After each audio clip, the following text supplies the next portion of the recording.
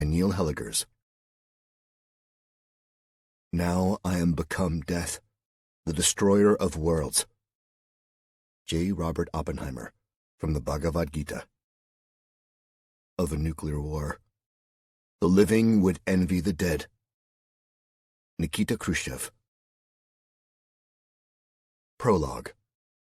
Friday, 12:30 p.m., New York Stock Exchange.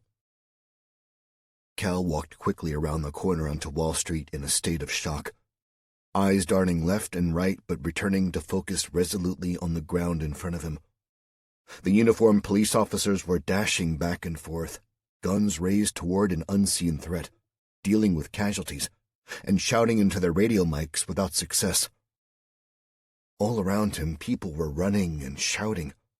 A screech of tires and a loud smash from behind, echoing from another street, made him jolt instinctively as he glanced back to see a pillar of smoke and flames rising over the roofline of an ornate stone building. Glancing up and behind him, he saw another pillar of smoke and dust, which he guessed was 4 or 5 streets away, and the cause of this first rush of desperate foot traffic to escape the area.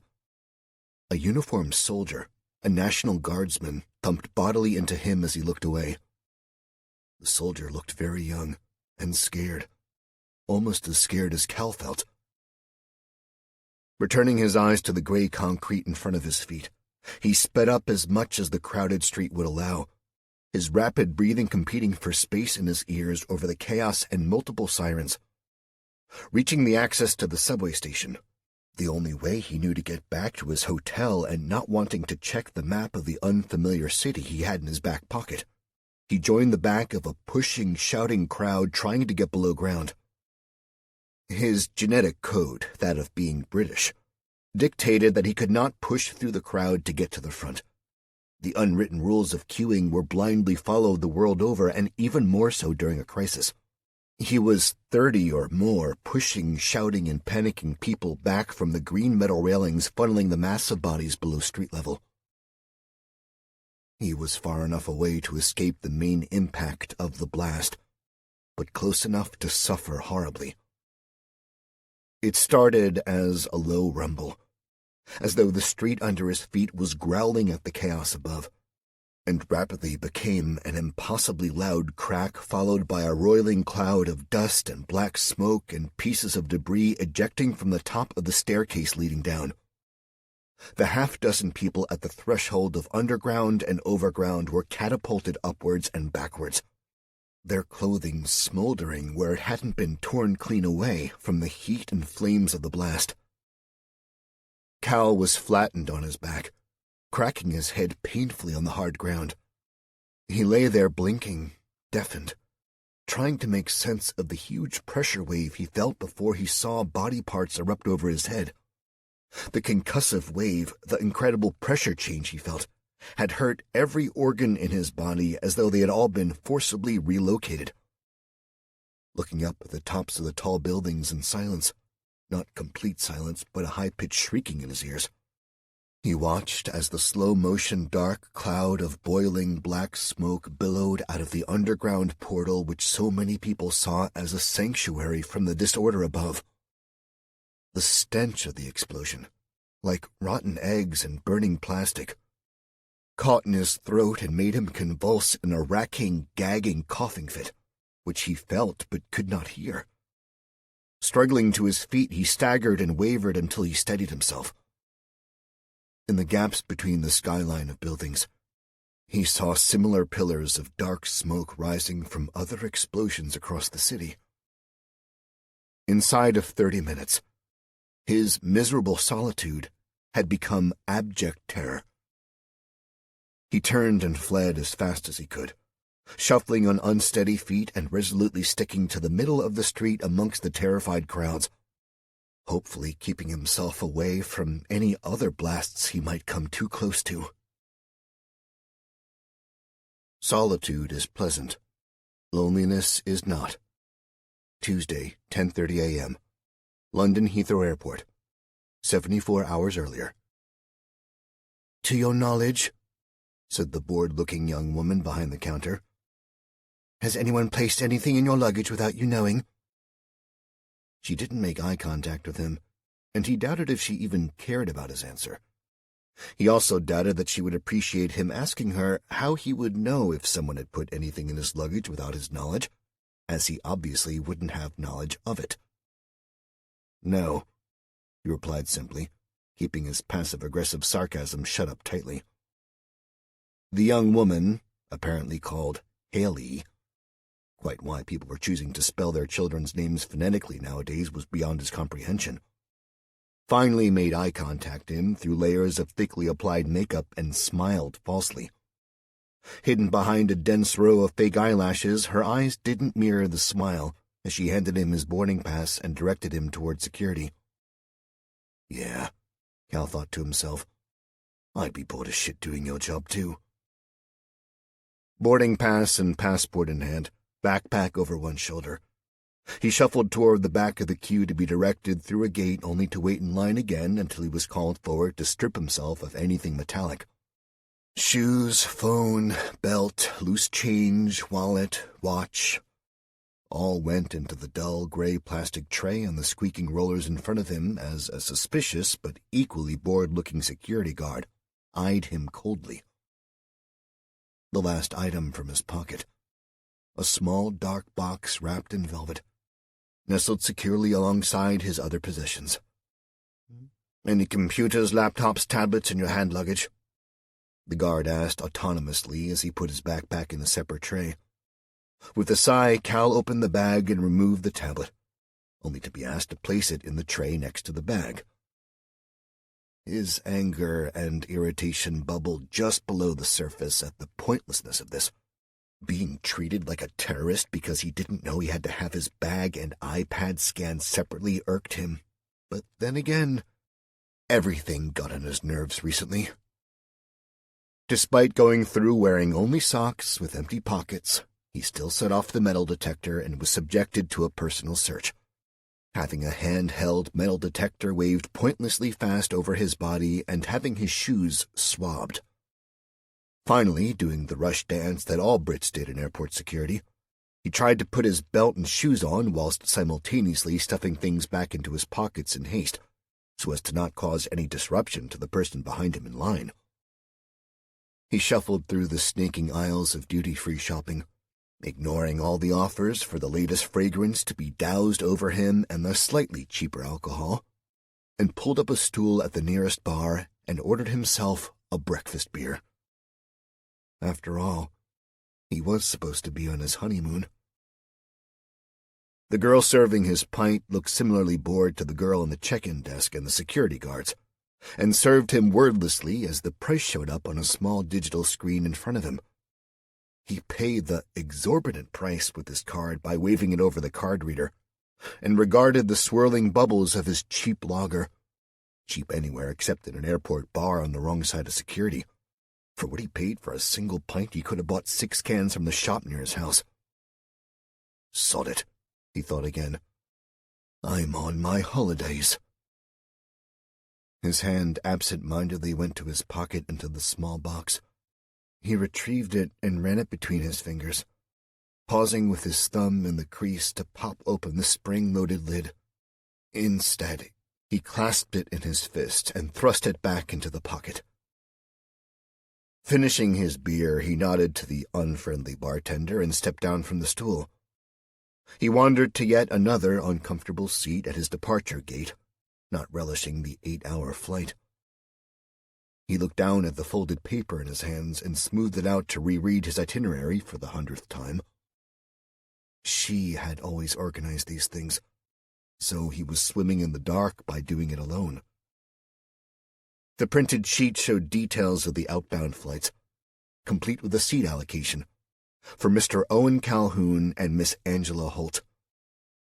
She should have been Mrs. Angela Calhoun by now, but when they booked their honeymoon, her choice of destination, not his, they had to use their names as they were, not how they were going to be.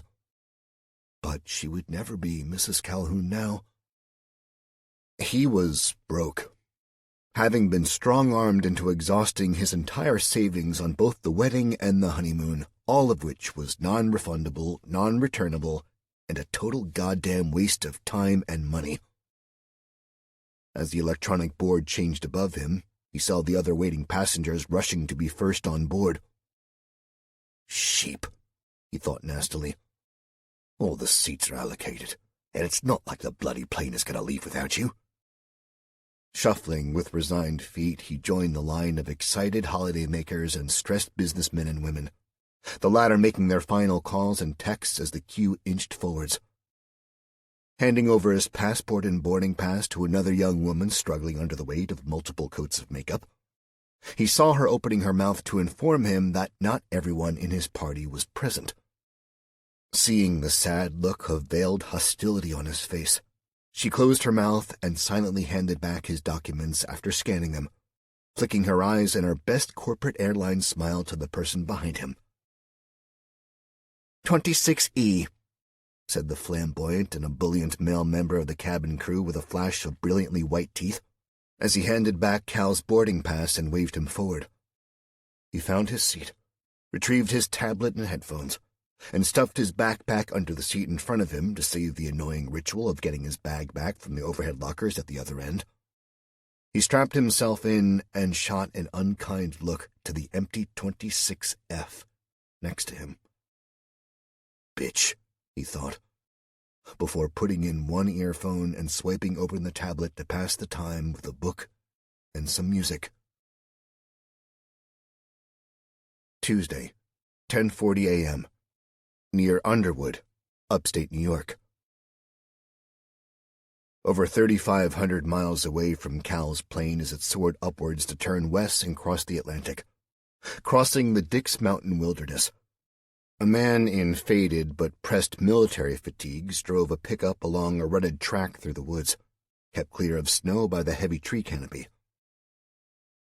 Leland Puller's eyes darted to his rearview mirror intermittently, his counter-surveillance training being second nature after spending his entire adult life honing them into something more intrinsic than a skill. He had been alert the whole time traveling north on Highway 87 before hitting the off-ramp and heading west into the wilderness. As he often did, being infinitely more careful traveling to their headquarters compound hidden in the woods, he stopped the truck and got out, leaving it blocking the trail just around a sharp bend obscured by the heavy tree line. He hefted his rifle from the passenger footwell and moved quickly into the woods, legs pistoning efficiently until he was high ground with line of sight on the road. Anyone following him would round the bend and be trapped. If he didn't recognize the vehicle or the occupants, he would unload the AR-15's entire magazine, slap in another, and empty that too. There would be no warning, no questioning. Even if it was a genuine mistake and he gunned down some lost hikers, then that was just too bad. The sign on the track told anyone who could read that this was private property, and that firearms were in use there. After 10 minutes without sight or sound of anyone, he made his weapon safe and clambered back down to the cab of his truck. He stole a whimsical glance upwards, knowing that the heavy tree canopy would shield him from any prying eye in the sky. The truck itself was legal, fully registered, as were the AR-15, the Springfield in the pancake holster on his right hip, and the Ruger in the ankle holster on his left leg. If stopped by law enforcement, he would keep his hands on the wheel and calmly declare to the officers that he was in possession of weapons, which he held valid permits for, and after they had found he was doing nothing wrong, they would let him go on his way. Carrying on along the bouncing track, he turned uphill and crested a rise which would ground anything but a tough off-road capable vehicle, before dropping down into the headquarters of the Free America movement. They naively believed themselves to be patriots, carefully selected, checked, courted, and recruited. Almost all of the inner sanctum members were former or, in some cases, still serving in the military, experts in so many numerous fields that they were effectively a small covert army by themselves. Over the years they had absorbed other organizations, small militias from various towns and cities, and held territory in a half-dozen states. The second layer of their organization held positions of power or influence, as well as performing job roles in key locations such as working for the power grid and in airports. They made no noise about their organization or their goals.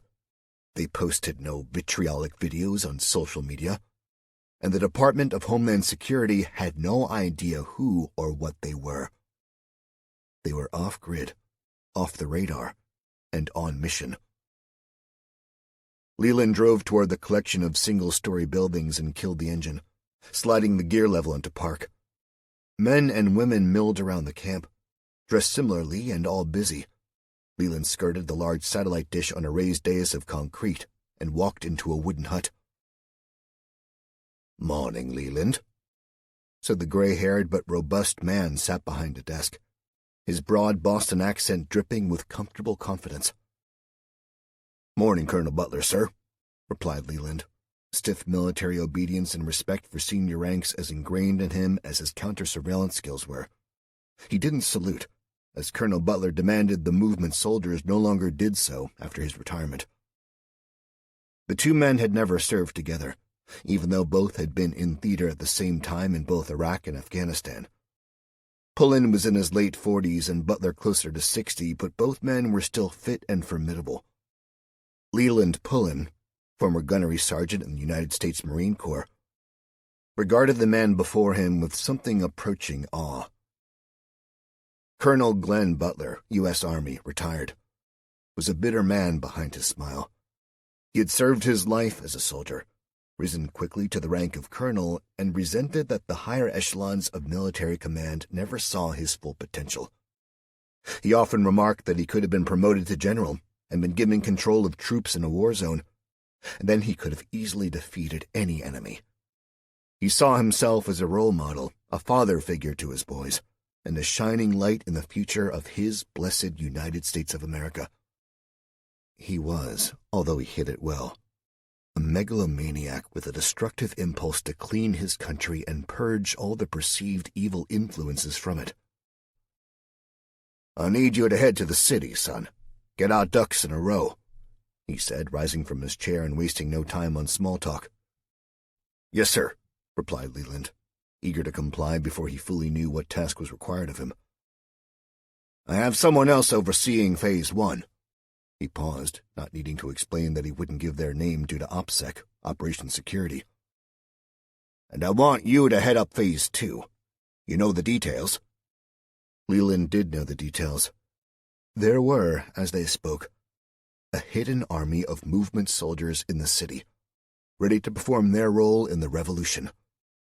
"Good," replied Butler. He leaned his gaze around Leland and shouted toward the door.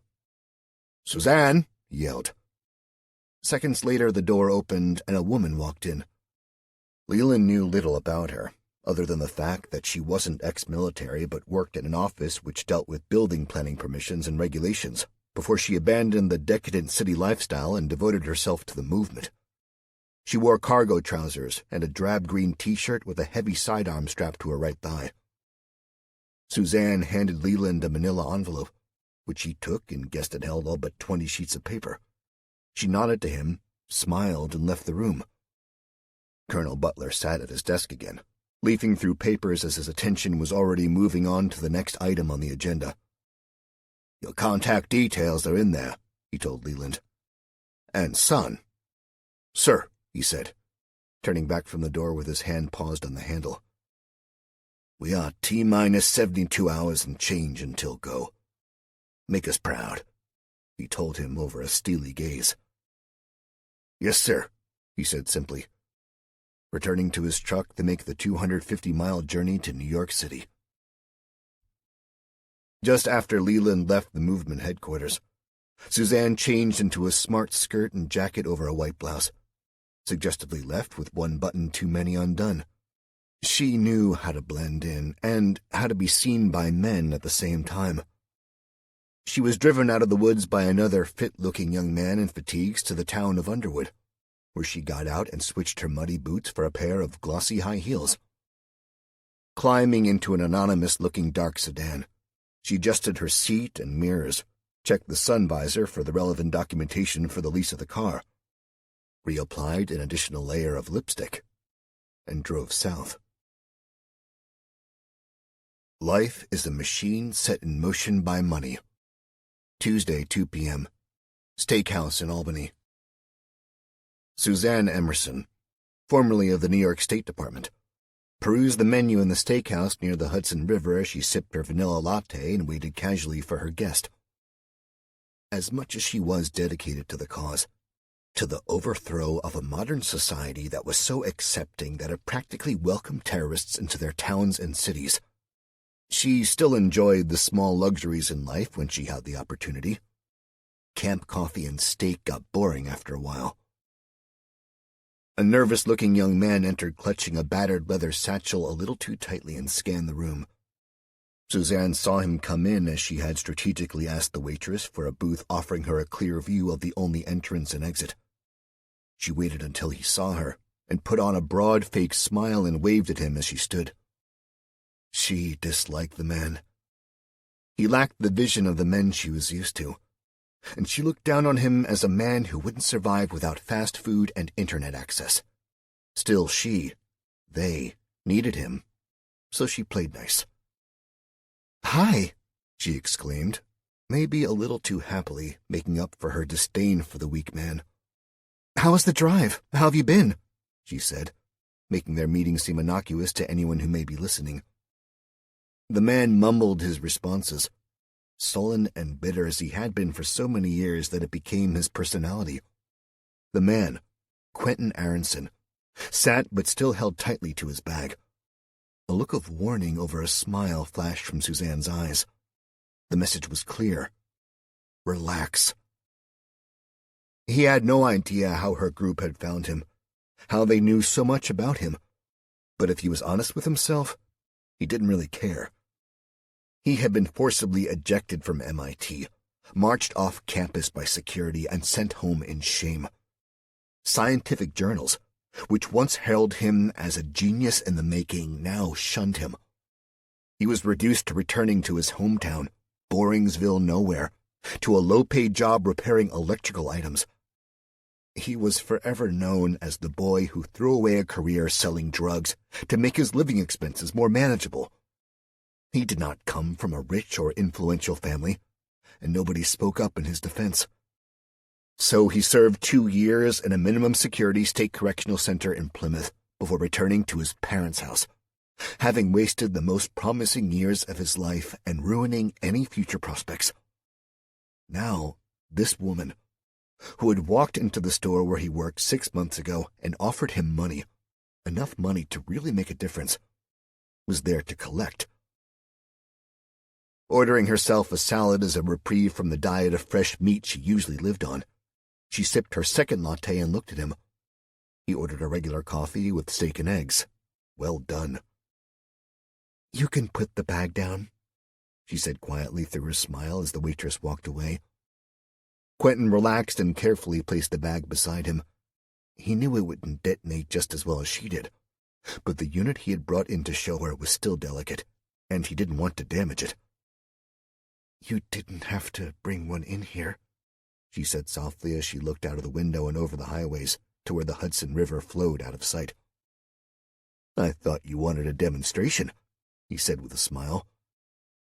He may not feel comfortable in dealing with her and the people she represented, incorrectly assuming that he was supplying arms to an organized crime group.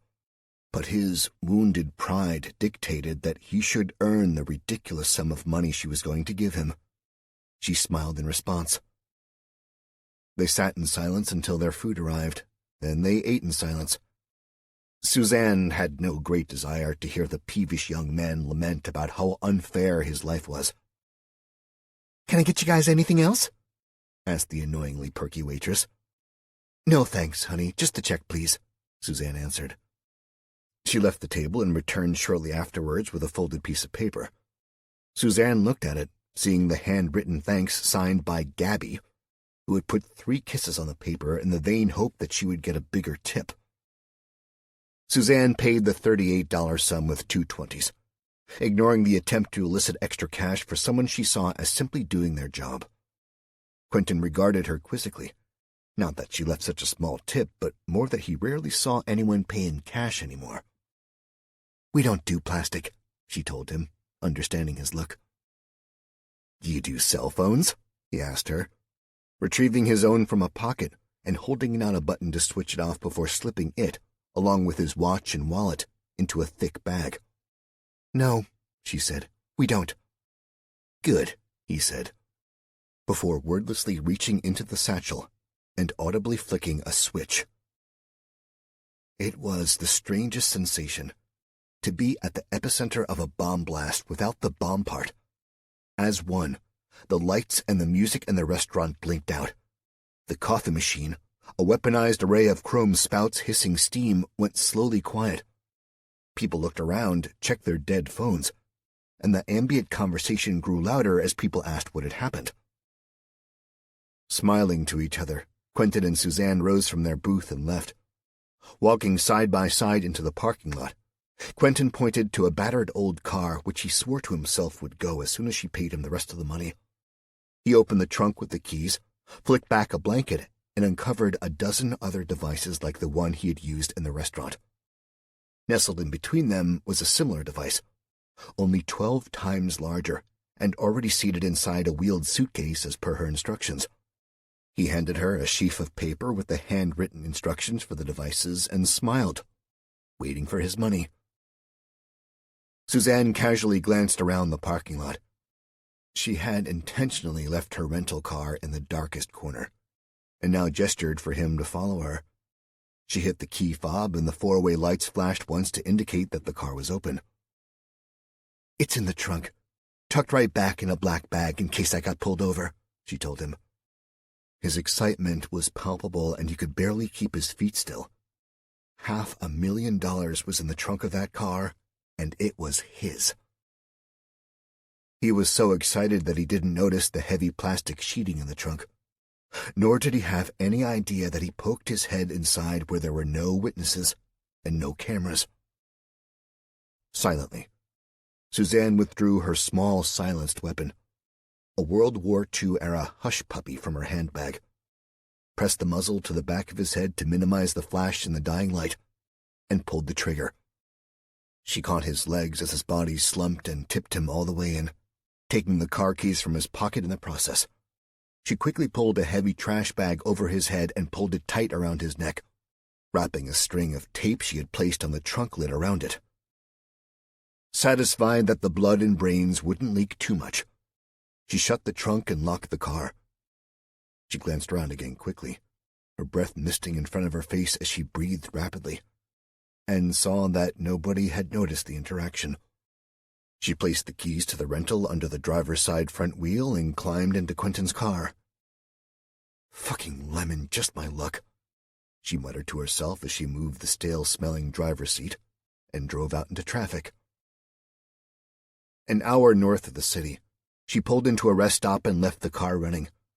She climbed into the passenger side of the same truck which had dropped her in town hours before and was chauffeured back to base.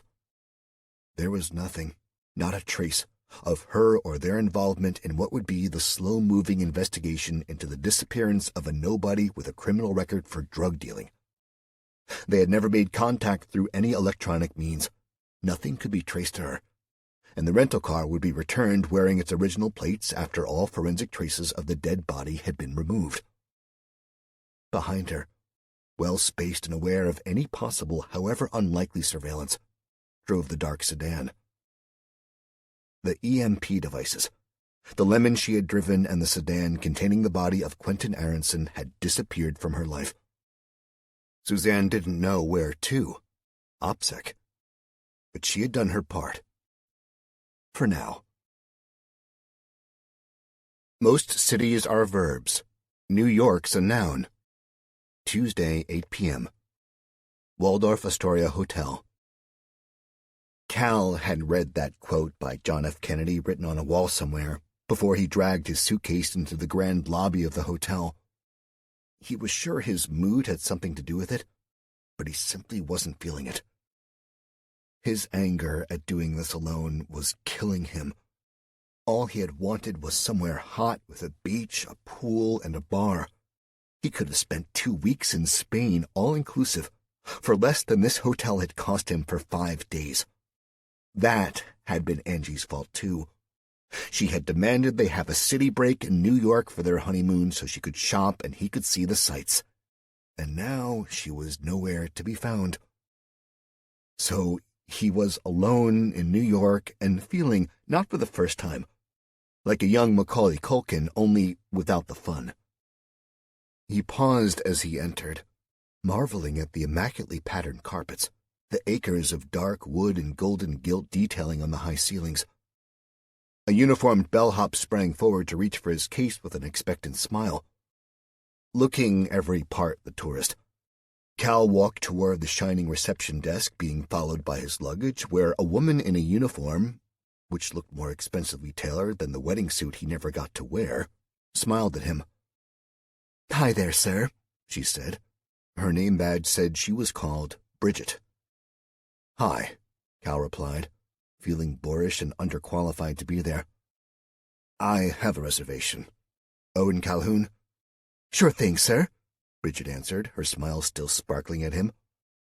"Just let me check the system."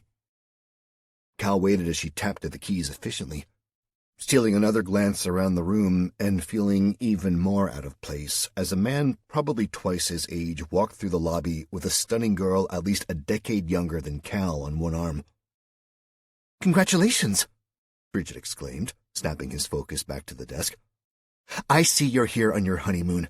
So we'll bring a bottle of French champagne and ice up to your room shortly," she went on, still smiling and completely failing to register his teary-eyed look of violence as she also failed to grasp that the guest's wife was nowhere to be seen.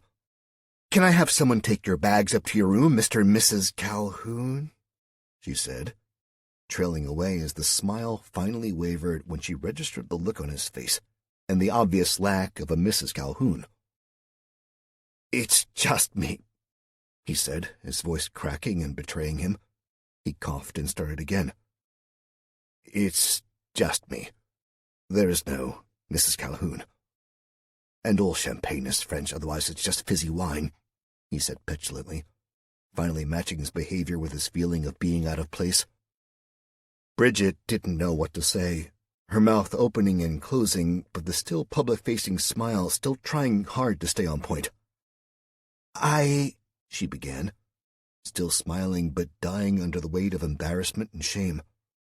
Cal instantly regretted his harsh words and apologized. "I'm sorry.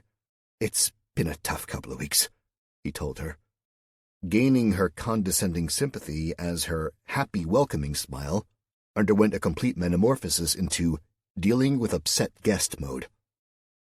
"Well," Bridget said, rebooting and recovering from the mishap, I'll take it from here, Bridget. Thank you," said a rich, cultured male voice from behind him. "Mr. Calhoun," said the voice, making Cal turn and regard an exceptionally well-put-together man. He was tall, maybe 6'2", and had the body of a swimmer with hair graying at his temples like it had been dyed that way to make him seem infinitely wiser in the ways of the world. "My name is Sebastian. I'm the concierge here." He placed his left hand on his chest and sketched the smallest of bows, like a man used to greeting people from all over the world. Cal, in contrast to the exquisitely dressed man in front of him, dwarfed in both height and manners, wearing scruffy jeans and a T-shirt, held out a hand. Sebastian shook it, holding it in a firm grip and not letting go as he leaned his head to the side to catch Bridget's eye. "Bridget? Perhaps we can switch out that French champagne for a bottle of malt whiskey," he said with a smile, making his order sound like a polite request. "Certainly, Sebastian," Cal heard Bridget say from behind him. "Mr. Calhoun," Sebastian said, "may I call you Owen?" "Nobody calls me Owen," Cal replied. "Call me Cal." "Okay, Cal. Walk with me." He snapped his fingers and a uniformed bellboy ran forward to take Cal's bags. Sebastian picked up a keycard from the reception desk and walked toward the elevators. Cal, relieved of his luggage, which disappeared into a separate elevator, found himself swept along with the smooth man as though caught in his wake. "Whereabouts in England are you from?" Sebastian asked him as the doors closed. "Home countries," Cal replied, Realizing that someone in New York likely had no idea what he meant, so he added, "South of London." "Surrey or Kent?" Sebastian asked with a small smile, gaining the desired look of astonishment from Cal. "Surrey. Most people wouldn't know that," he said. "Cal, most people don't make it their business to know where our guests come from," he said as the doors opened and he stepped out onto more lush, thick carpet. Handing the key card over, Cal swiped it over the door of the room. Cal walked inside to find, miraculously, his luggage already in the room and a silver tray bearing a bottle of expensive scotch and a pair of crystal tumblers. Sebastian saw the 2 glasses and furrowed his brow, no doubt analyzing the performance of his staff and finding fault. Providing 2 glasses was an error in diplomacy, but he recovered it. "Allow me," he said, opening the bottle and pouring 2 measures. "Welcome to New York City," he said, raising one of the glasses as he offered the toast to Cal. Unable to resist the ingrained manners of an Englishman, he raised his own glass to return the gesture. Sebastian kept hold of the glass he drank from to subtly remove it from the room as though its inclusion were intentional. "I'll leave you to get freshened up. I'll be in the lobby until 10 p.m., he said as he turned for the door. "I'll have a reservation made for you at our restaurant. Compliments of the Waldorf." With that, Sebastian left. Cal drained his glass, stripped off his travel clothes, and moments later stepped under a steaming shower. Change the plan, not the goal. Wednesday, 7:30 a.m., Washington, D.C. Major Stephen Taylor of the National Guard placed the empty piece of paper over the one crammed with tightly packed text. Using a simple decoding pad was old-fashioned, archaic even, given the level of technology at their disposal. Rotating digital encryption keys would allow the different factions of the movement to speak freely, but the colonel was very specific. The enemy held those encryption keys as much as they did. "We keep it old school, son," Butler had told him. "Keep those asshats guessing." The asshats he referred to were predominantly the Department of Homeland Security, not to mention the NSA, the FBI, and local police departments, and those shady sons of bitches working for the Department of Defense who answered to nobody but Washington. Taylor had once asked him about the CIA, and the big man had enigmatically told him not to worry about the goddamn CIA with a smile. DHS and their seemingly unending powers, however, did concern him. Absolutely no member of the movement used a mobile device to contact one another. No emails, no text messages, no using any cell phone connected to the internet. They met face-to-face when they could, and communicated nothing via the airwaves. "We go dark, boys," Butler had said. "Keep 'em guessing." So they communicated in slow time, with truckers delivering sealed envelopes up and down the country. But slow in this case meant utterly safe, utterly insulated, and utterly anonymous. Even an intercepted message would take some linguistic genius sat at his desk in Quantico months to decipher every possible meaning of the message without an encryption pad. And even if they were successful, the intel would be so old as to be worthless to them anyway. Taylor read the message again. He was unhappy, and the colonel was most definitely unhappy. Because he had failed. "Major, move past the problem and find a solution. Destroy or disrupt target by any and all means necessary. Time of execution remains unchanged. Make it happen." Taylor hated failure. It galled him. He was a professional soldier, and he had a duty. A duty to his country, to his commanding officer of the movement, not the spineless jerk he had to report to. And above all, he had a duty to his men. The malfunction and loss of their own pinch bomb, of their EMP device, was the fault of nobody, but still it had happened. They still had a mission to undertake. They still had a target. But now they would rely on plans B and C. Major Taylor had cautioned Colonel Butler that a backup plan would put civilians in jeopardy, would likely result in casualties. But the mission remained. He knew his men would do their duty, and they were all prepared to break eggs making this omelet. His men, they were what mattered most to him. His men and women, technically. But the females under his command were the last ones to make a gender distinction, unless to point out that they could kick a man's ass just as easily as anyone else. His brigade was well trained, and they looked up to him because he looked after them when they felt that their country no longer cared. His trusted members of the movement, a great portion of his fighting strength, were disillusioned servicemen and women, the majority of which found themselves pulled from the front line and sent home with no time to adjust. They were thrown back into a society torn between looking down on them and thanking them for their service. A good number of his troops were from poor families who had joined up fresh out of high school, and now faced rising unemployment, a total lack of belonging, and conflicting media reports that their God-given Second Amendment rights would be taken from them by a government they felt was unconstitutional. They felt abandoned. They needed something to believe in and something to fight for. They were part of the biggest war machine in the Western world, and they were trained to kill. There was little space for people like them back in the world. Sure enough, some went into law enforcement or the Department of Corrections. The lucky ones went home to families and jobs, but many were just hung out to dry. So, thought Taylor with resignation, Plan B it is. And he made it happen. Wednesday, 9:30 a.m., 5th Avenue. Cal, having gorged himself on steak and seafood in the exquisite restaurant before washing it down with an entire bottle of red wine, woke with the echoes of a hangover bouncing around inside his skull and ricocheting off the walls of jet lag. After throwing off the covers in the enormous and impossibly comfortable yet firm bed, he stepped into the waterfall shower again and let the decadence wash away the stress of yesterday. He dressed, ate a big breakfast of pancakes whilst surreptitiously pocketing a few pastries for later, no sense in buying lunch, and headed outside.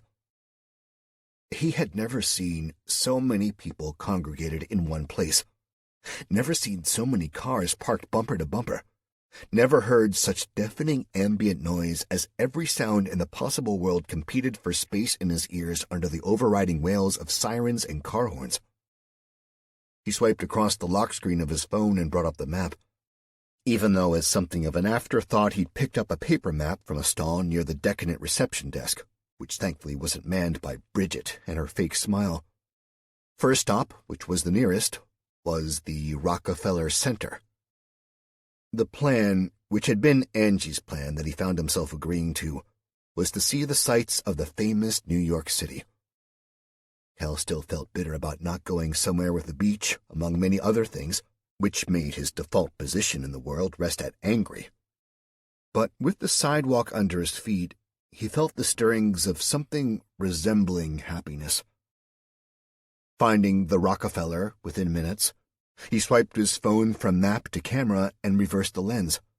Leaning back and holding the phone at arm's length, he grinned his best, "I'm having the time of my life" smile, and snapped the shot with the iconic buildings in the background. Done. Get that online later, he thought. Needs a hashtag, though. Something like #WhoNeedsAWife or #FuckYouAngie. Deciding that he had seen the iconic buildings, he felt that they looked too busy, and the line of people waiting to pass through a security checkpoint was too long. He changed his mind about going inside. His intention was to see, if not experience, as many of the landmarks as he could to show the world that she hadn't broken him. Switching back to the map, he retraced his steps to hit 5th Avenue again. Almost immediately, the building across the wide street from him took his breath away. So much more impressive and attractive than the skyscrapers people talk so much about. The cathedral was packed with people out in front, and the sidewalks were cluttered by people trying to take their own picture with selfie sticks. It was like an assault course for anyone trying to just get by. Cal snapped a couple of pictures from his side of the street. Even if he'd managed to cross over in one piece, he'd end up having to take his own selfie from an angle which would look straight up his nose to get the beautiful building in the frame. As with so many other people who have never visited a place laid out in a grid, He marveled at the high buildings to either side as his progress was halted for each street he had to cross. His earlier elation at his sense of freedom faded somewhat when he tried to walk casually and enjoy himself. He soon found that acting like a rock in a riverbed was less fun than he imagined, because instead of the people flowing around him like water, he found himself bumped and shoved by every fourth man or woman to walk by him. He gave up and quickened his pace to that of a New Yorker, hurried. Another 6 blocks north took him to a towering monstrosity of dark glass. Catching the name over the doors finally forced him to make the perilous journey across the street to take his photo with the sign behind him. He hoped the face he pulled would make people laugh and like it when he posted it later. Slipping his phone back in his pocket, he carried on, his eyes peering inside the windows of Tiffany & Company, where a glance at the big diamond rings removed his good mood like a pin connecting with a balloon. Everywhere he looked, people were bustling along, utterly sure of where they were going and in a rush to get there. People shouted into their cell phones or into the small mics in the cables to the earbuds they wore. He was startled the first time he saw the venting steam rising from the street ahead, like some layer of hell waiting just below the surface. He had dressed for colder weather, but soon found that the concentration of people and fumes inside the narrow alleyways of skyscrapers made it warmer than he expected. Glancing to his right, he locked eyes with a man in the back seat of a cab. A real, genuine New York City yellow cab, as iconic the world over as the bulbous, noisy, and uncomfortable black cabs of London. Being British and being abroad in an unfamiliar city teeming with tens of thousands of people who all seemed to know where they were going, his embarrassment took over in an instant, and he tore away his gaze, knowing he could never look back in that direction for as long as he lived. It was almost as awkward for him as accidentally touching a stranger's hand in a crowd. Now that he was very aware of the cab next to him, he realized that there seemed to be no point in anyone driving anywhere in New York. For almost 6 blocks, he and the cab leapfrogged each other, both making slow progress through the streets which just didn't seem to have been built with this many people in mind, until blessedly the cab turned off down a one-way street ahead of him. Now he saw that the buildings ahead to his left dropped away, and the imposing skyline of glass and brick and stone gave way to daylight and the color green, bringing with it a renewed chill in the air. His elation of walking solo in the big city caught up with him, and he realized his feet were already starting to hurt. He had spent more time on his feet in the last 24 hours than he usually did in a week, and he placed his ass on the nearest bench in Central Park with a sigh of relief. He snapped himself another selfie, then retrieved a small pastry from his pocket and ate it, all the while keeping watch on a street preacher yelling on the sidewalk from his left, promising eternal damnation to all who didn't repent their sins. From there he intended to walk through the park, visit the zoo, then head back to his decadent hotel room. Angie may not have been there, may have ruined his life, but their goal when they booked the honeymoon was to see the city. The plan had changed, but the goal remained the same. Ducks in a row. Thursday, 6 a.m. Free America Movement Headquarters. "Suzanne!" barked Colonel Butler as he returned to his command center following his morning run. 2 other movement soldiers had run through the steep forest trails with him, both men half his age if they were a day, but he had still led the way and dictated a fierce pace which they struggled to match. "Suzanne!" he called again, annoyed that he had to repeat himself. "Here, sir," she called out from inside his office. Nodding to his running partners, their misting breath combining to form a steamy cloud enveloping them all, Butler went inside. "Good morning," she said, handing him a cup of coffee and perching herself in the corner of his desk. Butler chugged down the hot coffee, wiping his mouth with a hairy forearm. Suzanne waited patiently for him to finish, watching as his thick chest rose and fell. Any normal operations command center would be bristling with wires and screens, radio headsets buzzing and phones ringing. But this was more like the command post of a general in the Civil War, Runners came and went with information written on pieces of paper, and each one was decoded using the same method the movement used throughout the country. People quietly shuffled the papers, sometimes getting up and calling a runner to take the messages out to town, where their wider network of contacts would distribute them. There was always a flurry of activity first thing every morning.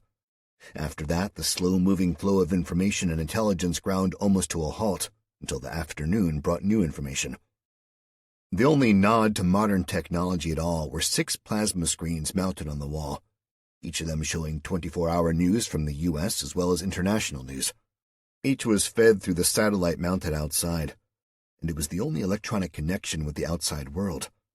The satellite let news in, but nothing out. It was safe.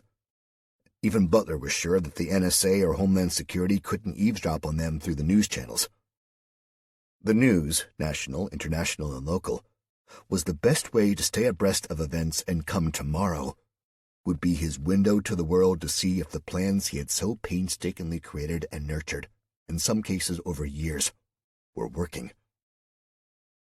T-minus 30 hours and change, said Suzanne, as though Butler hadn't been aware of the countdown clock. Bizarrely, she was the only person in the movement not to call him sir or treat him like some kind of mortal god. She was different. She wasn't ex-military, had no military family members. She had no family at all that Butler knew of. And she had no personal axe to grind at the dissolution and disarming of American soldiers. She had carried a 9mm, a purse gun as Butler would call it, favoring his heavy .45, and went to her local range every so often to keep her eye in. She was no militant, no wounded ex-service woman left to rot on a pension too small to keep a roof over her head. But she had found the movement. She had recruited herself, and she was invaluable to him. The device clipped to Butler's waist emitted a shrill chirping noise, and prompted everyone around to disappear. This was the only connection via modern telecommunications allowed, and was never used to contact other members of the movement. Calls on this satellite phone were a one-way only thing. When Butler was alone in the room, he flipped up the ruggedized rubber antenna and hit the button to answer the call. "Butler," he said gruffly. He paced as he listened, nodding to himself and occasionally acknowledging something before he finished with, "Yes, we are on schedule." The phone was given to him when he was recruited to run the movement. He believed the person who gave it to him when they claimed to be high up in the CIA, and the flow of intelligence proved to be 100% accurate, 100% of the time. So he had never been given any reason to doubt their integrity. The voice on the other end of that phone had assured him that the encryption software used for their calls was not of U.S. origin and that no domestic security services could access it. The CIA man had provided funds and munitions, and Butler had never felt like he was a puppet on the end of the strings, but more like he had an equal, a true believer and patriot, helping him achieve his goals. Returning the phone to his waistband, he called Suzanne back into the room. "Sir," she answered as she strode in confidently. "Get a runner to go to D.C., he told her. "Taylor's eyes only." "Replacement EMP?" she asked. "No," Butler said, unconcerned at the risk of collateral damage. "Plan B. There's a bomb for him to collect." Suzanne had been navigating the desperately dull world of planning and development, and had been a bored woman. She was bored with life, bored with her job, bored of working hard and never actually seeing a difference to the people she felt mattered. She had harbored this boredom for years, counting down the weeks of her life just as one catastrophic Tinder date and disappointing sexual encounter every Friday at a time. She wasn't there because she really believed in the cause, although she did believe in many things the movement stood for, but she was there all the same. She was there because she wanted something, anything, to change. She wanted to see the cycle broken. She wanted to find a more fulfilling way to live her life. The final straw had come when someone from the Office of Professional Integrity walked into her office one morning and shot her a steely yet almost gleeful gaze as he bypassed her and walked straight into the office of her superior, another failed romantic involvement, and shut the door. 10 minutes passed until her supervisor, a man who felt that wearing a bow tie to work made him seem young and relevant when in fact it made him look a little like a child molester, smiled a fake smile and asked her if she would kindly join them. She had packed up her purse, logged off her computer terminal for the last time, walked into the office and sat down. "Hi, Suzanne," said her boss, desperately hoping that their brief affair didn't become public knowledge as a result of this. "Thanks for joining us. This is Mr. Andrews from the—" "I know who he is," Suzanne interrupted, just about fed up with her life. "Well, not who he is, but where he works." She turned to regard the man sat next to her, and he returned her smile. She hated people like that. People who reminded her of snakes in grease, internal affairs people. "I could smell internal affairs when the elevator door closed. And that was before the temperature dropped 20 degrees, she said, silencing the room as the smile on the face of Mr. Andrews dropped off the earth. "I'll save you the trouble," she said, rising from her chair. "I quit. I haven't taken a holiday in months, so I expect my notice to be a paid absence." With that, she left the room, leaving both men stunned. As an afterthought, the door burst open again and she leaned her head back inside. "And say hi to your wife for me," she told her boss. "Tell her I'm sorry she has to sleep next to you, because I sure as hell didn't enjoy it." With that, she slammed the door and left an incredibly uncomfortable silence in the room. "It was just an informal talk about her use of the internet during work hours," said Andrews, open-mouthed at the hostility she showed them both. The man opposite him was shocked too, scared that Suzanne would say something to his wife, to anyone, to answer. The internal affairs man rose to return to his office, to tell his boss that the woman had quit before he even had chance to produce his reams of printouts showing when she had been searching the internet for things not related to work activity. He dropped the ream of paper in the secure recycling bin on his way out, saddened that he wouldn't get to showcase how meticulous he had been in counting up all the hours she hadn't been working when at her desk, even if he would get to gossip about the office manager not keeping it in his pants.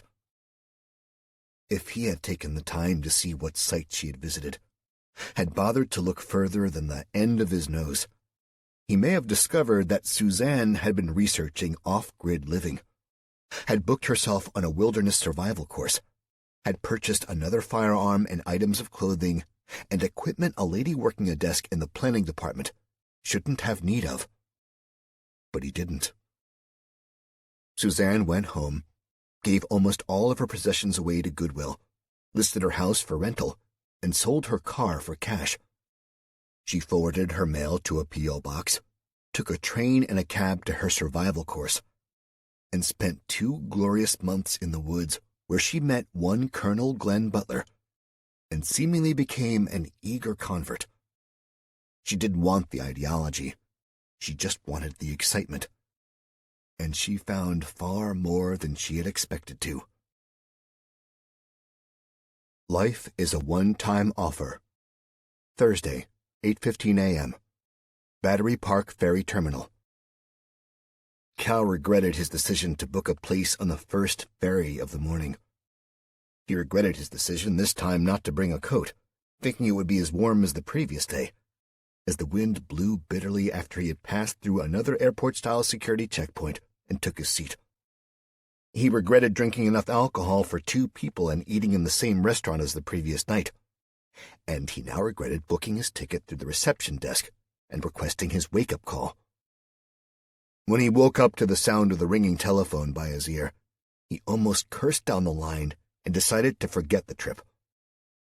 Lying on his back, tangled in the covers with both eyes covered by his hands, Cal groaned aloud as he accepted that he now had a hangover. The groan deepened and grew in intensity when he remembered how much he had spent on his credit card, not realizing the expensive kindness Sebastian had showed him by granting his first night's meal in the house. No, he told himself. Get out of bed and experience life. He got out of bed, brushed his teeth, and threw on his clothes. Rushing down to the lobby, he rounded a corner and almost cannoned into a man in a suit which cost more than his car back home.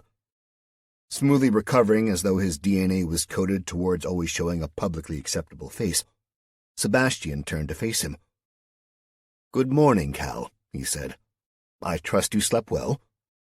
"Yeah," croaked Cal. "Bit hungover, to be honest." "And yet you're up so early?" Sebastian asked. "Yeah," Cal said again. "I booked myself on the Statue of Liberty ferry tour, and I'm running late." Sebastian took all this in, placed a hand on Cal's shoulder, and deftly steered him away. He glanced over his shoulder to the desk and said, "Lauren, please ask Mike to bring the car round." Before Cal could say anything, mostly that he couldn't afford a private car, Sebastian steered him toward the coffee machine and poured him a coffee before adding cream and 2 sugars. How the man knew how he took his coffee was beyond his comprehension, and the question struggled to compete in his half-asleep brain for priority, but it was headed off. "Mike will get you to Battery Park," Sebastian said, holding up a hand to stop any objection. "He isn't needed for an hour, and it's compliments of the Waldorf." "I know," interrupted Cal. "Compliments of the bloody hotel. Why are you being nice to me?" he said, instantly regretting the harshness in his voice as he crossed way over into aggressive ingratitude. "Cal," said Sebastian, patient and calm. "Don't argue. Just take the car, sir." Cal locked eyes with him, seeing a kindred spirit capable of more kindness than he felt he deserved, and softened. "I'm sorry," he said, failing to fully convey how he felt. "I'm just angry all the time." "I know," said Sebastian, still patient and understanding despite Cal's behavior. "And I'm sure it will pass. Don't you Brits have a saying about looking gift horses in the mouth?" "Yes," replied Cal, "but I never understood it."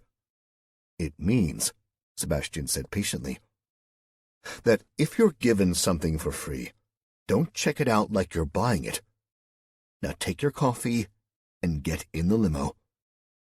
He smiled, turned away and greeted another guest by name, switching into another language with effortless grace. Cal sipped his coffee, good coffee, and walked outside to see a shiny black town car with a dark-suited man holding the door open. "Good morning, Mr. Calhoun," he said. "Battery Park shouldn't take us long at this hour." He smiled, gestured Cal into the back of a car he couldn't afford the insurance for, and closed the door after him. Cal, as grateful as he was for the kindness showed him, did not enjoy the cold and windswept tour around the Statue of Liberty. He was hungover, despite the 3 cups of coffee he had poured down his neck in standard NATO form of milk and 2 sugars, a distant memory from his younger days which had become an ingrained habit. And he was suffering. As much as he suffered, he was still pissed that the Ellis Island ferry seemed to offer better views of the statue. He spent the tour close in under the shadow and constantly craning his neck upwards. By the time the ferry brought him back, complete with his obligatory Statue of Liberty in the background selfies on his phone, he was hungry and he was pissed. Stopping off for the first hot dog stand he found, he paid cash for 2 with everything, not that he knew what everything entailed, and ate them both as he walked, feeling cheated out of the $10 he had just been charged. "I must look like a tourist," he thought. He knew he was near the monument at Ground Zero, the site of the former World Trade Center, and home to the incredible monument to the fallen, but he couldn't face the sadness he might feel seeing it. "Maybe tomorrow," he told himself. Feeling better with a full stomach, he rode the subway, which he found was an experience unlike any other, and he had used the London Underground more times than he could count. He wasn't prepared for the differences, which were accentuated by his thinking that he knew what to expect. The noise and sheer number of passengers deafened him, and the train seemed so much louder than he had expected. He had even intentionally missed 2 trains to stay and watch the incredible street performers in a subway station, after finding himself drawn to the music as though his bad mood needed the company of music. He uncharacteristically dropped money into the collection box and exchanged a happy nod with the front man playing an oversized saxophone. Eventually, he found himself in Midtown, where he stood and marveled, not caring if he looked like a tourist or not, at the gargantuan flashing neon lights of Times Square. Finding quickly that the daylight fireworks display of flashing lights soon lost its appeal, he told himself he had to come back at night to fully appreciate it. A tall man with a bright yellow snake draped across his shoulders made straight for him, flashing an almost maniacal smile. Cal fought the urge to turn and run, to ignore the strict rules on jaywalking and flee across lanes of busy traffic. But the mood he carried from the subway performers stayed with him, and he held his ground, posing for awkward pictures as the huge constrictor wrapped itself slowly around his neck. A few photos taken on his phone later, taken purely for social media use and to prove to everyone, including his ex-fiancée, who he was certain would be indulging in some online stalking, that he was enjoying life. He turned and headed south again. An hour later, he shuffled in line waiting to get into the Empire State Building, taking his tourist headphones and listening to the voiceover of a stereotypical New York cabbie inundate him with facts and history about the tower. As he rode the long elevator to the top of the world, Cal's ears popped uncomfortably long before he had to get out and move to a different elevator to reach the observation deck. Organized chaos. Thursday, 10:20 a.m., Manhattan South District. Leland sat in the bland and empty apartment with two movement soldiers acting as a security detail. The door knocked occasionally, and one of the soldiers would admit a man or woman who sat at the small table with him. No names were exchanged, but each gave the code phrase which Leland gave the correct answer to. Another knock at the door, and a heavy-set Hispanic man with a fearsome beard entered. He nodded to the men who admitted him, sat down heavily after stomping the wet sludge from his boots, and looked into Leland's eyes. He had the look of a trucker, Leland thought, which made sense. "Cold for this time of year," the man said woodenly. "Better weather is on the way," Leland replied, emotionless. Their exchange held no tone of conversation. It was simply a question and an answer. "Can I trust you?" "Yes." Leland produced a stack of papers and asked the man if he knew his target. He confirmed that he did. Leland asked if he knew the timings. He answered, "Affirmative, Gunny." A former devil dog, then, thought Leland. Judging by his age, he guessed the man had probably served in Beirut. Leland shook his hand before he left and ticked off a line on his list. Manhattan, Williamsburg, Queensboro, Kennedy, Willis, 3rd, Madison, West 145th, McCombs Dam, the 95 in both directions, Washington on both sides of the island, West 207th, Broadway, Hudson Parkway, and all the tunnels. Only the Brooklyn Bridge was left untouched, by whatever design the colonel intended, but that wasn't his concern. The logistics of the operation were massive, but the execution was simple. Carlos Rodriguez took the stairs one at a time, the pain in his back returning. He had good days and bad, and recently spending long hours behind the wheel aggravated the old shrapnel wound. He was entitled to disability, but it wasn't enough to live on, so he was forced back into work. He got through by trucking, a skill he'd obtained in the Corps, and he found himself easily recruited to the movement. He had to admit the plan was brilliant. Stealing C4 and blowing bridges with precision charges would have a high casualty rate, not to mention permanently harm the infrastructure with millions of dollars worth of damage caused. This way was effective, more temporary, and easily achieved. Stealing or stockpiling enough explosive to achieve their objective was more than risky. Someone would notice. They would alert the authorities, and they would likely fail. Rodriguez only knew a small portion of the plan, his higher involvement necessary because he was a key player in obtaining the materials they needed, and for months he had planned his role ready for the following day. The movement would look after him and his family, and those Wall Street assholes would find out what life on the other side is like. Thursday, 11:10 a.m., Empire State Building. Cal was unhappy at spending another $34 on top of the $12 he had spent getting into the zoo the previous day. He read the sign advertising the New York Pass, listing all the attractions it would get him into. By his rough math, he was already going to be out of pocket by paying individually. That was Angie's remit.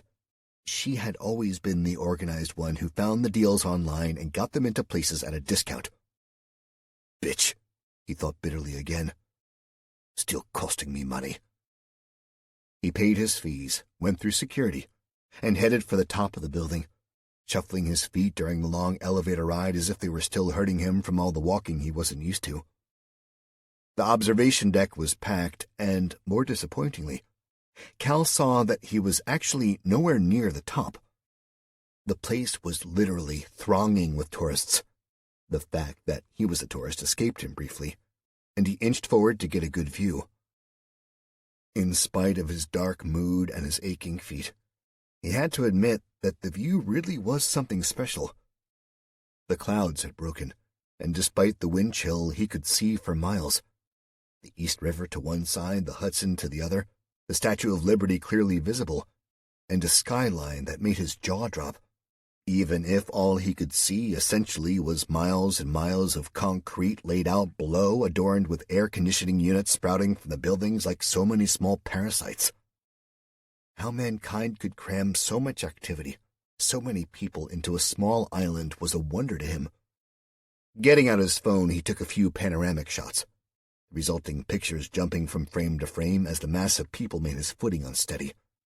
He settled on a 360-degree video, overshadowed by the loud commentary in multiple languages, when the crowd began to make a similar noise all at once.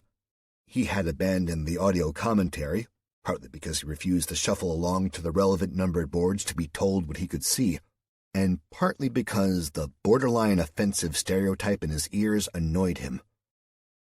Turning instinctively toward the source of the interest, people around him everywhere broke out into spontaneous applause. What the fuck? He thought, before a person in front of him shifted position to take a picture of the scene.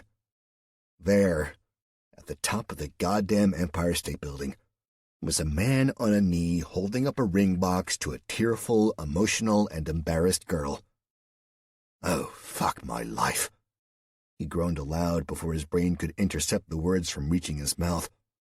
All around him, people tutted and made disapproving noises, heightening his sense of shame. One woman even tapped him on the shoulder. You should be ashamed of yourself, she told him. It's a beautiful thing. Cal couldn't take it. Wordlessly, he pushed through the cooing clouds and headed for the elevator. Remarkably, it wasn't too full as he turned himself sideways to disappear into a gap and hang his head. Tears pricked his eyes, feeling simultaneously angry and sorry for himself, when a voice behind him spoke. I thought it was lame too, it said. Female, rich in humor and sarcasm, and seemingly directed at him. He turned to face the woman who spoke.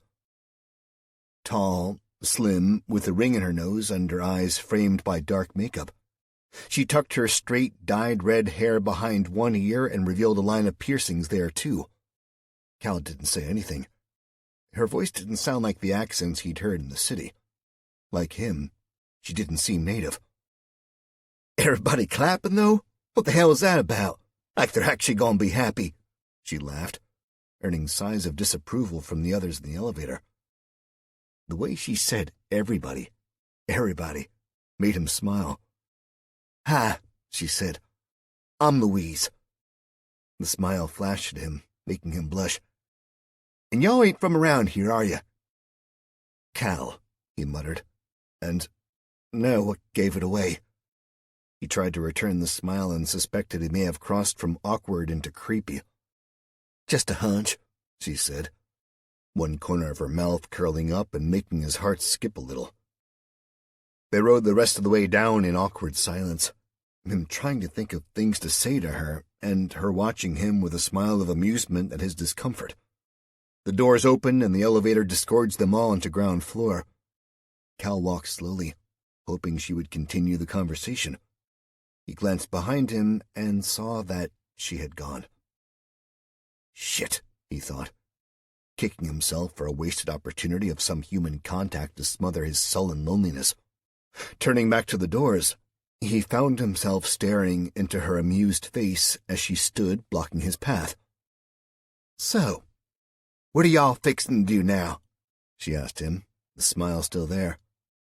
"Oh," Cal stammered, not understanding her use of her native vernacular. "It's just me, actually." "I can see that, silly," Louise said. "Want to grab a cup of coffee?" Cal thought that sounded like a good idea. The best idea he'd heard in a long time, actually. She indicated that he should follow her and set off at a brisk pace for the exit, forcing him to scurry to make up the lead she had extended. Cursing himself for falling in line so easily to chase another woman, he did the most British of things. He had a word with himself. Play it cool, he thought. Or at least, try to play it cool. They walked in silence for a while. Cal because he didn't know what to say, and Louise because she evidently enjoyed a comfortable silence, even if it was only comfortable for her. She walked into the nearest coffee shop with its familiar green and white livery, bought herself a coffee with cream and 2 sugars, and stepped back for Cal to make his order as their barista, complete with his ironic mustache, wrote names on the paper cups. "I'll have the same, please, mate," he said to the vendor, feeling as though he'd made a mistake and Louise would think he was copying her. "Funny," she said. "Being from England and all, I thought you'd have tea." Cal had never liked tea, had even refused it when it was the only hot drink, or brew as he would say, on offer, when he desperately needed the comfort of one. He had even refused tea when he was offered a hot mug of it after finishing the last forced march, the final test to pass out as a Royal Marine so many years ago, even though he was frozen to the bone. "Can't stand the stuff," he told her, earning another amused curling of her mouth. Damn it, he thought. She's seriously cute. So, why is she talking to me? Cal had been in a relationship with Angie for years, and had remained faithful throughout. When they ran out of things to talk about, they moved in together, and when that exhausted their conversation points, she, talked about getting married. Cal had taken the hints and bought an engagement ring, knowing her high expectations for what that ring should be like and how expensive it had to be. She'd said yes, and for the next year and a half he had saved and worked overtime to pay for the wedding. Her father had never approved of Cal, had told her that he wouldn't amount to anything because he lacked any vision of his future and refused to pay for any part of it. Working for a company which specialized in pouring concrete for mostly commercial buildings, Mr. Holt, the prospective father-in-law, had disapproved of him and his prospects, and had even once called him nothing but a lackey to his face. Cal didn't see it that way. He worked hard, and he had progressed as far as he could in that business, graduating to running projects on his own with laborers working under him. He had a company van in which he could drive for personal use if he wanted to, and he was paid well enough. Since the engagement, he had worked 6, sometimes 7 days a week, and had offered to take the biggest jobs which involved the most traveling. He had almost doubled his usual wage in a few months, and every penny was saved for the wedding. Which was all gone now, the only exception being the ridiculously expensive hotel room that was his for another few days and the flight home. The agreement was that Angie would save up for the spending money, which was why he was seeing the sights of New York City on a shoestring budget, and still managing to max out his last credit card. "So," Louise said, snapping his attention back to the present and out of his pit of self-absorbed misery as he followed her to a vacant booth to sit. "Where are y'all from, exactly?" "England," said Cal, not looking directly at her as he took a sip of the coffee, which was too hot to drink. Fighting the urge to react to his burning mouth, he swallowed it, intensifying the pain and fighting his body not to show it in front of the woman who seemed not to think he was a waste of good air. She looked at him, her face saying, well, that much was obvious, and he added a little more information to his answer. "South of London," he said, trying to make his very boring hometown sound more interesting. "But I get into the city as much as I can." He had no idea why he added the last comment, a complete lie, as he hated traveling into London and avoided it whenever he could. He supposed he was trying to make himself sound more metropolitan and interesting to her, and failing. Louise regarded him with another smile, head tilted ever so slightly over, as though she were gauging his responses. "Should have come to the Empire State at dusk," she said, flipping the subject as though small talk was boring to her. "I've heard the views are much better when the sun's going down." Cal struggled to find an appropriate response, anything which would make him sound smooth and mysterious, something James Bond would say. As the seconds ticked by and he realized he was just ignoring her, he clutched to the one part of her sentence he had picked up on. "You've not been here before, then?" he asked, his voice an octave higher than he thought it would be. "Sweetie," she said sarcastically, tilting her head forwards as though she were looking over the rim of imaginary glasses. "Does it sound like I'm one of them New Yorker types?" Her calling him sweetie made the blood rush to his cheeks, and the resulting blush couldn't be hidden. It also served to somehow relax him and make him drop the facade of trying to sound like and be someone he wasn't. Cal laughed, as she had intended him to do, although with a little more nervous intensity than she expected. "No," he said. "It doesn't. Are you from the South, then?" "Honey, you're in the northeast corner of the States," she said. "Almost everything is either south or west of here." Another pet name, and a deeper blush from Cal. "Your accent," he said, giving up. "Where is it from?" "Now you ask the right question," she said, smiling. "I was born and raised in West Virginia." "Ah," Cal said, taking a polite nibble of a salted pretzel and a sip of coffee. Silence hung for a few seconds. "Y'all have no idea where that is, do you?" she asked mockingly. "Not a clue," Cal answered, laughing with her. "Well, Cal from England, south of London, what do you say we ditch the coffee and get ourselves a real drink?" And, for the second time in an hour, Cal heard the best suggestion he'd heard in a long time. Try anything once. Thursday, 12:30 p.m. Movement Headquarters. T-minus 12 hours. The colonel mumbled to himself as he stood, hands on hips and feet squared apart as he scanned the news channels for any sign of things not going to plan. "What are you looking for, Glenn?" asked Suzanne. Save for the knowledge she would allow her use of his first name as they were alone in the command center. "Nothing. Anything," he answered enigmatically. "Any arrests for treason, any mention of the National Guard being stood down or under investigation, the president announcing a U-turn on defense cuts and standing down from office. Anything, really," he said, explaining his fears as much as he would admit having any to anyone. "Glenn," Suzanne began, but changed her approach when he turned to her looking all business again. "Sir," she said, "if I may?" "Say what you want to say, Suzanne," the colonel replied almost testily, annoyed at himself for showing a crack in the armor. "Sir, everything is in place. The pieces are on the board, and they are set."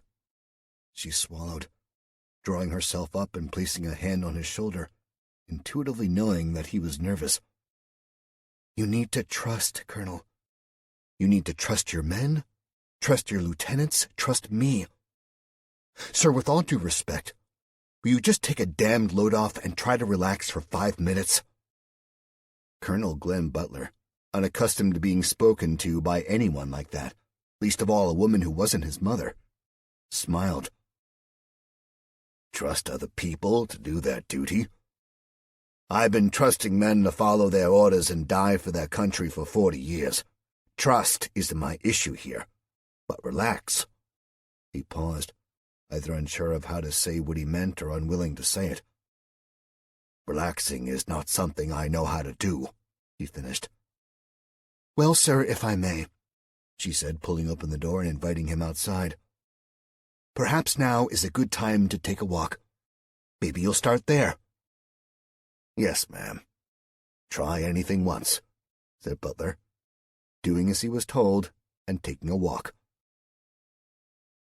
Thursday, 9:15 p.m., Chelsea District, New York City. Cal returned from the bathroom to find that Louise had bought them another round. She was approaching her limit, a limit she knew well from too many mornings spent feeling ill and remembering the previous night one awful memory at a time. She regarded herself as a free spirit, too easily bored to settle down, and still so much of the world she needed to see. Everything amused her, even Cal giggling every time she said everything, and she had enjoyed the city so far, especially the weirdly hypnotic band playing South American music they saw on the subway on the way there, who had attracted a huge crowd and were selling their CDs right there. She had marveled at the panpipes and found herself almost entranced into staying and listening, as though they had cast some sort of spell over the commuters. Not all of the city was to her liking, though. She found many of the people to be brash, and, like city dwellers all over the country, very few of them had time for anyone from out of town, unless they were getting paid to talk to them. The city was as far away from her upbringing as she could get, even though the distance wasn't that great, under 600 miles, which to Cal was huge, but then again, she doubted if he had grasped the size of the country he was in. She doubted if anyone in the bar had ever been horseback riding or deer hunting. She pitied these urban types, as she called them, whereas others from her hometown, which was little more than a speck on the map nestled between Highway 77 and the Ohio River, envied them. "Where are you staying?" Cal asked her, far more relaxed and talkative now that 3 beers and 4 tequilas had loosened his awkwardness. "Oh, some dive," Louise responded with a wave of her hand, throwing back her drink and grimacing before her face cracked back into a smile. "There's a shared bathroom." "Hang on," said Cal. "There's not even a toilet in the room." She laughed and repeated the unfamiliar and very British word back to him. Her pronunciation of the word toilet made Cal erupt into more laughter. "What I say now?" Louise said with mock indignation. "You keep laughing about how I talk, when you should hear yourself." "I'm sorry," Cal said, spluttering. "I just have no idea how you managed to put an R into the word toilet." "It's true, though," Louise went on, enjoying herself. "I took one look at that sink and I said to myself, darling, you don't want to use that sink with how far away the toilet is, if you catch my meaning." Cal did, and he thought this was hilarious, not just because she had turned her accent all the way up to 11 to tell him the story, but because she'd said the word toilet again. He stopped laughing as she settled back to lean on the table and tucked her hair behind her ear again. By joint agreement, the atmosphere seemed to change.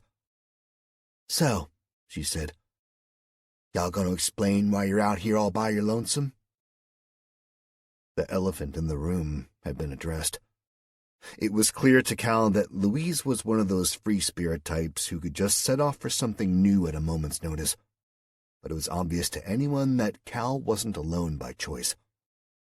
"I'm here on my honeymoon," Cal announced, raising his glass to her and knocking back the drink. Louise's face froze, trying to work out if he was serious or not, and hoping that she hadn't just wasted hours talking to a married man.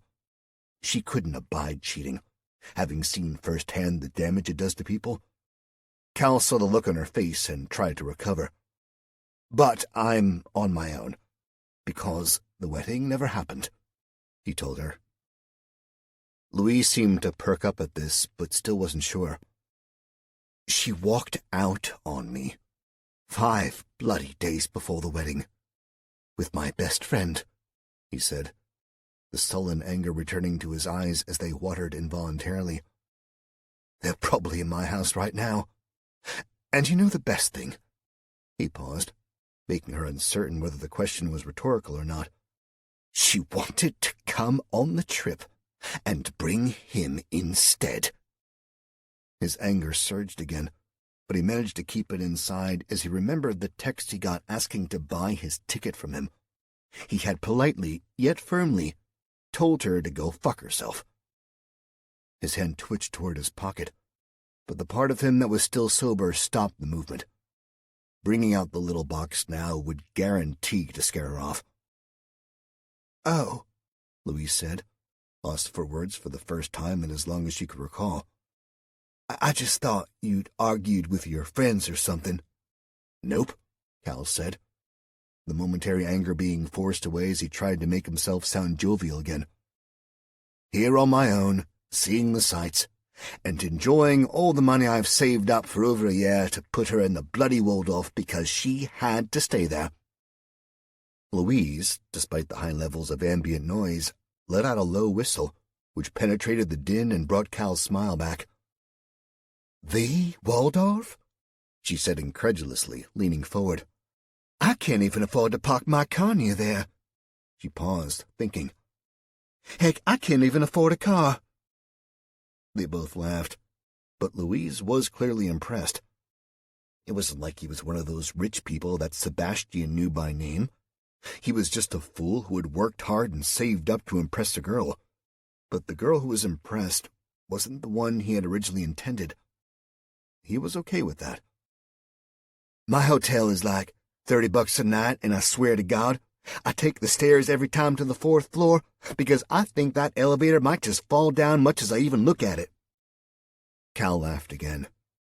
Her manner, the way she spoke, the way she entertained him with a story when she could have offered a boring but short answer, intoxicated him. The alcohol intoxicated him too, but he just couldn't get enough of her because she was so unlike any woman he'd ever spoken to. She had literally nothing in common with Angie except her species and gender, and even Cal had begun to doubt Angie's membership of the human race recently. "So, anyway," he said, "now that that's out in the open, what about you?" "Me?" said Louise, hands in her chest as though he had accused her of something. "Well, I'm just an open book." "No," Cal said, laughing. "You're not." "Well," Louise replied, "if y'all want to get all deep and meaningful, I'm going to need some more drinks." Louise was aware that she was spending more than she had meant to that day, and each day of her trip had a strict cash allowance that had to be kept to or she would have to go home sooner. She had worked as a waitress for months, spending as little as she could, getting by and waiting for the day she could escape again for somewhere different. She had done this a dozen times, saved up and gone on an adventure before having to come back and beg for her job back. She got it back every time, and the owner of the diner just accepted that it was what Louise did. Her feet just didn't want to stay still. Truth was that she did have somewhere to be, but she felt trapped by the open air and the same sidewalks under her shoes every single day. As soon as she was back, as soon as she had lied to everyone about how good it was to be home, she was already thinking about where to head next. She would stick her finger on the map of the United States, and she would go there. 6 months ago, she had heard someone in the diner talking about their trip to New York City, and about how much they had hated it there with the smog and the tourists and the cops on every corner. But Louise had listened and decided that maybe she needed to see that city for herself. To hell with it, she thought, buying 2 more beers and 2 chasers to go with them. If I have to go home a day early to spend tonight getting an Englishman drunk, then goddamn it I will. "So what have you seen in this fine city, Cal?" she said as she returned to their table with the 4 glasses held expertly in both hands. "Rockefeller Building," Cal said, after sketching a cheers and taking a pull of beer. "It looked big and busy, so I didn't go in." "Well, aren't y'all the fearless tourist?" Louise said, laughing at him.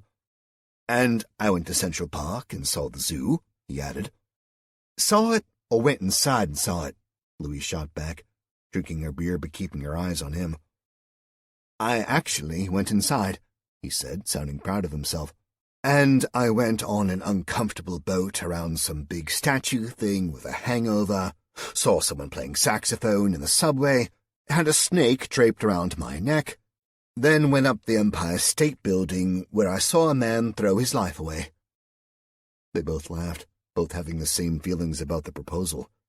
She called it lame, whereas Cal said it was cheesy. "And met a delightful young redhead who then led you astray into a night of ungodly depravity," she finished for him. Picking up the chaser in the smaller glass, he raised it to her and said, "Here's hoping." Throwing back her drink in a movement identical to Cal's, she smiled at him playfully. "Always wanted to see the inside of a fancy hotel room?" Thursday, 10:28, Wall Street. The dull gray van nosed sedately through the late evening traffic, pulling into a man's security gate. The uniformed guard put on his hat, picked up the clipboard with the day's schedule on, and left his small booth to speak to the driver. "Hey, Jerry.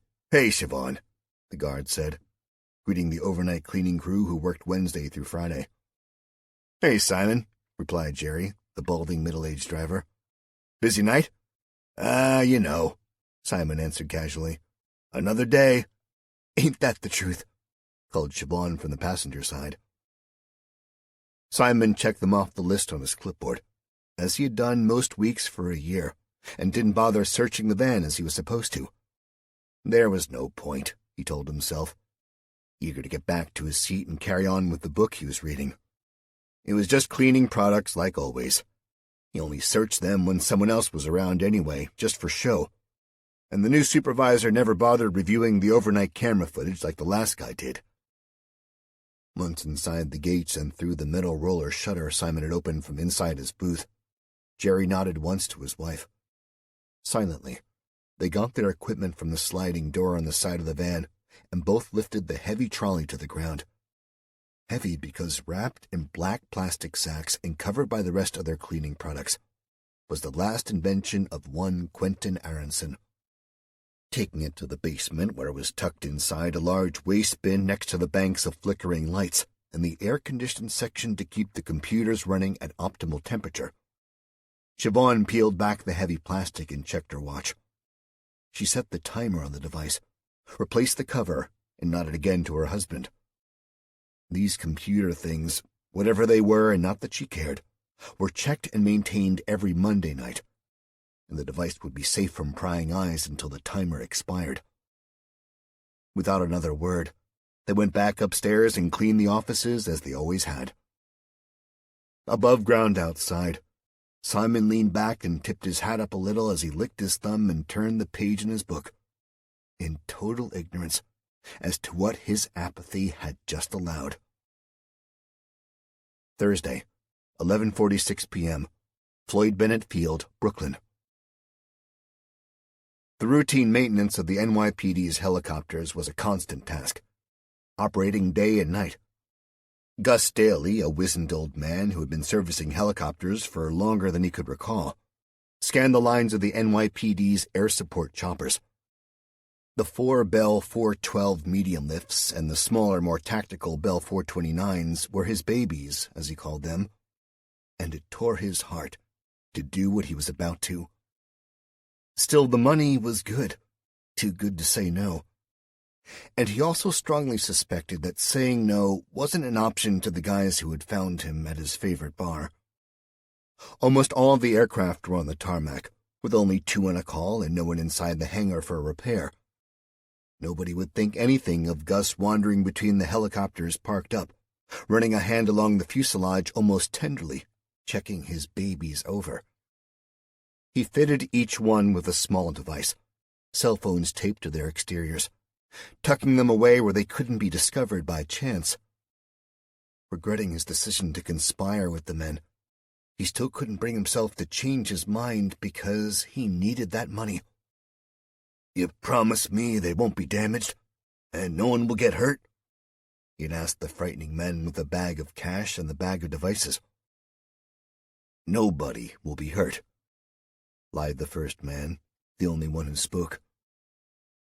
Gus accepted that, because the money had blinded him to the subtext of their conversation. It seemed to Gus that patriotism and loyalty like everything else in life, had a price. Planning the execution, executing the plan. Friday, 8:30 a.m. Waldorf Astoria, New York City. Cal woke with the events of the previous night flooding back to him. With a nervous intensity, his eyes moved slowly to his right, where the smooth skin of Louise's bare back rose and fell gently with each breath. He held his gaze on her back for a while, studying the tattoo on her shoulder. Creeping out of bed as quietly as he could, he tiptoed to the bathroom where he ran the shower to cover the noise of emptying his bladder after a night of drinking.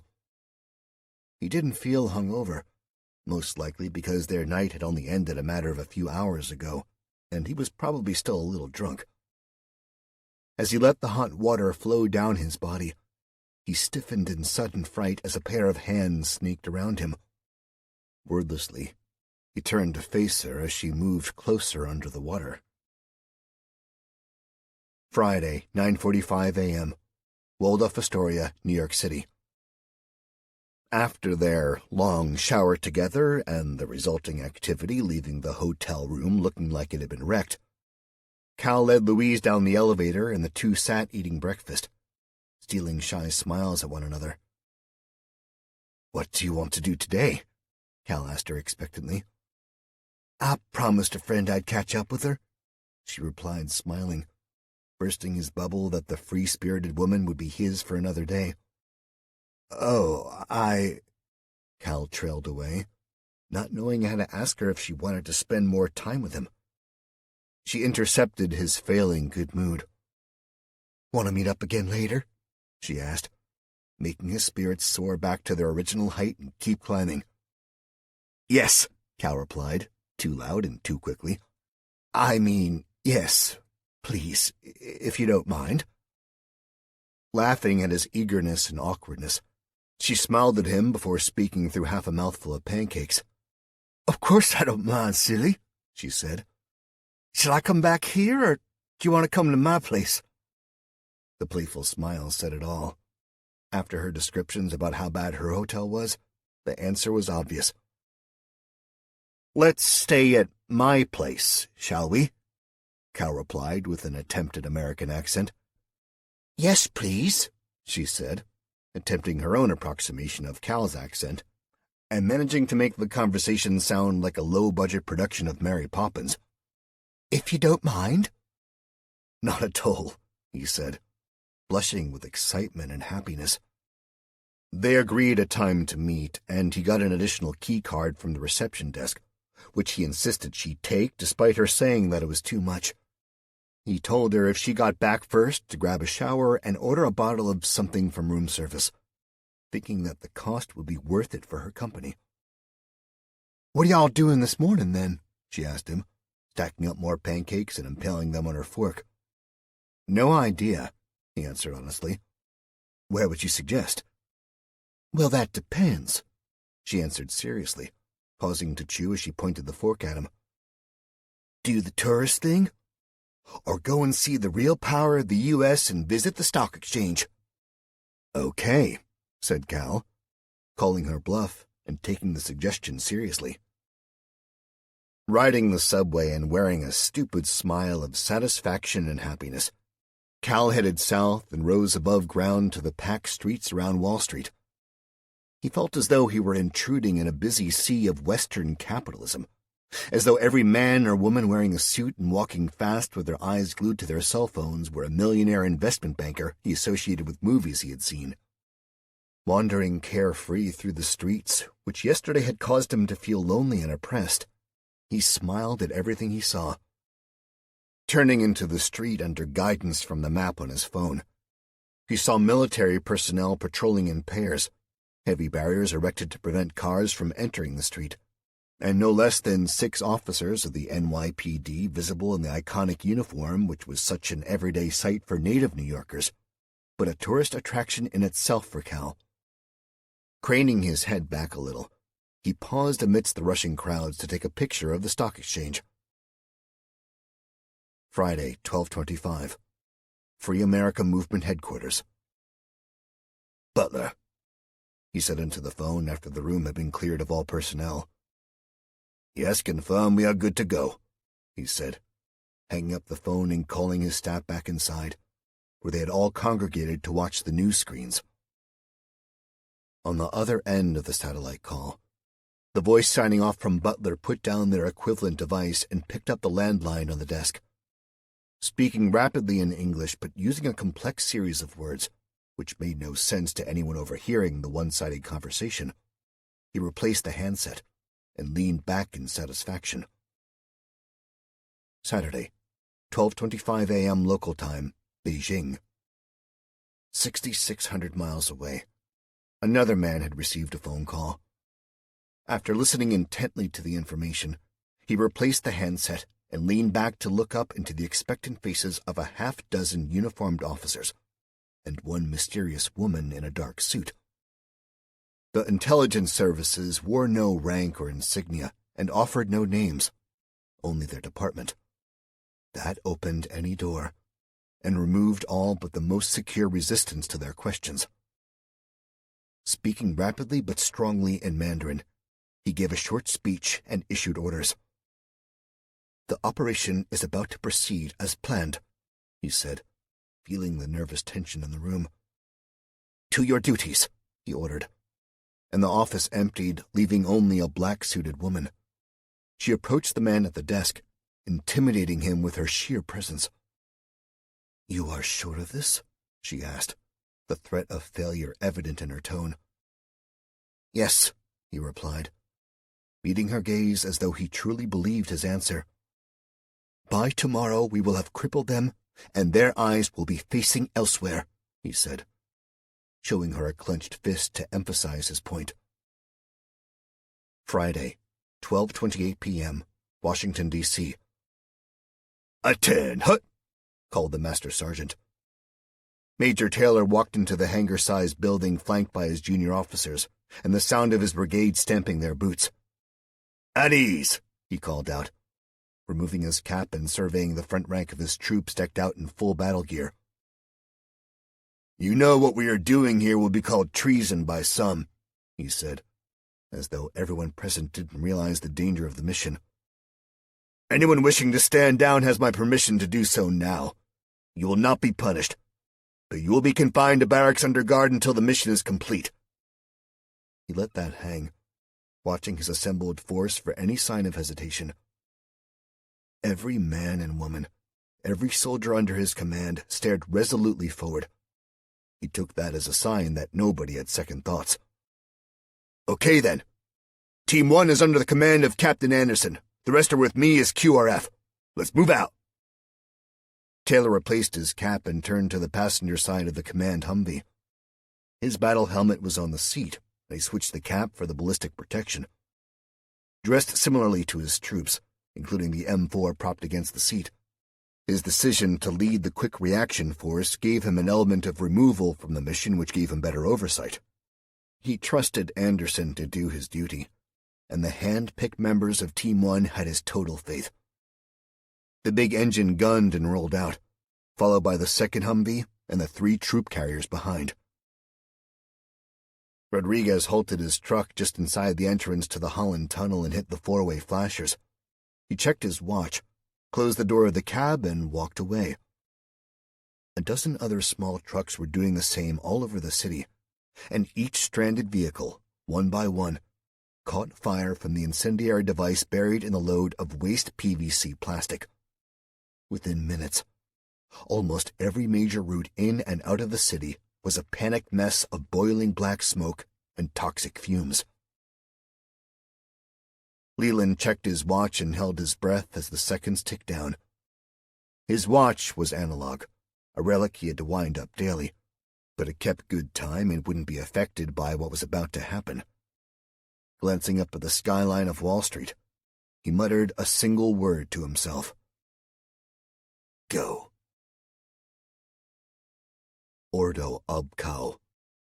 Friday, 12:23 p.m., New York Stock Exchange. At the precise moment it was supposed to, the timer attached to the suitcase-sized EMP buried deep in the bowels of the exchange ticked to 0. and a loud click echoed amongst the whirring banks of flashing lights. A strange hum reverberated through the air, almost imperceptibly, and the banks of computers went dark all at once. Upstairs on the trading floor, where sweat-covered men and women shouted to one another with phones pressed to their ears, the lights went out. The computer stopped working and blinked into oblivion, and the noise first rose in intensity to a deafening crescendo, then fell to a grumbling as they all waited for the backup power to come online and reboot the world market. Seconds ticked by and nothing happened. Voices began to rise to demand the power come back on, as though rude indignation and the feeling that time was money could will it to happen. Still nothing happened. The collective intelligence of everyone on the floor failed to grasp that their machines were not going to come back to life, and they milled about in confusion like chickens in a coop waiting to be fed. A muted crack and an answering rumble penetrated the sounds inside the building, causing a moment of silence before shouted questions began to pierce the grumbling. Outside, just as Cal was trying to get the right angle for his selfie, the screen of his phone unexpectedly went black. Frowning, he tried to turn it back on without success. He cursed the phone, the manufacturers, and everything else, as he had just seen the battery indicator showing 88% before it died.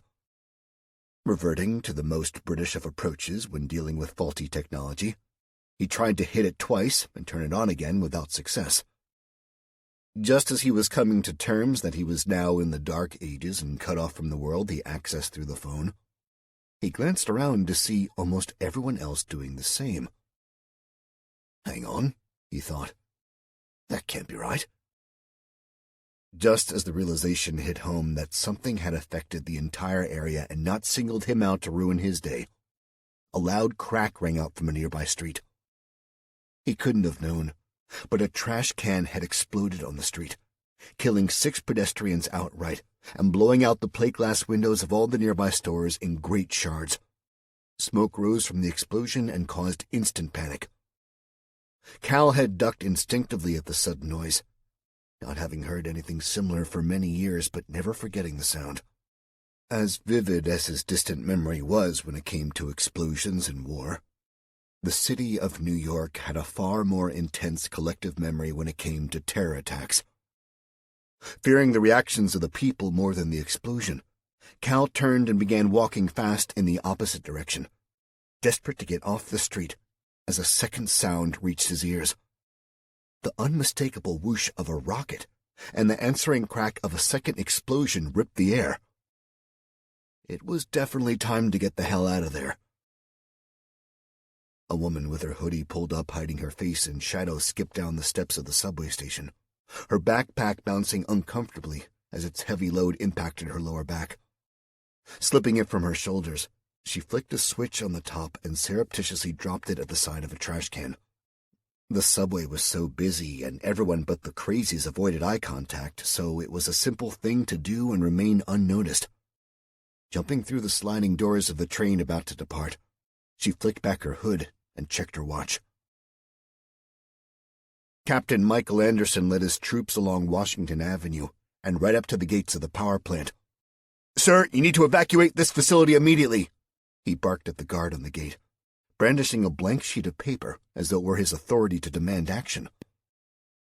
"Act like you own the place," his father had once told him before he left home to join the military.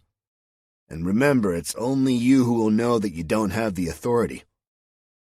So now he did just that, and all his bluster, urgency, and authority terrified the guard. He didn't know what to do first, but before he could even formulate any answer, Anderson snapped at him again. "Get this goddamn gate open now and clear the area," he yelled, climbing back into the Humvee. The gate slid open, and Anderson's vehicle led the way inside at a speed leaving a stunned guard totally unsure what to do next. He decided that the best course of action was to hit the alarm button and evacuate the area immediately, just as he was told to. By the time Anderson's convoy had arrived at the main plant, people were already starting to file out of the entrance in confusion. He had to maintain his momentum, not allow time or opportunity for anyone to question his presence there or that of 30 heavily armed National Guardsmen. Yelling at the workers to evacuate, he pushed inside. His troops followed, repeating his orders for people to get the fuck out of there and ad-libbing with pushes and curses as the confused workers sped up to the exits. An audible alarm was sounding now, adding to the panic and making it easier to get everyone out. Their intelligence said that less than 100 civilians would be on site, and that seemed consistent with the exodus Anderson was witnessing. Halting, taking a knee and pulling out a schematic drawing, he glanced around and pointed toward a tall structure. No orders were necessary. The 4-man team carrying a heavy load between them trotted toward it. The device had been collected in secret that morning, a tired courier giving the instruction face-to-face from memory, and to his eyes was more than big enough to perform the task. His 2 trained EOD, explosive ordnance disposal, guys set it up and gave him a thumbs-up sign. 2-minute warning, clear out, he yelled, seeing his troops scurrying for the exit. Last man out, Anderson stole a last glance at the device from the threshold and saw a man in the uniform of the plant leaning over it and pulling a cell phone from his pocket. Anderson dropped to one knee again and raised his rifle. The man filled the optic, meaning that he couldn't miss from that distance, and he didn't hesitate. Firing 2 short bursts, Anderson reacquired the target to see the man slumped lifelessly over the device. He sensed 2 of his soldiers returning to offer him fire support, knowing that both would be scanning for a target which had caused their officer to fire his weapon. "Move out," he said, climbing back to his feet and setting off for the Humvee at a run. His troops were bawling at the crowd of workers to get back to clear the area, as some had returned to find out the source of the obvious gunfire. Bypassing the vehicles, he ran to the front and pushed through the line of soldiers. Without hesitation once more, he flicked the safety off his weapon and emptied the remainder of the magazine into the air. "Get the fuck back!" he screamed at them. "The plant is gonna blow!"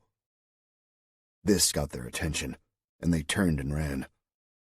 The speed at which they were running in obvious desperation made Anderson worry about the blast radius. He climbed back into the vehicle and led the convoy back to Washington Avenue, his driver weaving around the fleeing workers expertly before he was forced to slow down at the gate. Anderson was watching in the side mirror as the sudden crunch of tires jolted him forwards.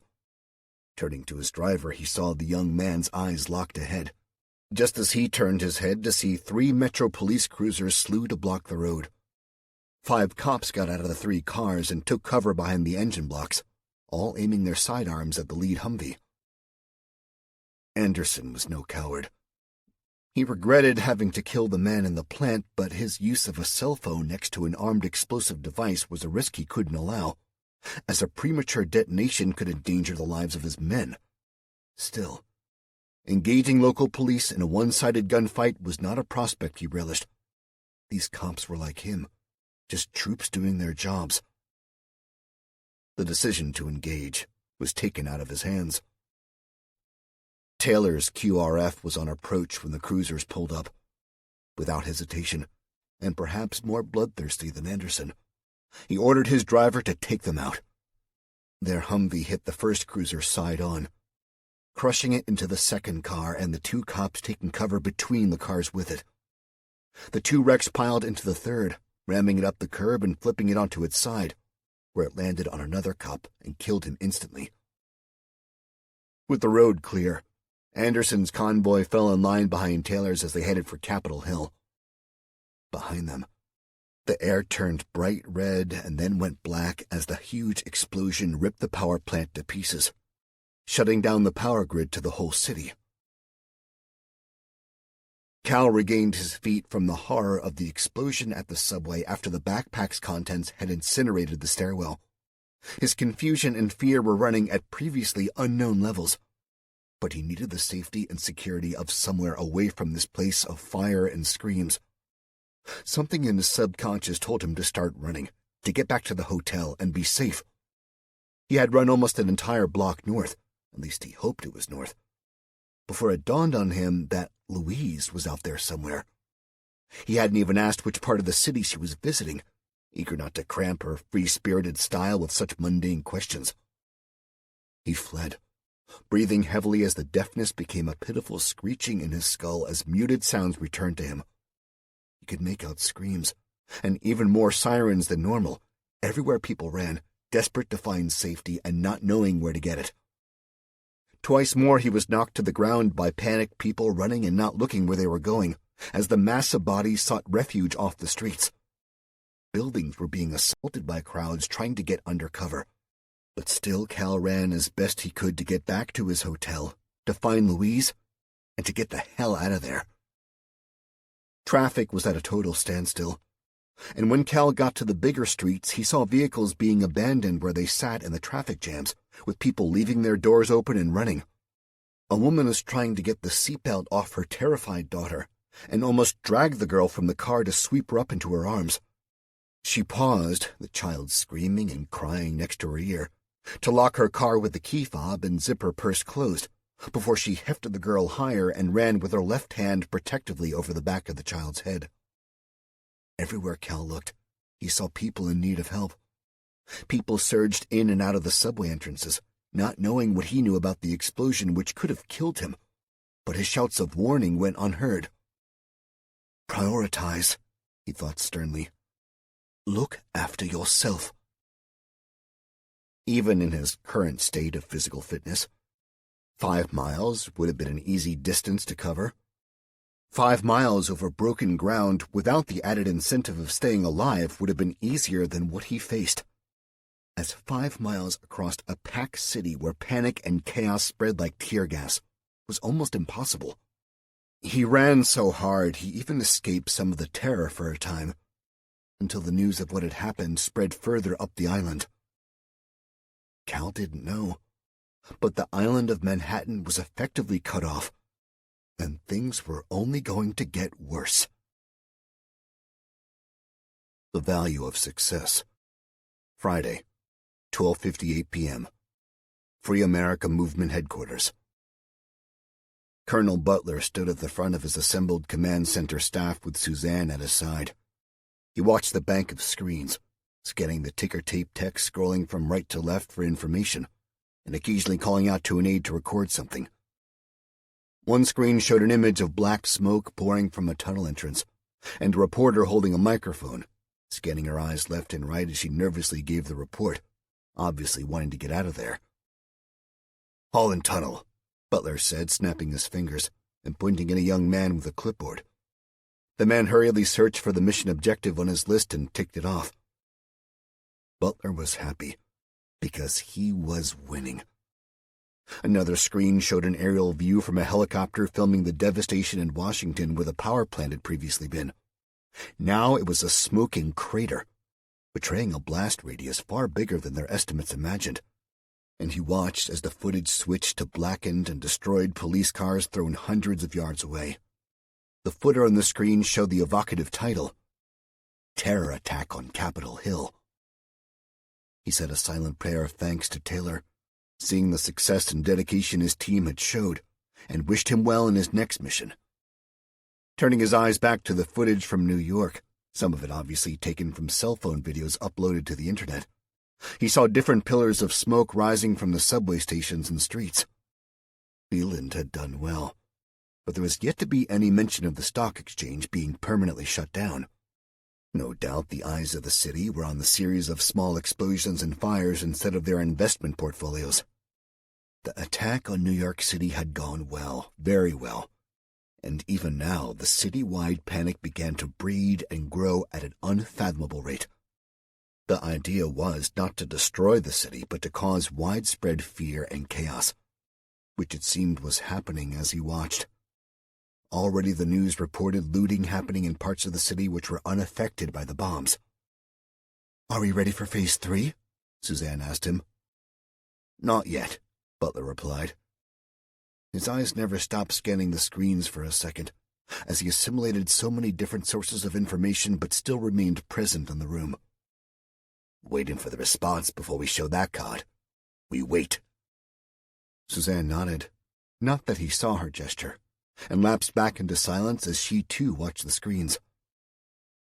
"That's Willis Avenue Bridge," she said, recognizing the scene from another news channel, and the bearer of another clipboard searched their list to record it.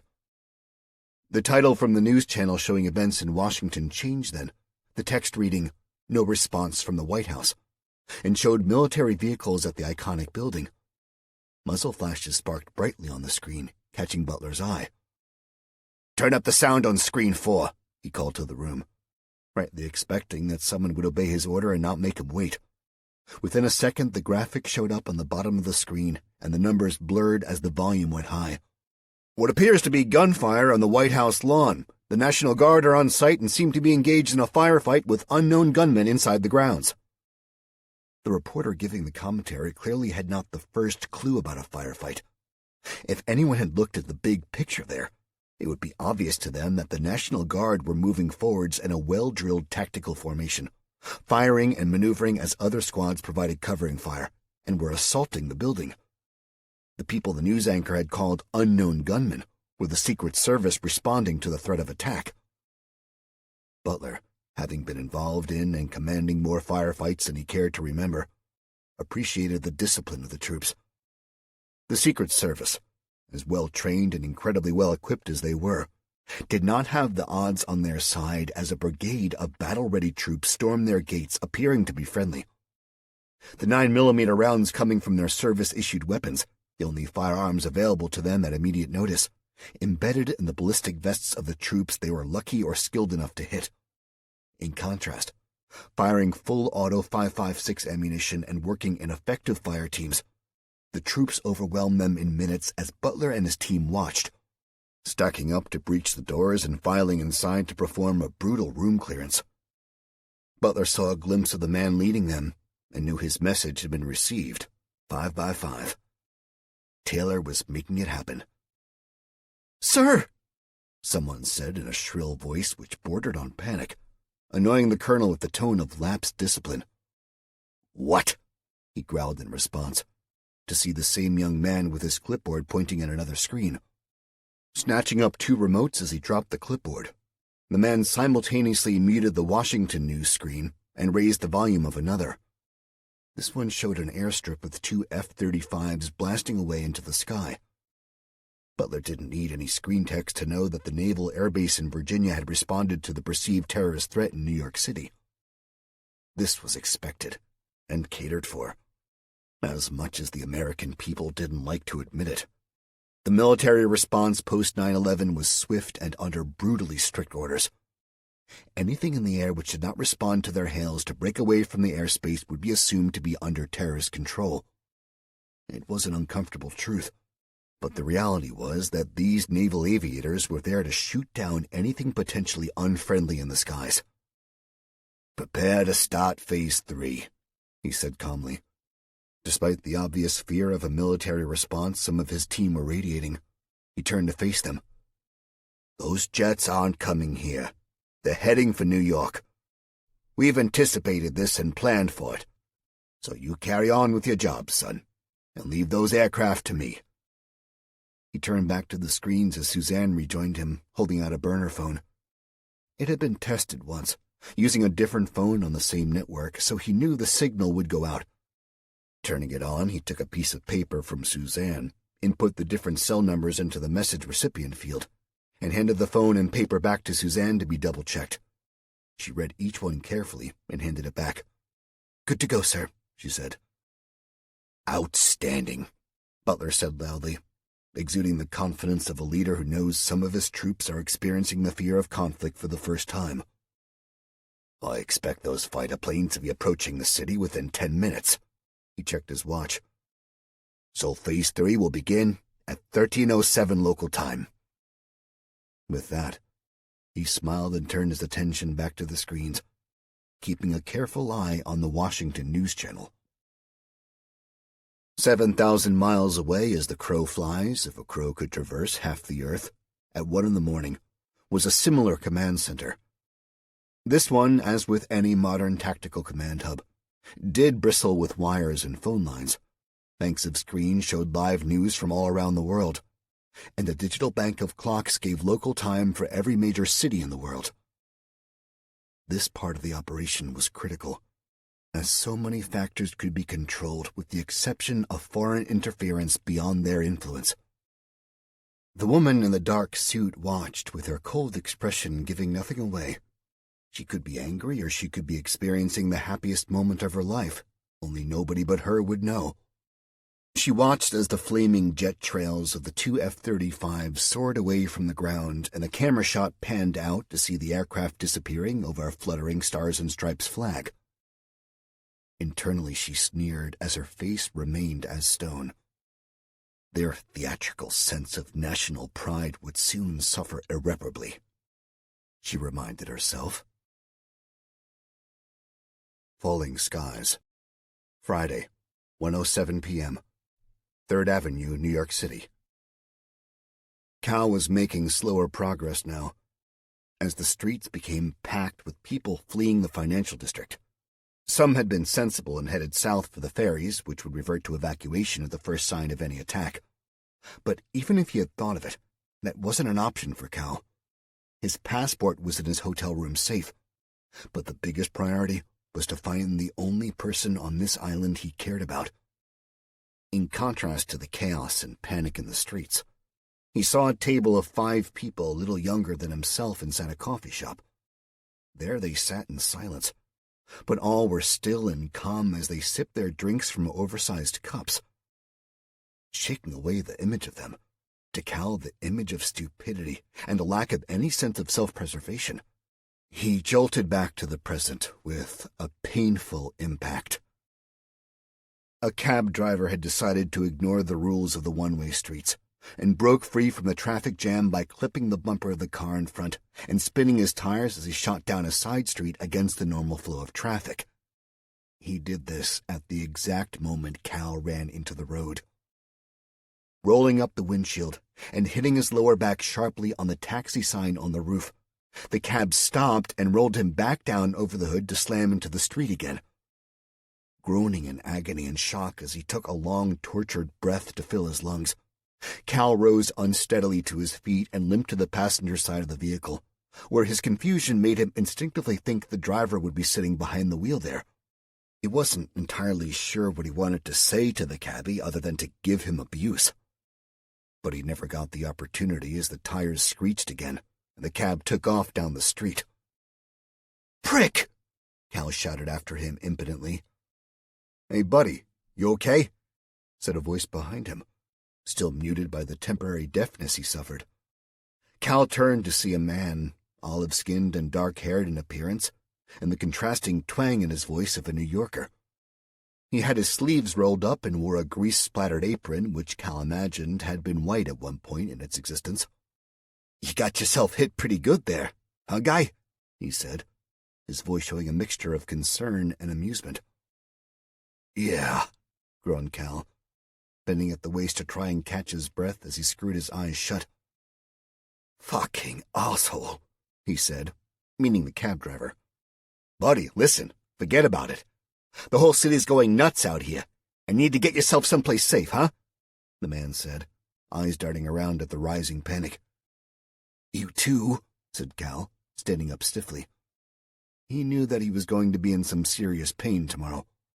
"Oh, I will. Don't you worry," he replied with a chuckle. "But I need to lock up my deli first so that none of these dumb schmucks decide to do a little redecorating. After that, I'm checking out, if you know what I mean." "Yeah," said Cal again as he wavered on the spot with a wave of dizziness. "Buddy, you don't look so good," the deli owner said, eyeing the Brit with concern. "I need to get to the Waldorf," Cal told him, his desperate need coming back to him. "Which way do I go?" His concern forgotten and the chaos enveloping the city momentarily pushed aside, the man launched into directions. "Okay, what you want to do is head north on 3rd, take a left on 23rd for 2 blocks, then walk north on Park." The man glanced side to side and bounced his shoulders as he talked. "Thanks," Cal grunted through gritted teeth before he straightened up and went to walk away. "Buddy, that's west. You gotta get your bearings," he was told.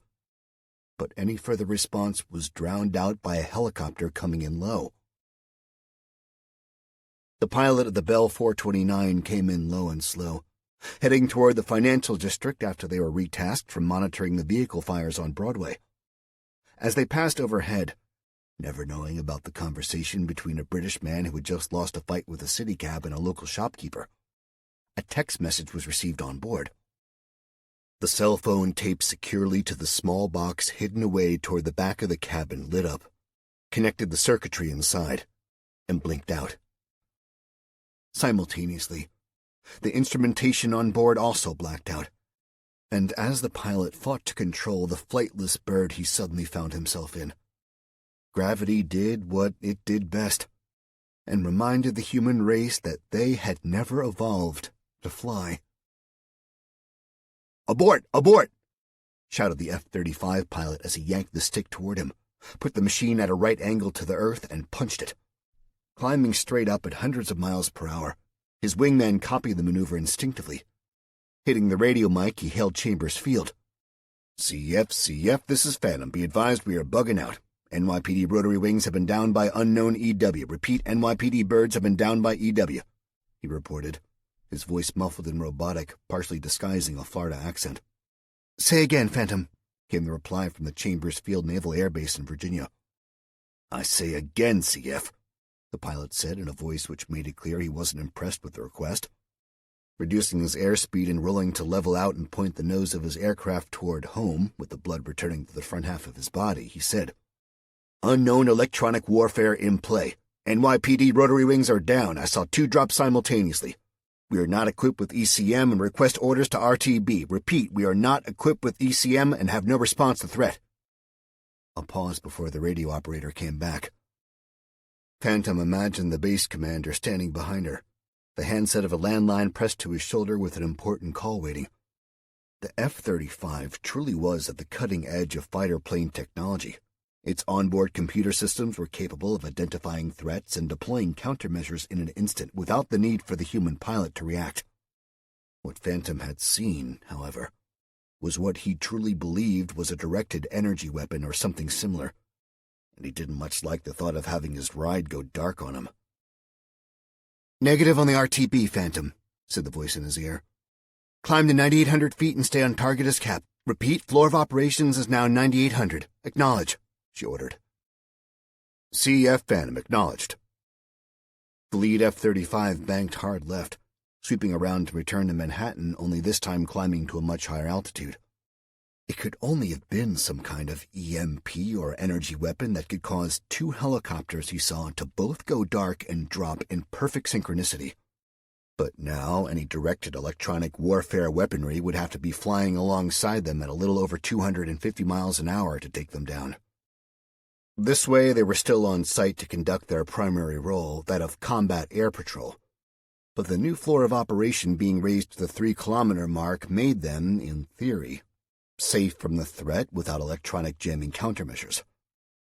Height advantage or not, both pilots were very nervous at the prospect of having their $50 million plane's electronics fried with them in the driving seats.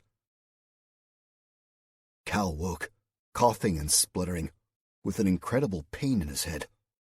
Hey, buddy, you okay? Came the familiar voice. Cal was confused, thinking that when he got hit with the car, he hadn't actually got up, and had some weird dream or premonition. His eyes saw ceiling, and his brain registered that he was now inside instead of on the street. Cal saw the man who asked him again if he was okay, and squinted as he looked around the dark room. Sound from outside penetrated his thoughts, and he registered a lot more screaming and sirens than previously. What happened? He asked, realizing that the deli owner's apron now sported a bright, wet blood stain over the patterns of grease. Heck do I know, he said. 1 minute you're getting up from your bust-up with the cab, the next a goddamn police helicopter drops on the street. He was shaken up, badly, but had still retained the good sense to get himself inside and drag Cal's unconscious body with him. How long have I been out? Cal asked, tenderly feeling the sore swelling on the back of his head. Nothing broken, he reassured himself as he tested the movement of his neck. I don't think so, anyway. Checking himself out from head to toe, Cal decided that he was pretty beaten up but still functional.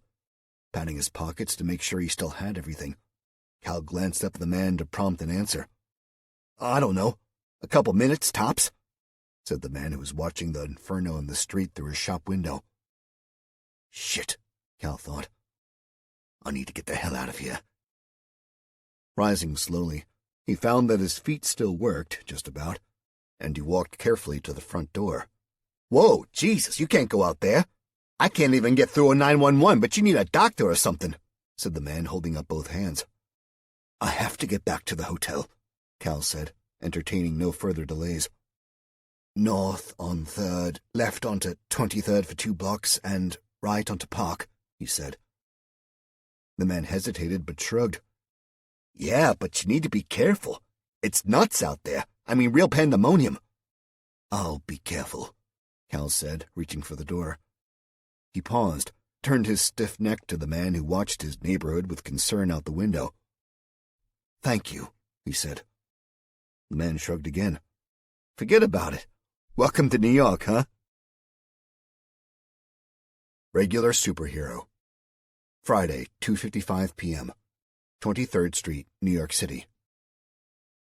Cal staggered around the corner, glanced up at the 4-way signpost to confirm he was on the right street, and shuffled his feet west. He had wandered in a daze through the city, screams and sirens echoing on every street.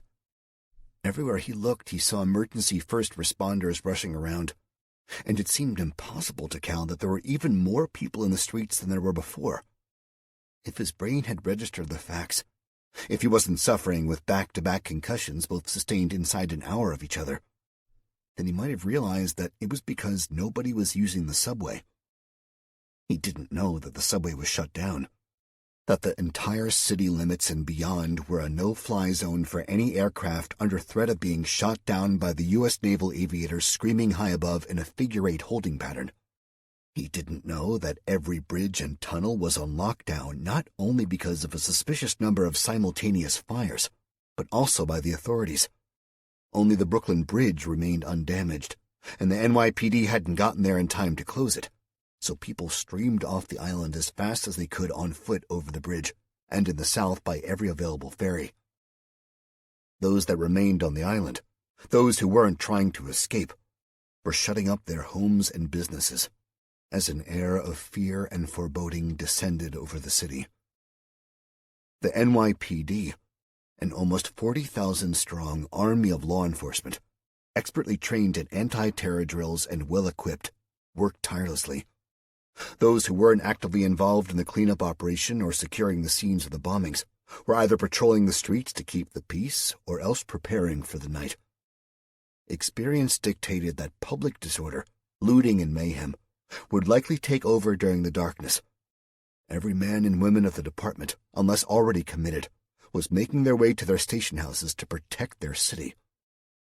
Cal, despite his obviously battered appearance having been blown up, run down, and narrowly avoided having a helicopter land on his head, wandered the streets without anyone giving him a second glance for whole blocks at a time. Now, reaching the end of the second block he had walked on 23rd, as he called them aloud to himself, he was approached by someone in jeans and a dark bomber jacket. "Sir, are you okay? Are you hurt?"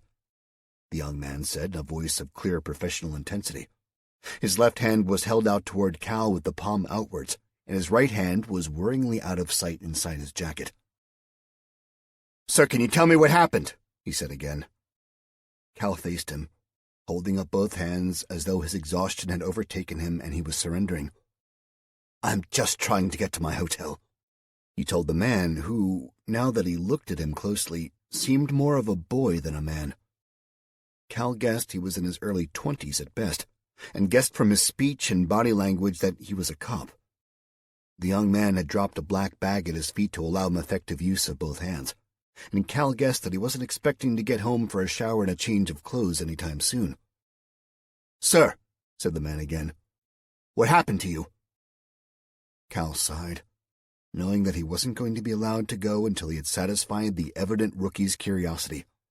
"I was on Wall Street earlier," he told him, "and there was a bomb in the subway. Then I got hit by a cab, and then a helicopter crashed next to me. I just need to get to my hotel." "Sir, you need medical attention, and then I need to interview you as a witness." He produced a badge from a pocket with his left hand, bearing the shield logo of the NYPD. "I don't need medical attention," Cal told him. I need to go. Sir, the cop said, shuffling one pace backwards quickly as Cal had closed the gap by taking one step forwards. Keep your hands where they are and stay back. Oh, for fuck's sake, Cal snapped, regretting raising his voice as his head throbbed again. Look, I'm not a threat. I'm not a terrorist, and I need to get to my hotel. The young police officer was clearly torn between getting to his duty station and dealing with the situation he had caused. Okay, sir. I'm going to need to ask you to tell me your name and tell me the details of your hotel so someone can ask you a few questions. Fine, Cal answered. Owen Calhoun, and I'm staying at the Waldorf. The Waldorf? The cop answered, his surprise evident. Yes, Cal said, tired and dizzy again now that his momentum had been lost. I'm Officer Peters from the 1-3, he told Cal, as though the information would mean anything to him. Okay, Officer Peters. Can I go now? He asked. Peters hesitated, trying to figure out if keeping hold of this potential witness was his duty or whether he should wait for orders. He weighed up the pros and cons of the decision. If he let the guy go when he disappeared, then he would have walked away from a witness and maybe even a suspect. If he didn't get to the station house 4 blocks away on 21st Street, then he would never live it down.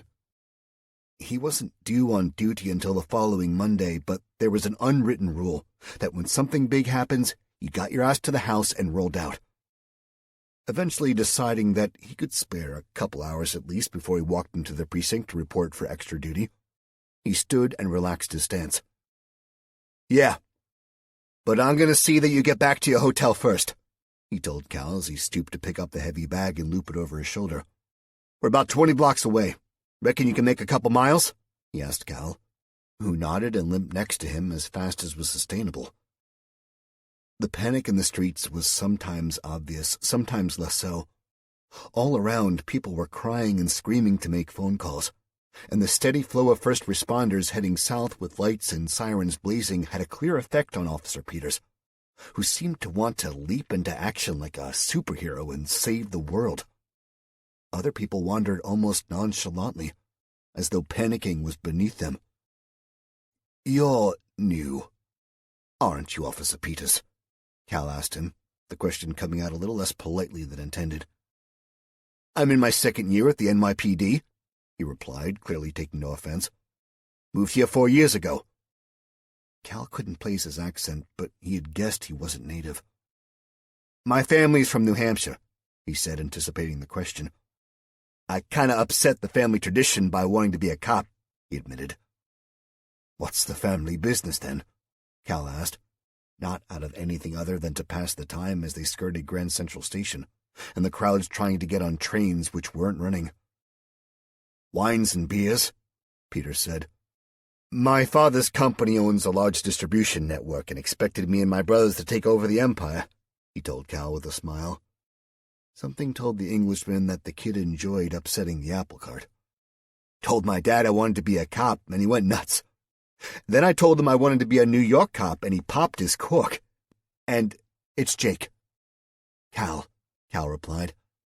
So he kicked you out, and you went and did it anyway?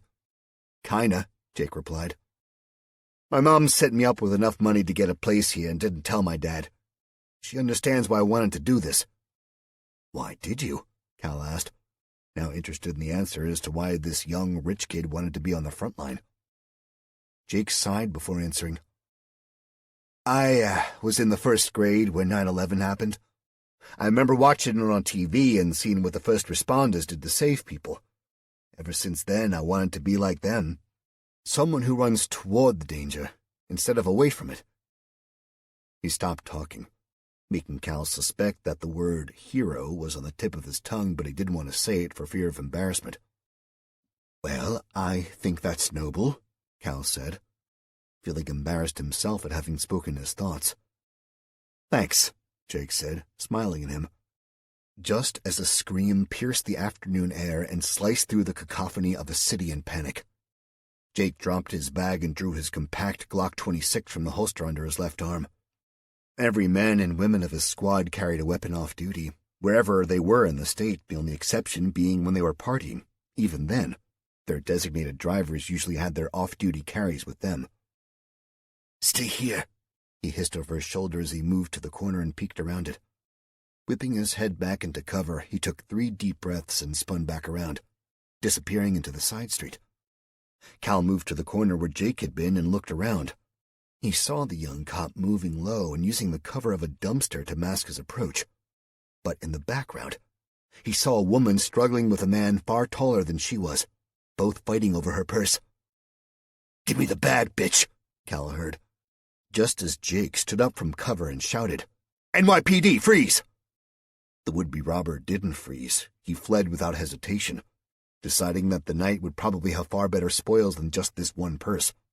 He had no way of knowing that Jake was off-duty and had no backup. He just ran. Cal limped out into sight, having picked up Jake's bag, and followed as he saw the young cop approach the woman. She was sobbing on the ground as he tried to pull the spilled contents of her purse back in. "Ma'am, are you all right? Are you hurt?" Jake said, holding his badge out to show her, but still scanning the street ahead with his gun raised. The woman tried to wipe her tears away, but they were replaced as quickly as they were gone. She was sobbing and terrified, but tried to smile and nod her head to say she was okay. By the time Cal had caught up with them, he saw her nod turn into a shake of her head, and the tears flowed again. "We need to get you inside somewhere," Cal said to her, bending down and offering her a hand. Jake holstered the stubby, compact sidearm inside his jacket again and picked up the bag. "Ma'am, I need to call this in, only I can't get through when I try." He turned to Cal. "We're only a couple blocks from your hotel. We should get there, and I'll try to get a unit to us." For the first time, Cal saw real concern on Jake's face.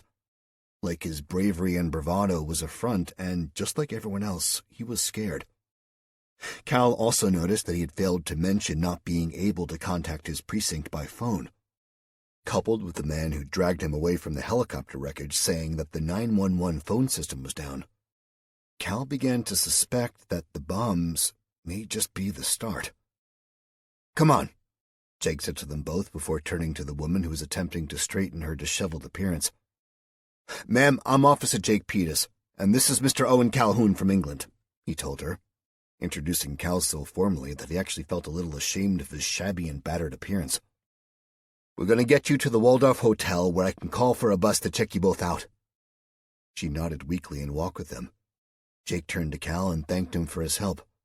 "I didn't do anything," Cal told him, thinking that if Jake hadn't been there, then he wouldn't have been able to offer much in the way of protection. "Maybe not," Jake told him, "but you came with me and saved my gear. I appreciate that." Cal said nothing in response, embarrassed at being told he had done a good thing. The three walked slowly the remainder of the way to the Waldorf, mainly due to the crying woman with her shaking legs. Arriving at the entrance, they found it locked. "It's in gridlock." He let that hang, seeing the anger on his opponent's face sag into something nearing abject fear. "So I'd suggest that if you want to find out if the Jersey ferry is running, then take a walk and find out for yourself." He relaxed, stood more upright, and continued. "Alternatively, you could get your ass back to whatever building you came from and stay indoors until this mess is cleaned up." The man said nothing. His mouth opened and closed twice, wordlessly. Then he straightened himself and went to walk back to the rear of the town car to wait in conditions more befitting his status. He never made it. A burst of gunfire erupted from a first-floor window, indiscriminate in aim and intended only to make the street below ignite into instant panic.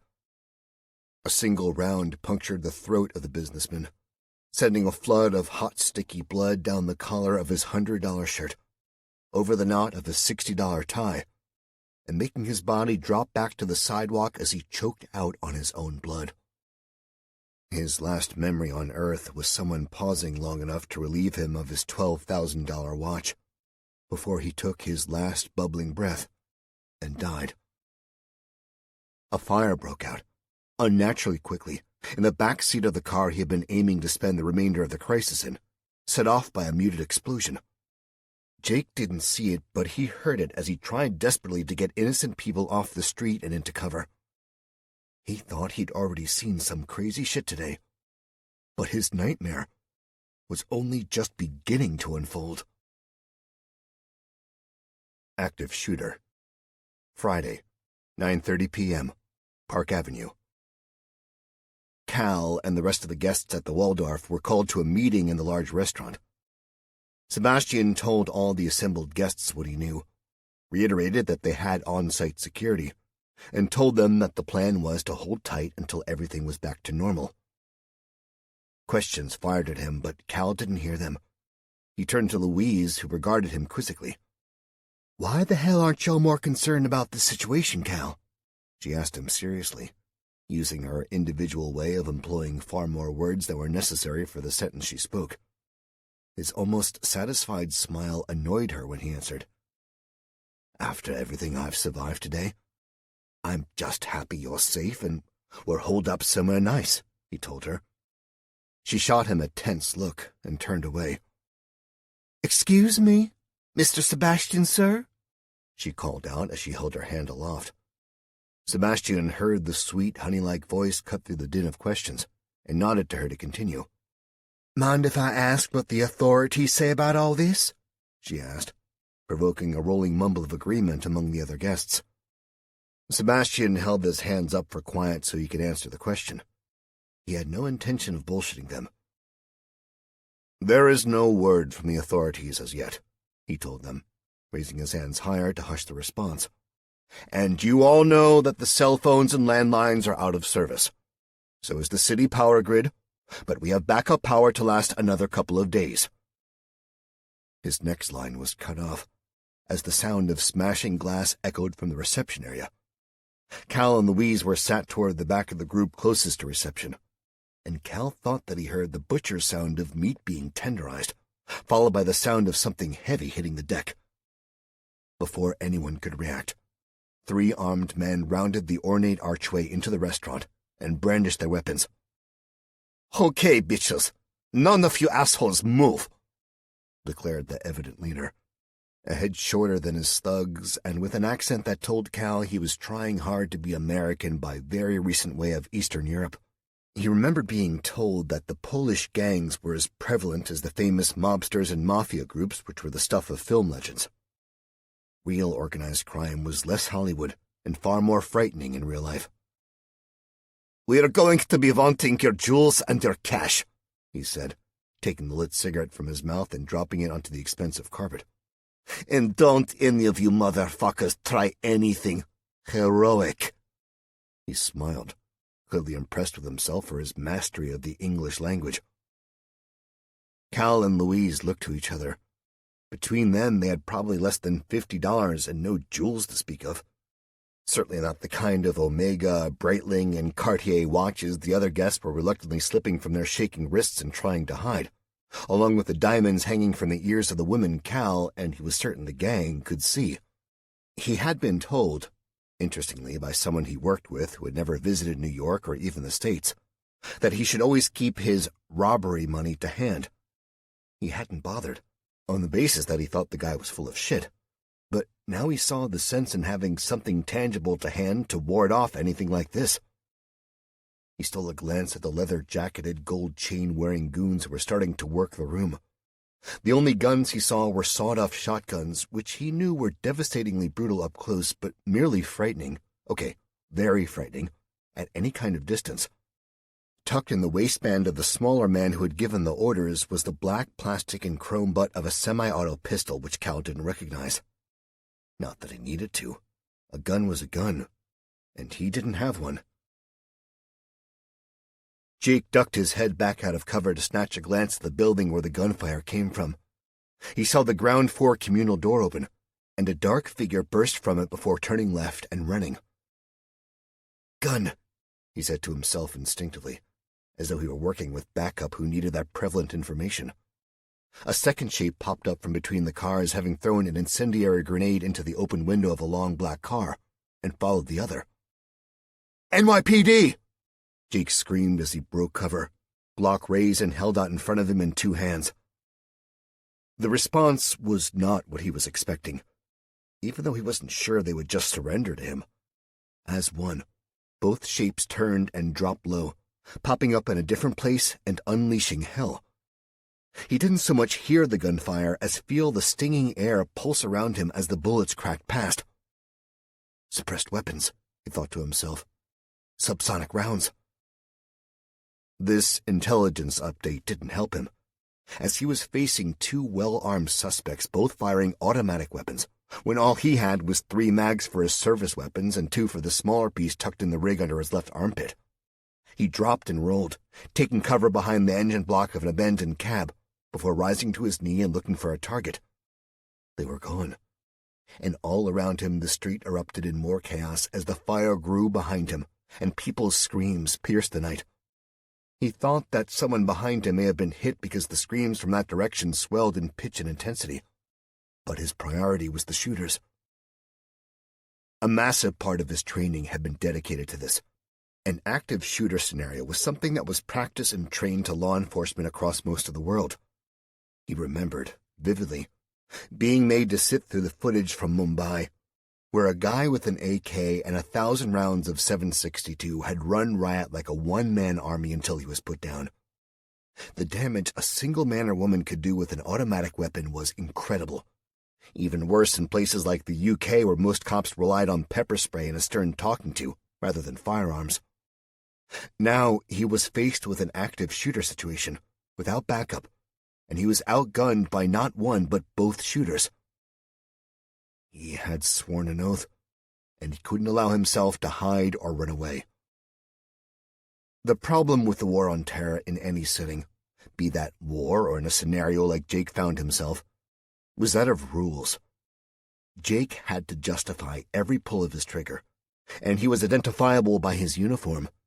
His enemy, on the other hand, wore no uniform and abided by no rules that anyone knew of. They could kill, could murder with impunity, whereas he might walk straight by an enemy combatant and not even realize.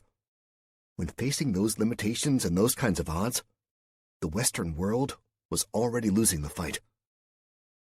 Except now he had a clear view of his quarry as they sprinted north. He followed unthinkingly. Only this time he didn't announce his presence and waited to be fired on first to justify his actions.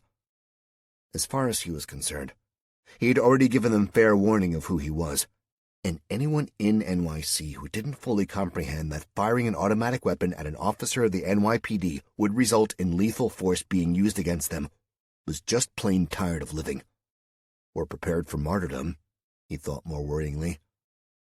He knew that any further verbal warnings, or pointless shouts for them to freeze, would only result in them turning and laying down more fire at him, and that would mean endangering the lives of the people running to get off the street. Keeping low, he saw the lead shadow turn and take a knee, scanning the street in his direction over a rifle barrel. Jake dropped flat, skidding on the sidewalk and losing his hat. Instinctively he reached for the radio on his shoulder, clicking the button but saying nothing. It made no noise, and he remembered it was dead. He was on his own. Cal put his handful of cash in the bag being held by the thug who appeared to have been born without a visible neck. His hackles rose as the thug's eyebrows under his receding hairline raised when he took a closer look at Louise beside him. Cal stiffened. But Louise placed a hand on his leg and smiled as she dropped in her handful of small notes and tried to placate the brutal man. He shot one last look of warning to Cal and moved on for greater spoils. "Don't even think about it," Louise whispered to him. "Y'all ain't big enough to take on these assholes." Cal didn't care at that moment.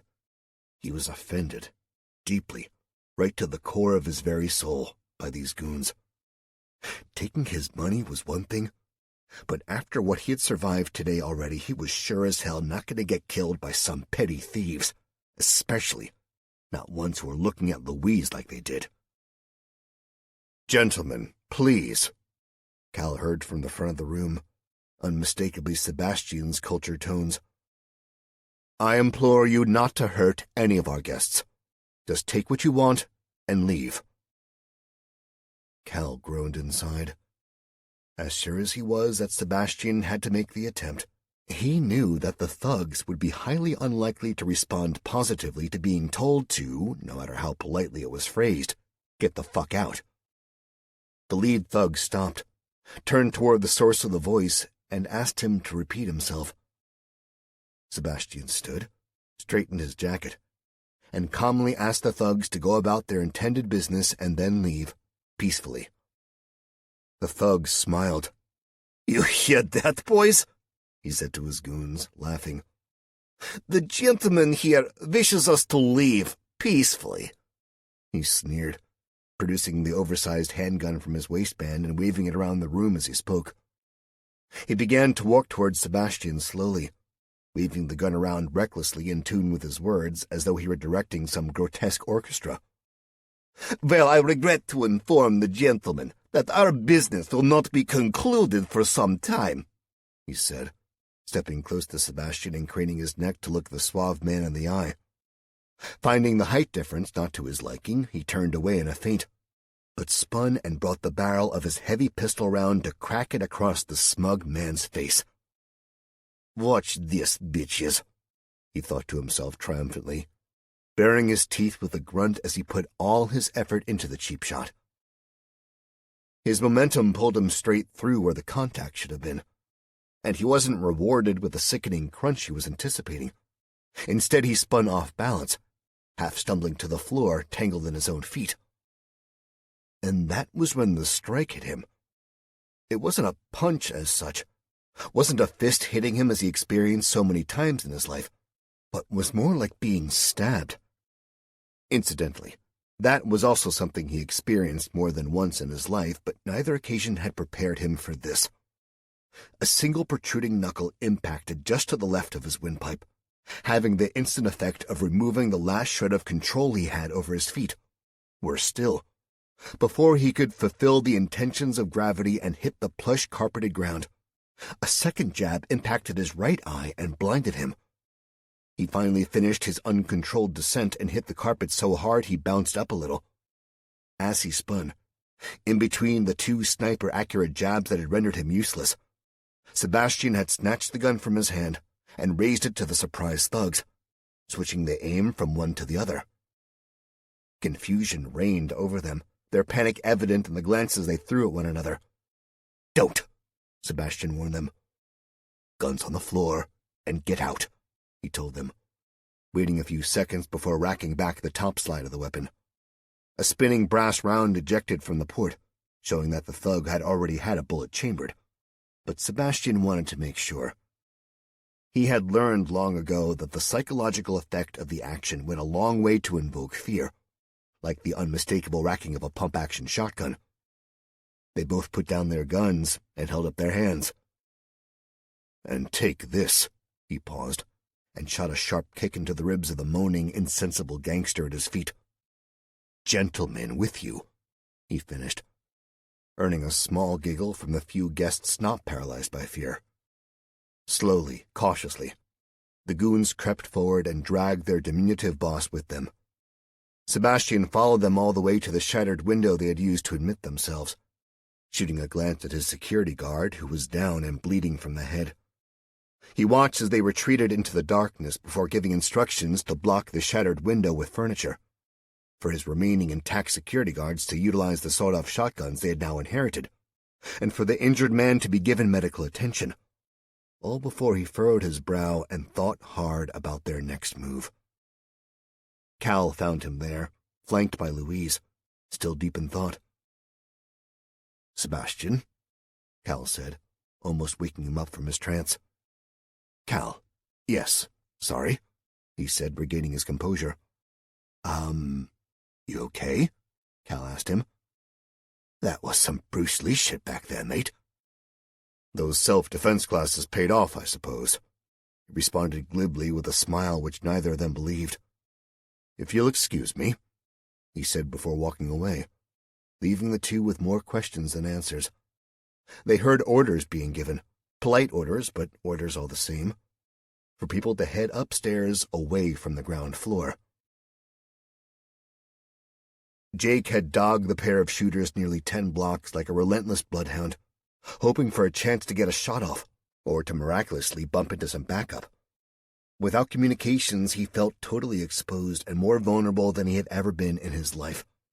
Still, He couldn't let these two go. He couldn't break off his pursuit. But neither could he see a way that this could end well. "Here am I," he recited from the book of Isaiah privately, as though the words could steel his resolve and shroud him in righteous armor. "Send me." Shouts up ahead made him pop his head over the hood of the car he was using as cover, and the responding burst of automatic fire didn't take long to zero in on his position. The noises, the pattern of their cat and mouse engagement had changed somehow, but Jake had yet to figure it out. He heard shouts again, and more muted gunfire from the suppressed weapons he would have nightmares about for the rest of his life. But none of the shots fired came in his direction this time. They were engaged to their front. Creeping low to the rear of a car, he sprinted across to the other side of the street without looking first so as not to give away his new position. He didn't stop until he threw himself hard into the opposite sidewalk and tucked into cover. He hadn't been seen, and hopefully the shooter who had taken a pop at him would not be expecting him on this side. Staying low, he moved toward the shouts and gunfire until he could hear the grunts and breathing of his suspects. Tucked in low with his back up against the front wheel of a car, Jake took 3 long and slow breaths to steady himself. Peeking out, he saw the back of one of the shooters as he took cover behind a car up ahead, easily within accurate range of his Glock. He closed his eyes momentarily and stood. He leveled his weapon, aiming for center mass, but couldn't pull the trigger. Despite the crazy events, he couldn't just execute a man in cold blood. "NYPD, put your weapons on the ground now," he called out, sounding less authoritative than he intended. The shooter did not comply. Simultaneously spinning and dropping to the ground, a burst of gunfire erupted over Jake's head and missed him by a hand's breadth. His own answering shots, 2 solid hits to the chest, dropped the shooter. He moved forward, eyes scanning ahead in fear of the second gunman. Taking a knee beside his suspect, he switched the Glock to a one-handed grip and put 2 fingers to the throat of the man. He felt warm skin, smooth where it should be stubbled, and glanced down. He saw 2 eyes wide open, not in death, but alert. His own shock had no time to register this, even though body armor was something he should have anticipated, and a reflected flash sparkled in front of his eye as a knife came toward him. He had no time to disengage and use his sidearm, had no time to issue a warning or use any of the disarming techniques he had been taught. Instead, he acted instinctively, smashing the butt of his gun down on the face beside his knee. The crunch of bones sickened him, as did the sticky, metallic smell of the hot liquid on his hand. But the knife dropped with a clang to the street. A shout ahead, too close for comfort, made his eyes snap up and into the fat, bulbous barrel of a stubby rifle aimed at him. Jake closed his eyes and waited for oblivion. As useless as the G in lasagna. Friday, 9:30 p.m., Washington, D.C. Major Taylor and his team had secured the White House along with all the senior members of the staff. The president was livid, threatening each and every man with the death penalty for treason. Taylor was worried he would start to have a negative effect on the morale of his troops, so he isolated him under the guard of 2 of his most trusted men. Taylor acted confidently, but he did not feel at all confident. The longer their secret siege went on, the higher the risks of failure were.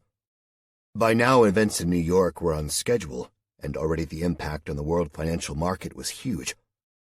They were crippling their own country, albeit temporarily. But they did what they did for the greater good and the long-term prosperity of their beloved United States of America. "Major, this is Johnson, over," came the squelch from his earpiece on their closed SquadNet radio. "Go," came the terse response. "Sir, the President would like to speak with you at your earliest convenience."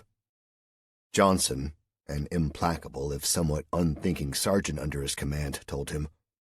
It was one of the reasons he chose Johnson. He was efficient and ruthless, but lacked that extra layer of consciousness which would ever make the man question an order. "On my way. Out," replied Taylor, His intention was not to upset or injure the president in any way, and his orders were specific. The president was to be treated with the respect due his office. They needed him to legitimize their coup and to be the face of the new direction their country was heading in, whether he liked it or not. Demonstrating that they could reduce one of the biggest cities on the continent, in the world in fact, to chaos, was a sharp axe to hold over a man's neck. Taylor stalked into the luxurious room of suites which had been turned into an isolation cell, nodded to Johnson and the other soldier, dismissing them. "Sir," he said, saluting. "You wanted to see me?" The man in front of him, red-faced as though the anger he was holding in would not stay shuttered up for long, regarded him. "Taylor," he said acidly, not so much remembering the man as reading his name from the uniform shirt. "Just how long do you think this little charade will go on?" he asked him, taking the same approach as when they had first spoken. "Sir, we need to keep you safe until morning. Then you can talk to my commanding officer," Taylor said before being savagely cut off. "I am your goddamn commanding officer, you son of a bitch!" The president snarled at him through bared teeth. "You've heard the term commander-in-chief, have you not?" "Yes, sir, I have," Taylor said, still stood to attention and showing the respect the man's position demanded, even if he had no respect for the man himself. He said nothing more, but turned and left the room, offering another nod to the soldiers outside the door. "This is treason, goddammit!" erupted the resident at his retreating back. "Nobody in or out, and you have my permission to restrain him if he gets out of line," he told Johnson. "Just don't leave any visible injuries," he added as he walked away, thinking of the press conference the president would be holding the following day. Friday, 9:38 p.m., 17th Precinct, New York City. Jake closed his eyes, knowing he was about to die. The gunshot he heard didn't sound right, nor did he feel any pain or impact from the bullet. A second and third shot rang out, interspaced with the rapid coughing sound of the weapon aimed at him. Only with the absence of his painful death did it occur to Jake that the unsuppressed shots could not have come from the silenced assault rifle which had promised his death only a second before. His brain eventually registered that the shots sounded just like those from his own gun, and he only opened an eye when the sound of a body slumping to the street made him jolt. The shooter, slightly bigger than the first but dressed in dark clothing carrying a similar backpack, lay dead in front of him, clearly dead, unlike the one he had shot, because he hadn't shot his suspect in the face and left a gruesome hole where the nose had been. Just as he reached out an instinctive hand to check for a pulse, an autonomous reaction he made in shock, as missing a part of your brain to a bullet nearly always resulted in death. Another sound grabbed his attention. "Motherfucker," came a hissing grunt from in the street. Rising back into action, Jake scanned the street and laid eyes on his worst nightmare. He threw himself down next to a man dressed as he was, of roughly the same age and in obvious agony. "Where were you hit?" Jake asked as he tried to roll the cop onto his back to see the wound. "Groin," the man growled through gritted teeth and eyes screwed tightly shut. "End of the vest." Jake pulled up his uniform shirt to see that the shooter's burst had raked across at gut level, and the rounds had caught the bottom of his vest, but one lucky round had dropped and impacted low on his hip. "Keep pressure on it," Jake told him, as the man opened one eye to look at him. 1-3? He gasped, seeing the metal badges on Jake's uniform collar. "The hell you doing up here?" he asked, meaning that he wouldn't often see a member of the 13th Precinct in his native 1-7. "Chase the shooters," he told him, adding, "1 killed, 1 unconscious." "Good," gasped the wounded cop. "Look, we need to get you inside and get a bus," Jake told him, not knowing how he would do that when there was no cell coverage, no phone lines, and no radio to use to call for an ambulance. "Secure them," the cop said, fluttering a weak hand towards the shooters. Jake glanced in that direction and only saw one. "Fuck," he cursed aloud, releasing the pressure on the bullet wound and drawing his gun again. He stalked 3 paces forwards, seeing the one he had bashed in the face crawling on the sidewalk. No warnings, no verbal commands to comply. Jake stepped over and kicked the shooter full in the ribs before dropping a knee into his back and hauling hands to his back, where he applied the cuffs far tighter than he would with any normal suspect. The gasp which came from under the ski mask gave him pause, and he pulled it off to see the angry, defiant, and bloodied face of a woman. Before he could say anything, she spat at him and tried to flip on her back to use her feet as weapons. Jake stepped quickly back and raised his gun at her. She didn't seem to care, pulling back her foot and spinning on her back to deliver a brutal stamp at his knees, intent on crippling him. He stepped aside, drew back his own boot, and kicked her in the chest like he was setting up a field goal. He had gained the desired effect, and her attempts to fight back stopped. He dragged her back toward her wounded colleague, thinking that treating a suspect like he just had and brutalizing them in cuffs would probably cost him his badge and his life's ambition on any other day.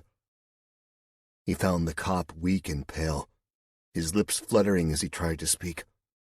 Looking up and around for the nearest refuge, Jake saw the lights of the Waldorf up ahead. Sebastian had regained his composure and got all the guests upstairs or back to their rooms, amidst ridiculous questions of such ludicrous natures as to warrant an unkind response. "No, sir, I don't know if the cable TV is working. No, madam, I do not think the kitchens will be providing room service at this time," he said calmly, even though he wanted to yell at them all to stop being so self-centered and entitled for 5 minutes and do as they were goddamn told. He doubted if many of them fully understood the neck-deep level of shit they were in now, and how surviving the night was not a guaranteed prospect at this time. He turned to find Cal and Louise still with him. "You two need to get upstairs too, please." Cal opened his mouth to protest, but Sebastian cut him off. "Cal, you're pretty beat up. You need to rest. Hell, you probably need to spend at least a night in hospital. But something tells me that's not going to happen." Cal went to speak again, but another sound cut him off. "NYPD!" came the familiar but unexpected shout. All eyes turned to the street to see Jake, sweating and breathing hard, outside the glass front with another cop over one shoulder in a fireman's carry, and a dark shape dragging on the ground in his right hand. "Jake?" Cal said as Sebastian moved forwards to open the bolts and let him in. "Help Tromans!" he gasped, short of breath. He only knew 3 things about the now unconscious brother he carried. He knew he was a cop from the 17th Precinct, as dictated by the numbers on his collar. He knew he was called Tromans thanks to the name badge on his chest. And he was badly hurt, probably dying. Sebastian lifted the burden off Jake, carrying the man further inside the lobby and laying him down as he called out the names of staff to help him. Cal helped Jake drag his other burden inside, his shock registering with a single curse word. "What the hell happened?" Louise asked. Jake dropped to his knees, exhausted at having carried the dead weight of 2 people the short distance. "Shoot us. Terrorists, probably. One is dead, and this one's unconscious. The other one got Tromans just as he got him. I need to get back out there," he said, climbing to his feet and reapplying the handcuffs to the unconscious woman to lock her arms around a pillar. "Are you joking?" Cal said, putting a hand on his shoulder. "The other one. I need to bring him in. His equipment." Jake gasped in between deep breaths as he sucked in oxygen. "I'm coming with you," Cal told him, forgetting his own physical state and worry that Jake would go back out alone. "Okay," Jake said, surprising Cal by not arguing. "Stay close and do as I say. It's not far." As they left, Louise picked up the large pistol from where Sebastian had left it while tending to Tromans. She stood guard by the door with the nervous remaining members of the paid security staff. 3 minutes later, Jake appeared at the door with his gun in both hands and eyes darting everywhere. Screams and shouts erupted in the street outside, and the flickering orange light told Louise there was a fire nearby. Cal dragged in a body dressed in dark clothing and streaking blood from where the head scraped along the ground. The lobby was locked up, and the lights dimmed to leave the security guards watching the glass front. Jake's first priority was Troman's, and he walked over to see that his uniform had been cut away, and gauze was being packed into the hole in his hip. His skin looked gray. Sebastian looked up at Jake and shook his head slightly before returning his attention to the wound. Jake swallowed and walked back to his two suspects, one dead and one unconscious. "Troman's is likely," he told Cal and Louise, confusing them. Neither knew what he meant, and it pained him to explain it.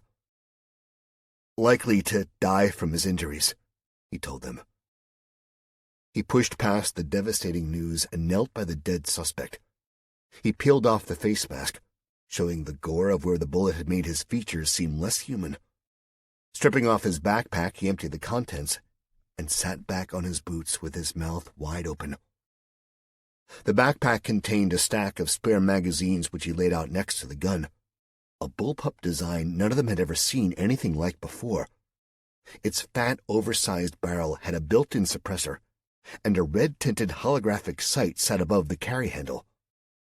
He found knives and a pistol on the body, as well as a dozen grenades in the bag, but no comms devices, no orders, and nothing to say who they were. There was a map of the city which Jake unfolded and smoothed down, wiping blood across it as he did. There were targets marked, and writing pointing to the targets in lettering he couldn't read. "Is that Chinese?" Louise asked. "I don't know. Could be," Jake answered. "Or Korean?" "What the fuck is going on?" Cal asked open-mouthed, thinking that the world had just gotten even weirder. "I don't know," Jake said again. "But these assholes killed at least one man and put a bullet in a cop. They sure as shit aren't your regular gun thugs," he added. That much was obvious. The weapons bore no trademarks, no manufacturer's details, and didn't register in Jake's mind even though he had been trained and had studied to learn the caliber, capacity, and capabilities of weapons. He popped a round out of one of the magazines and studied the bullet with a furrowed brow, not having seen a round of that size and makeup before. "That certainly isn't American-made," he told himself. Looking at the metallic tubes with the obvious trappings of a grenade, he studied the cylinders to see if he could make out any legend. Nothing. He had never seen a grenade without warnings or markings showing what it was. The thing in his hand could be smoke or an incendiary. He put it down carefully, then replaced the contents of the bag before zipping it all up tightly. A shout from behind, followed by the sound of the woman crying, made the three of them turn. Troman's had gone.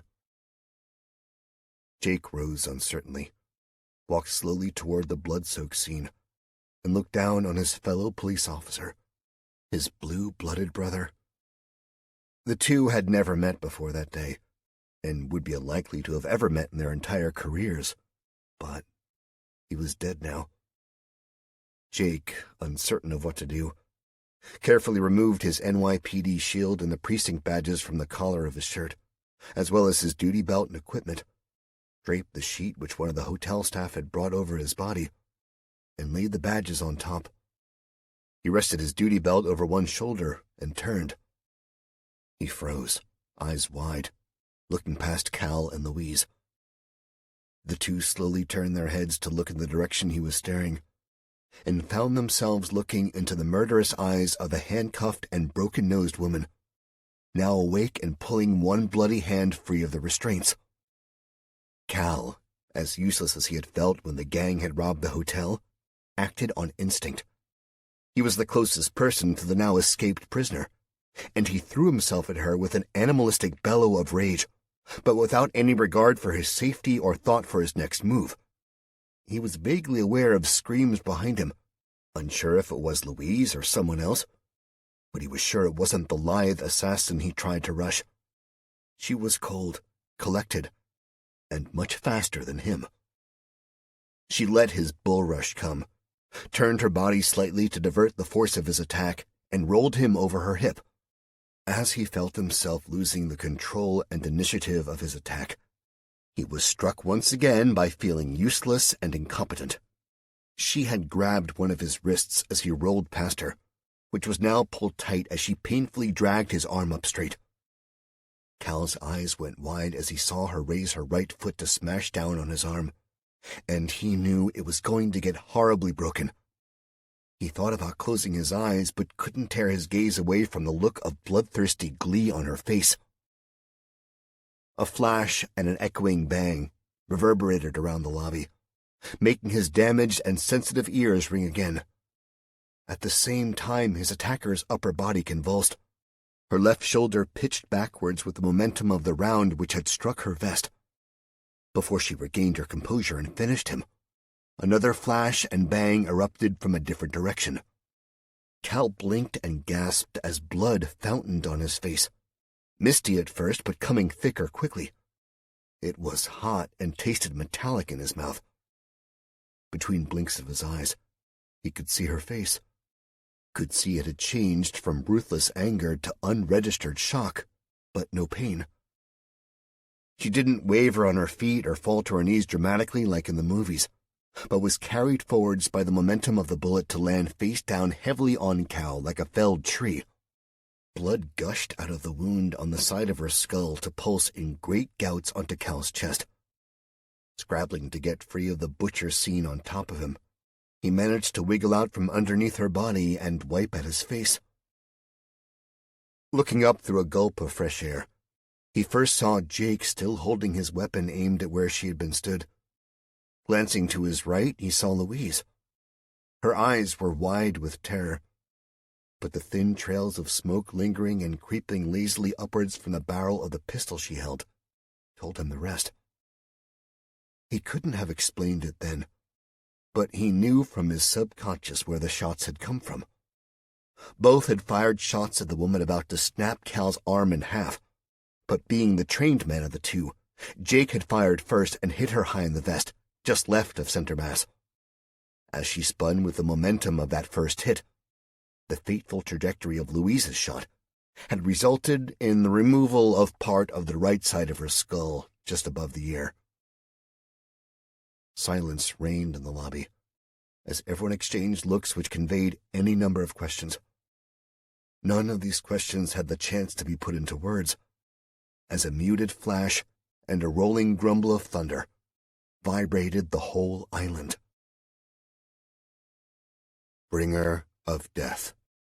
Friday, 11:18 p.m. Atlantic Ocean off South America. The dull red light inside the command section of the Virginia-class fast-attack submarine lit the faces of the concerned Navy commander. His entire crew had been on full alert for over 3 hours now, as a quick glance at the mission clock running next to him said. Their task, as it had been for weeks, was to patrol the waters and provide advanced warning of vessels moving in unexpected patterns outside of the South American and Caribbean shipping lanes. They were the eyes, or more appropriately, the ears, which gave the U.S. Navy and Coast Guard forces the much-appreciated heads-up. This elusive radar contact, the one which had disturbed his meal and now made him unable to shake off a sense of dread, had evaded his boat for far too long. His XO, executive officer, tried again to reassure the commander of the sub that it was nothing to worry over. "Sir, I still believe this was a ghost," he said for the third time, a hint of annoyance creeping into his voice. "This wasn't a ghost," the commander said, meaning that the ping they had detected and had been searching for these last hours was not a malfunction in their sensor equipment. The signal he had seen before it disappeared was big, too big to be a pod of whales or some sonar echo to be ignored. He had an impending sense of dread that his crew had accidentally detected something malevolent and dangerous. His mind wandered from the displays to imagine a hidden killer sensing that they had been detected. If he were that imaginary shrouded hunter, he would have slowed to a dead crawl and dropped low to sneak past the American boat above, pinging sonar like a game of Marco Polo played in the pitch-black depths. Eventually, he had to accept that his paranoia was putting the crew on edge. "Stand down," he called to the command section suddenly, reassuring himself that no submarine in the known world could have avoided their sensor array for that long, and only be glimpsed partially once. Saturday, 10:13 a.m., local time, Beijing. A change of shift happened effectively in phases, as first the supervision, then the operators were replaced in small groups. Only the two people in their anonymous dark suits remained from the collective which had first watched events unfold in New York. Men in stiff uniforms adorned with medals came and went, shooting cautious glances in the direction of the secretive pair. They had not been summoned or addressed, so the military man left the suits to their own devices. The woman glanced to her left, seeing the telltale glow of a burning cigarette end showing in the darker shadows. Her gaze lingered for a moment, knowing that the older man would be able to make out her features as she was bathed in dull light from the screens, but was unable to see his. She wanted to ask if it was time, if the tension could be broken and they could unleash the incredible might of the People's Republic on their Western enemies. But to ask would be to show a weakness of character that she had fought for years to hide from everyone. She was every part the stone-cold operator that he was, but she was a generation younger, and had plans to rise further than she already had. Not a single woman in the country outranked her. She was at the apex of her gender amongst 1.3 billion people, and still she intended to rise higher. Everywhere she went, she could sense, almost taste, the shame of high-ranking officials having to obey her commands. Her country had conscripted female soldiers for generations, for millennia even. But today she felt that female soldiers were a gimmick and weren't taken seriously. Her dedication and aptitude had smashed those molds, and her recruitment into the Ministry of State Security had been, for her, an inevitability. She cast her eyes back at the screens, seeing mixed reports of empty streets shown alongside fires and looting. "Now," said the voice simply from the shadows next to her. She said nothing, but straightened and smoothed down the dark skirt of her dark suit. She walked forward to stand on the raised dais behind the ranks of busily working analysts. After buttoning the jacket over her plain blouse, she lit another cigarette and steadied herself. She was about to give the order, albeit by proxy, for the biggest military decision in modern history. She took a long drag from her cigarette, held it, then let it out slowly. "Begin the operation," she announced, adding only slightly more information than the head of state security had given her. Everyone there knew their role. Everyone was read in on the plans, those parts, which they were clear to know at least. But then again, if they were in that room, then they already knew what China had done to the United States, and more importantly, what they were about to do. Captain Wayne Grant, formerly of the United States Air Force, stood up and smoothed his own expensive suit in a control room thousands of miles away from Beijing. He was 5 decks below sea level on the newest vessel of the People's Liberation Army Navy's fleet. The Type 002A carrier, only the second carrier not to have been bought from another country as a hand-me-down, was shiny and new. Although only 2/3 the size of the floating cities the U.S. had put to sea, which Grant had spent much of his time aboard. This Chinese carrier boasted an efficient crew and a full complement of the J-15 Flying Sharks. Although trusted, and only sometimes afforded a chaperone which he suspected was more of a bodyguard, Grant had the run of the place. He wore no uniform, and was exquisitely tailored at the expense of his new masters. It seemed to him that his lack of uniform in any military setting was a uniform in itself, and he found that even senior ranks were wary of his presence. In the 6 years since he had been declared officially dead by his country after punching out from the cockpit of his F-22 Raptor, he had experienced a great many new things. The irony of it kicked him square in the gut. Despite his years of training and being at the controls of a cutting-edge weapon of destruction, he'd still ended up being shot down by a goat herder using a shoulder-mounted weapon, a weapon that his own country had provided a generation before. After that, he had been beaten and imprisoned, but never once used as propaganda material, despite being trained to expect the kind of internet home video that every citizen fears seeing a loved one appear on. Nobody cut off his head. Nobody informed the United States government of his capture, and they had simply given up looking for him. Not that Grant had any family left back home to scour the internet for videos of his demise by beheading. It took almost a year, during which time he had been questioned but otherwise mostly ignored. But he had found himself being transported long distances by car, boat, and aircraft, until he found himself on a small island being treated by Chinese medical staff as though he were in some expensive rehab clinic for the wealthy and secretive one-percenters. He tried to run, and they simply let him. He soon found that the island was small, so small that he ran from one side to the other fearing pursuit, and that there were no means by which he could transport himself off. With ocean on all sides as far as he could see, he walked back to the clinic and accepted the treatment on offer, along with a refreshing cold beer. His loyalty had been stretched, and apparently hadn't been that firm to begin with, because he willingly accepted the offer to become a Chinese citizen and join the Ministry of State Security as an advisor to the People's Army. He was treated like a general everywhere he went, and now he was officially advising the officers overseeing the air operations of the next phase of their plan. He had no need to give orders, as he found the Chinese beyond reproach when it came to the efficiency of their military operations.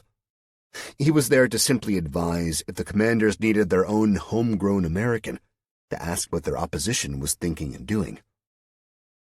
In his heart, he knew he had been turned. He knew that the psychological pressure and careful treatment had led him to feeling aggrieved with the country of his birth and who he served. But if he was honest, he liked his new life. Fighter pilots, by their very nature, are showboats, and he never lacked for respect or admiration, and he certainly never lacked for attractive women around him, even if he was sure they were now paid to keep him company. Knowing all this, he was still okay with it. Happy, in fact. Hearing the commands given and feeling the familiar vibrations as the cargo lifts began their slow grind to bring aircraft to the flight deck, he listened to the orders given and heard the command to launch the H-9s. That made him smile, despite the purpose of the order. The H-9 had been developed in secret, and Grant had even played some small part in the final design tweaks. It was a cutting-edge, lightweight, long-range stealth bomber, which the rest of the world hadn't seen yet. It was small enough to take off and land from a carrier, carried an intense payload, and flew so high that the bombs would fall on their targets without the targets ever even knowing about it. The munitions were a next-generation hybrid of drone technology and old-school bomb drops. The pilot, and in Grant's obvious view no machine could ever replace a real person at the controls of a plane, could fly so high as to never be at risk of attack and drop his payload somewhere vaguely in the vicinity of the target. The system was ingenious and, he was told, actually inspired by a cult sci-fi film made in America. The payload consisted of a single dart-like bomb, no bigger than a football. That was guided by the co-pilot by drone feed on a screen to the desired target, and then the pilot would release the rest of the bombs. They only had to make one pass high overhead, drop their targeting ordnance, then effectively toss everything out of the window because the bombs then flew themselves directly onto the target to the desired spread pattern, and would either delay detonation for maximum penetration, or could airburst and deploy over the head of anywhere. He knew, as did the senior officers on board and the pilots themselves, that each plane carried only 2 guidance systems and 2 pieces of ordnance each on their first bombing run. He also knew that what they carried, similarly, hadn't been seen by the rest of the world before. Their vastly improved range meant that they could fly undetected for almost the range of any intercontinental ballistic missile, or ICBM, and fly home again, meaning that the carrier was even now still in international waters. The U.S. military were obviously aware that a Chinese carrier group were headed for their waters, but the nominal warning had been given that they were heading around the southern part of the continent to eventually visit the Chinese-built port in Cuba. No doubt the strength of the escort they would receive would be a huge show of strength, but that was never going to happen.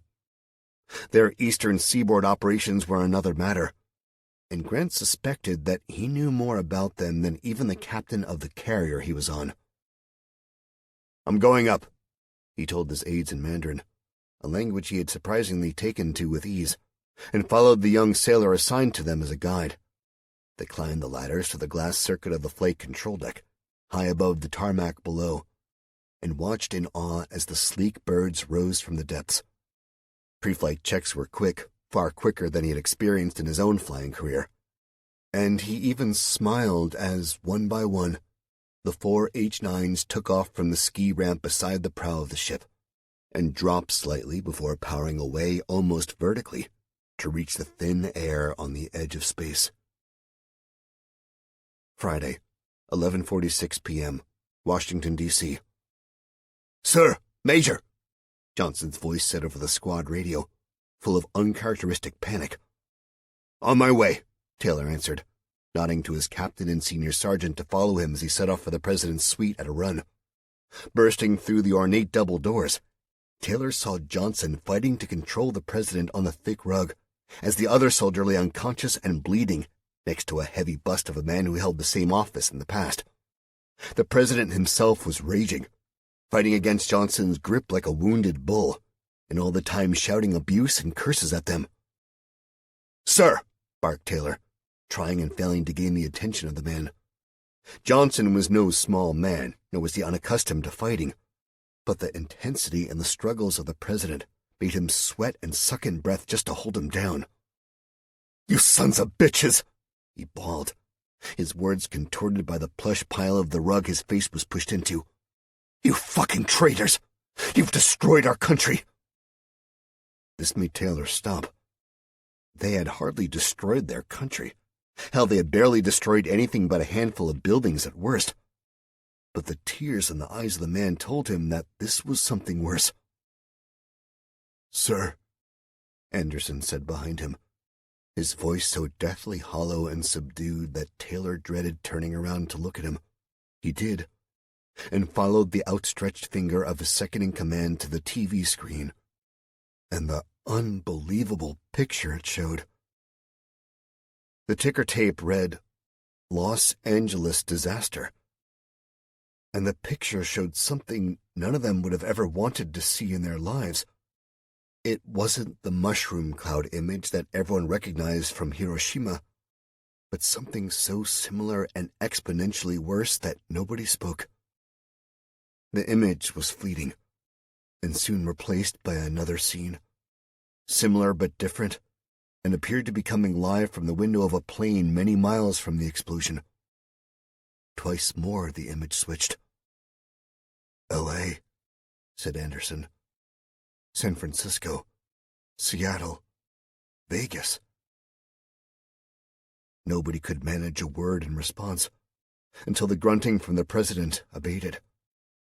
Johnson had released him and stood, walking straight up to Taylor's face where he looked angrily into his eyes. Taylor vaguely recalled that Johnson came from Vegas, or California at least, but somewhere that the bombs had just fallen. "Did we do this?" he snarled angrily in his commanding officer's face. "No," Taylor said, his voice barely above a whisper. But even as he spoke, the screen switched again to show another explosion, this one recent. "Airburst," Anderson said simply in the same hollow voice he had used before. Taylor looked at the screen, this time showing Portland, and what appeared to be a recent nuclear detonation just above the Earth and directly over the city. The human casualties he calculated off the top of his head were already the single largest loss of life in the history of mankind. He turned to the president to explain, to plead with him to understand that this wasn't their doing. But he was gone. Putting one boot in front of the other to follow, he felt a vibration. Then it felt as though a gale were blowing through the house itself. Then his world went white and blinked out in an instant. The 5 missiles fired from the protruding hump of the nuclear-powered submarine shot straight upwards, then arced off in different directions as the submarine slipped back below the surface. The new design, as with the H-9 bombers, was as yet unseen by the rest of the world and had been developed in total secret at offshore shipyards undercover to keep the prying eyes of the American satellites away. The shimmering advanced camouflage skin of the sleek underwater killer had evaded the laughable efforts of the Americans as they sailed in circles effectively shouting to see if anyone answered. The crew of the submarine had simply stopped dead in the water and allowed themselves to sink slowly and then continue at a lower depth until well out of range of the shouts of their searchers. It was the only one of its design, the Type 096A, and was effectively the prototype which had been put to work early. It could only carry a small payload of 5 missiles, and those were not the standard missiles the rest of the world expected. The payload was only 4 megatons, the same size as the ones currently dropping on the west coast of the United States. But with a 12,000-kilometer range, the sub could safely pop up in the Atlantic, fire its ordnance, and slip away again. Those 5 JL-4A SLBMs, or submarine-launched ballistic missiles, now streaked inland at 6 times the speed of sound. One headed for Fort Bragg in North Carolina, where over 50,000 active servicemen and women were based. The remainder, instead of the tactical target selection of the first, streaked toward population centers. Streaked, with the exception of one, which had an undetected malfunction in the solid fuel engine, making it splutter along at half its top speed. Florida was the first to suffer the most recent attack in the devastating flurry of airburst nuclear weaponry, and most of the inhabitants of that spit of land never even had the opportunity to wake and know what killed them. As the Chinese submarine slipped away off the east coast, Florida had been wiped out inside of 7 minutes. Had the malfunctioning missiles been aimed there, the course of the sudden and unannounced war were nothing but steam in a hurricane. With the flash, the heat, and the boiling cloud floating high above the seat of power for the country, came the shockwave. From a distance, it would look as though heavy smoke rolled out over the ground, but up close it would be the worst destruction and devastation ever dreamt possible by man. Entire buildings, cars, buses, crowds of people, all of them were wiped out in an instant, erased from the face of the earth like insignificant insects facing the might of a power they could never even begin to understand. The destruction was unimaginable, unending, and unstoppable.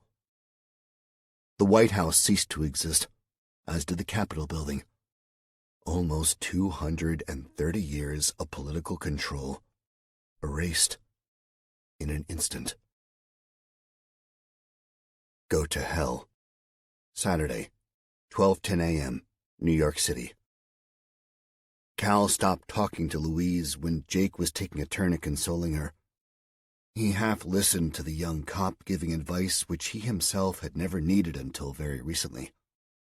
He heard the words coming from a man he must have at least a decade on, and although he knew they were well-intended, he also suspected they may sound hollow to others, too. High over their heads and thousands of miles to their northwest, screaming southeast a little over 8,000 miles an hour, tore 5 ABMs, anti-ballistic missiles, fired in automatic response from a U.S. base in Alaska. Because the distance of the launches was far shorter than expected, less than 100 miles off the east coast, the movement missiles devised for the mid-course intercepts were pointless to launch. Instead, they relied on the new system designed and tested in secret.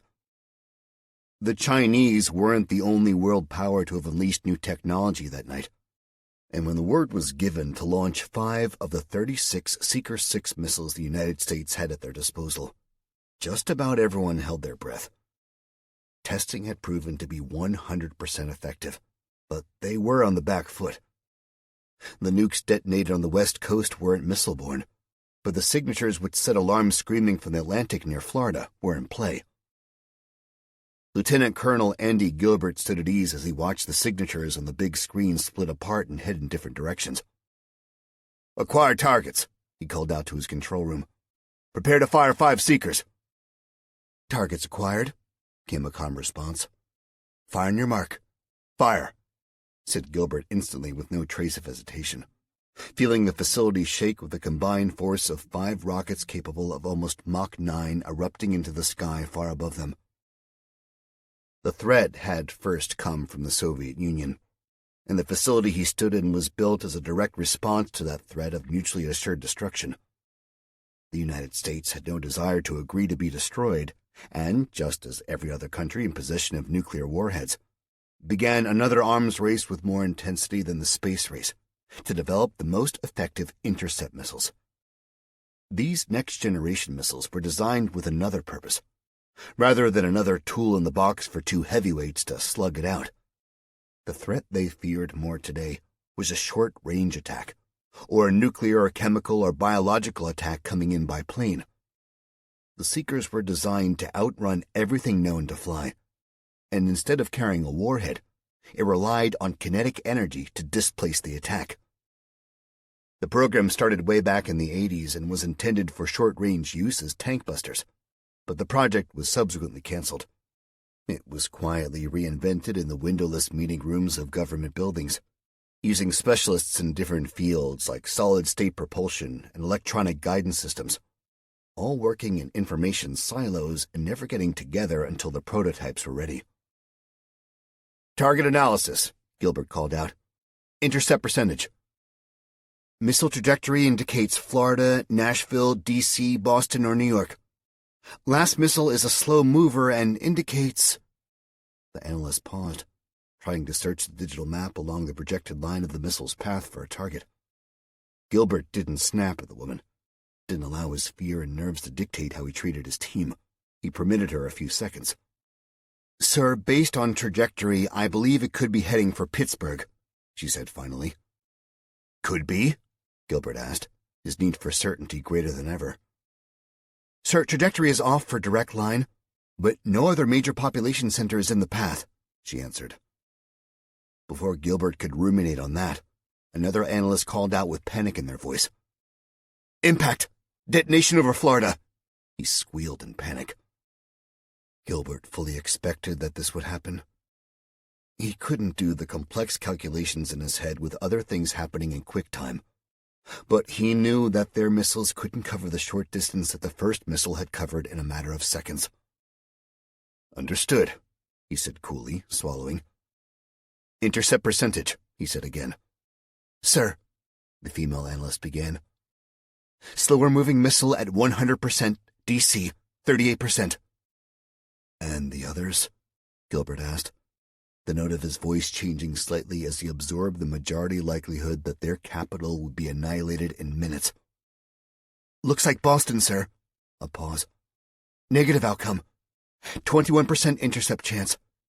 Incoming missiles are accelerating faster than we anticipated." "Impact!" shouted the analysis. It's DC, sir." "Understood," Gilbert said again in a deadpan voice, staring at the screen resolutely. "Impact!" shouted the excitable analyst again. "North of Fayetteville," he said, scanning a map for the target. "Fort Bragg," Gilbert said, not needing a map to know what was just to the northwest of the city. Gilbert waited, his hands clasped together and his breathing rapid as he watched the illuminated legends creep across the screen. The missile heading for Boston blinked out and was followed by another impact report. Gilbert barely heard it, but acknowledged it all the same. He was reminded of the Serenity Prayer. He had to accept the things he could not change. He had used courage to change, or at least try to change, the things he could. And now he was learning the wisdom to tell the difference. "Intercept!" screamed the analyst. "Remaining missile taken down near Atlanta." The control room cheered as one, not realizing the devastation they had just suffered, or simply not fully understanding it yet. Inside of a few tense minutes, they had lost one of their biggest military bases, 2 cities with millions of casualties, and their capital. Gilbert stayed in the position he was stood in, rooted to the spot and fighting to keep himself calm. And the attack would go, for now at least, unanswered. Because there was nobody left alive, the authority to launch a counterstrike. The movement, the treasonous fools, had ensured that, unwittingly, by securing the president and making him the perfect sitting duck. Just as Jake was trying to emulate the easy manner of command that he had seen in others, a flash like lightning seared across the windows. It was like lightning, but at the same time it couldn't be because the flash lingered, instead of plunging the sky back into darkness. As the flash began to wane, a rumbling of something far away hit them as though they were on the very edge of a small earthquake. Some people didn't notice it. Others did and began to ask questions. Jake, Cal, and Sebastian all exchanged looks. "Sir," Jake asked Sebastian, "do you have roof access here?" "Yes," he replied as he unclipped his own swipe card. "Service elevator to the top." Jake said nothing but glanced to Cal. His eyes said, "You comin'?" and Cal nodded. He looked to Sebastian, then to Louise, and the concierge nodded back. Inside of a second, the 3 men had communicated a great deal without saying a word. Cal limped alongside Jake, who swiped the card over the elevator controls. The doors opened straight away, and the 2 men entered the small space, both unbeknownst to the other saying a silent prayer that the power generator held up. Riding upwards fast in the undecorated space in stark contrast to the decadence of the guests' elevator, neither said a word. It creaked to a stop, and the 2 walked out, still in silence. They scanned the horizon until Jake's sharp intake of breath made Cal spin around. There, in the very furthest reaches of his vision to their northeast, was a glowing orb. Neither man could see it clearly, and neither knew what it was with any certainty. But both knew that it wasn't good. Moments after the cop had gotten to the elevator with Cal, Sebastian was leading Louise through to the comfortable seats further inside the lobby. As he was doing so, a shout from the lounge made him divert. "I got something!" shouted an excited voice as the volume of a TV screen grew louder. "Oh, Jesus!" On the screen, on some obscure news channel nobody had heard of, was the obvious devastation and recognizable profile of a nuclear detonation. "Where is that?" shouted a guest. "Is that the West Coast?" "That's L.A.," responded a voice full of dreaded certainty. "Everybody quiet," snapped Sebastian as he sat the shocked Louise down in a chair. "Please, turn that up." "Confirmed reports of between 6 and 10 nuclear explosions in the United States," said the anchor's strained voice. Sebastian didn't hear any more as the gathering of guests who had refused to go back to their rooms erupted with gasps and shouted curses and questions. Just then Jake and Cal returned to the ground floor and followed the source of the noise. As they rounded the corner into the lounge, both saw the iconic and unmistakable profile of a mushroom cloud. Only this one was hanging over the earth instead of rising from it. Both then knew, with absolute and utter horrified certainty, what the glow they had seen from the roof was. "Boston," Jake said quietly, making Cal's mouth open. Between the report on TV and the information he had gathered with his own eyes, he put together the information the only way it could logically go. East and West Coast alike. The USA was being bombed by nukes. "It's the Russians. It has to be," shouted an old man in a tuxedo, angrily shaking off the restraining arm of his wife and personally reliving the Cold War. "What the hell are you doing about this?" screamed a woman with tear-streaked makeup running down her face. She directed this at Jake, as though his membership of the NYPD had made him the keeper of international relations, and that he was somehow solely responsible for this. He knew it was fear transference. People, when they panic, look for the nearest uniform, the nearest authority figure, and either plead for help or blame them personally. "Okay, everyone, let's all just calm down for a minute," he said, holding up both hands to try and restore order to the small group.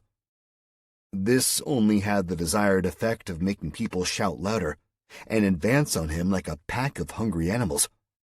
The mob fragmented between the majority going after Jake and demanding he do something, and a smaller group who had singled out an Arab businessman in a perfectly cut shiny suit. Cal didn't see this. He was advancing himself toward the TV screen, reading the text scrolling across the bottom. Los Angeles, San Francisco, Seattle, Vegas, Portland, North Carolina, Florida, and now Boston. "How far away is Boston from here?" he asked nobody in particular. "Couple 100 miles, straight line, maybe less," Sebastian said behind his shoulder. "Prevailing wind?" Cal shot back. "This way, more or less," Sebastian answered, grasping the point immediately. "We need to move west or north, fast." They turned, and Cal squatted down in front of Louise. He held her hand, seeing that she was coming out of the other end of whatever shock she had fallen into. Cal told her the country was under attack, and that they had to go, now. "My bag," she said. "I need my bag." Cal glanced between her and the mob yelling at Jake. He saw that the young cop had taken a step backwards, then bladed his stance and placed a hand on his right hip, the classic stance for facing a threat, and gently reminding everyone there that he had a gun. He had 3, actually, given that he still had Truman's duty belt over one shoulder and his off-duty weapon in the rig under his left arm. But his instinctive stance to rely on a service weapon was ingrained. Cal heard him shouting at the others to stay back. He knew just by looking that the situation would not end well. Wordlessly, he took the chrome semi-automatic from the waist of his jeans after he had retrieved it from Louise's grasp, and went to stand beside the beleaguered NYPD officer. The change in odds served to quiet some, whilst the others were snapped from the moment by Cal's interruption, and recognized that their own behavior was simply not acceptable. "Enough! Everybody listen to me!" came an authoritative shout from behind the group. Almost as one, heads turned to see Sebastian stood on a polished mahogany table with his arms out wide. "The United States is under attack." He paused for the rising noise level to react to his repetition of the obvious. "It's the fucking Al-Qaeda!" a voice shouted, the owner of which pointed a finger at the terrified businessman. "Don't be so bloody ignorant," snapped Cal loudly. "For one, Al-Qaeda barely even exists anymore, and you're just being bigoted. And 2, why would he have anything to do with it?" "Enough," said Sebastian again, raising his voice but still not quite lowering himself to shout. "We all need to evacuate the city and head west. We have probably a day before the fallout reaches New York, so again, I urge you to leave." "How do you know?" shouted a man in a suit. "I don't," Sebastian answered equably. "But I doubt staying in the city is the right thing to do, so I think we should try to leave. How you do this is up to you. Thank you." With that, he skipped down from the table and undid his tie, symbolically taking himself away from his duty to ensure everyone visiting the hotel was thoroughly cared for. People milled around, uncertain what to do without instruction. Sebastian strode through the crowd, ignoring all the shouts and pleas to help them. Glancing back, he caught Cal's eye, then Jake's. Cal involuntarily stepped forward to follow before he remembered Louise and turned back for her. She was already on her feet, walking toward him with some sparkle back in her eyes. "It's all on the coast," she said. "We need to go inland." "What?" Cal said, slightly behind her logic. "I saw it on the news," she said, looking straight at him. "All those bombs dropped on the coast, so we need to head inland away from them. I need to go home." That was a concept Cal understood perfectly. Only he knew now with utter certainty that he would probably never go home, even if he found an airport with something capable of crossing the Atlantic that would take him. He misunderstood her point in its entirety, however, because her need to get home wasn't for a need of a feeling of safety, but because she knew they would be far safer there than anywhere else. Louise went to activate the elevator to retrieve her bag, but as she was waiting, a noise erupted in the lobby. A series of bangs and flashes echoed throughout the ground floor, followed by strange coughing noises, and then screams. She ran back in, Jake and Cal appearing at her side with guns in hand. "There a back way out?" Jake asked over his shoulder as they retreated from the noise ahead. "Yes, through the kitchen, the delivery entrance," Sebastian said, walking with them and snatching up the plain black backpacks that Jake was pointing at. He handed one to Cal, which Louise took from him and strapped on. "Go," Jake said, hanging back slightly to cover them as the last man out. Sebastian led the way through the kitchens, turning left and right as the head of the snake escaping the fire. "I'm assuming a car's out of the question," Sebastian shouted back. "It'll be gridlock," replied Jake confidently. "We need to go on foot, head through Central Park and cross the Hudson somehow." "Shit," cursed Sebastian, surprising them all and stopping in his tracks. "What?" Louise asked before any of the others could. "The keys to my boat," he said. "They're on the bunch in my coat pocket," he said, looking forlornly back the way they had come. As if on cue, a door behind them banged open and shouts in Mandarin could be heard echoing toward them. "I need my bag," Louise said, her eyes suddenly wide and her voice distant and desperate. "You'll have to leave it," Cal began to say before she cut him off. "I need my bag," she said more loudly, on the verge of tears as the shouts grew louder behind them. "No time. Go, go, go," Jake whispered, urging them all onwards. The lobby was secured with ease, and 3 of the team held positions of cover until the lead agent walked in. He was dressed and equipped similarly to the others, plain black equipment without labels to indicate their point of origin. He glanced down at the bodies of 2 of his team, a quarter of his fighting strength dead already. Chen, one of his favorites who he also knew had a sister high up in the ministry at home, lay dead with most of the right side of her skull blown away. That was unfortunate, operationally, politically, and personally, as he found himself drawn to her. He barked short orders and 2 of his remaining team members began to secure the bodies. Making eye contact with his partner, he nodded, and the 2 moved off into the hotel to kill the people who did this. Sebastian, now stripped of his beautifully tailored jacket and wearing a military backpack strapped on tight over his fitted shirt, led the way. He paused at the door and looked at Jake, then at the spare duty belt he carried, then back to his eyes. "You know how to use it?" Jake asked him, receiving a curt nod in return. He handed it over and watched as the concierge strapped it on and drew the Glock, chambering around with a smooth and practiced action after dropping the magazine to check for brass. He silently counted down on his fingers, 3, 2, 1, then pushed open the door and stepped clear quickly to clear the immediate area. The others pushed out behind him. Jake and Sebastian clearly knew how to handle weapons, a point which Jake made sure to ask about soon, and Cal was holding the liberated hand cannon with some form of familiarity. Only Louise was unarmed, and Jake considered giving her his Glock 26, but decided that the last thing she probably needed right then was another gun in her hand. Sebastian led the way, checking angles and sticking to cover like a professional. Jake put Cal and Louise in the middle. Cal because he was injured and slow, and Louise because she was a young woman and in a semi-state of shock, leaving him to secure the rear of their foot convoy. Dropping to one knee at the north end of the block, Sebastian turned to the others. "We need to get distance from the building," he told them, full of a different kind of confidence than before. "Head for the park, and then up to 79th to get a boat from the basin. Agreed?" The way he spoke told a story in itself, but for now everyone was happy to agree. Except Jake. He hesitated, holding back, and finally found his voice. "Those people," he said, the strain evident on his face.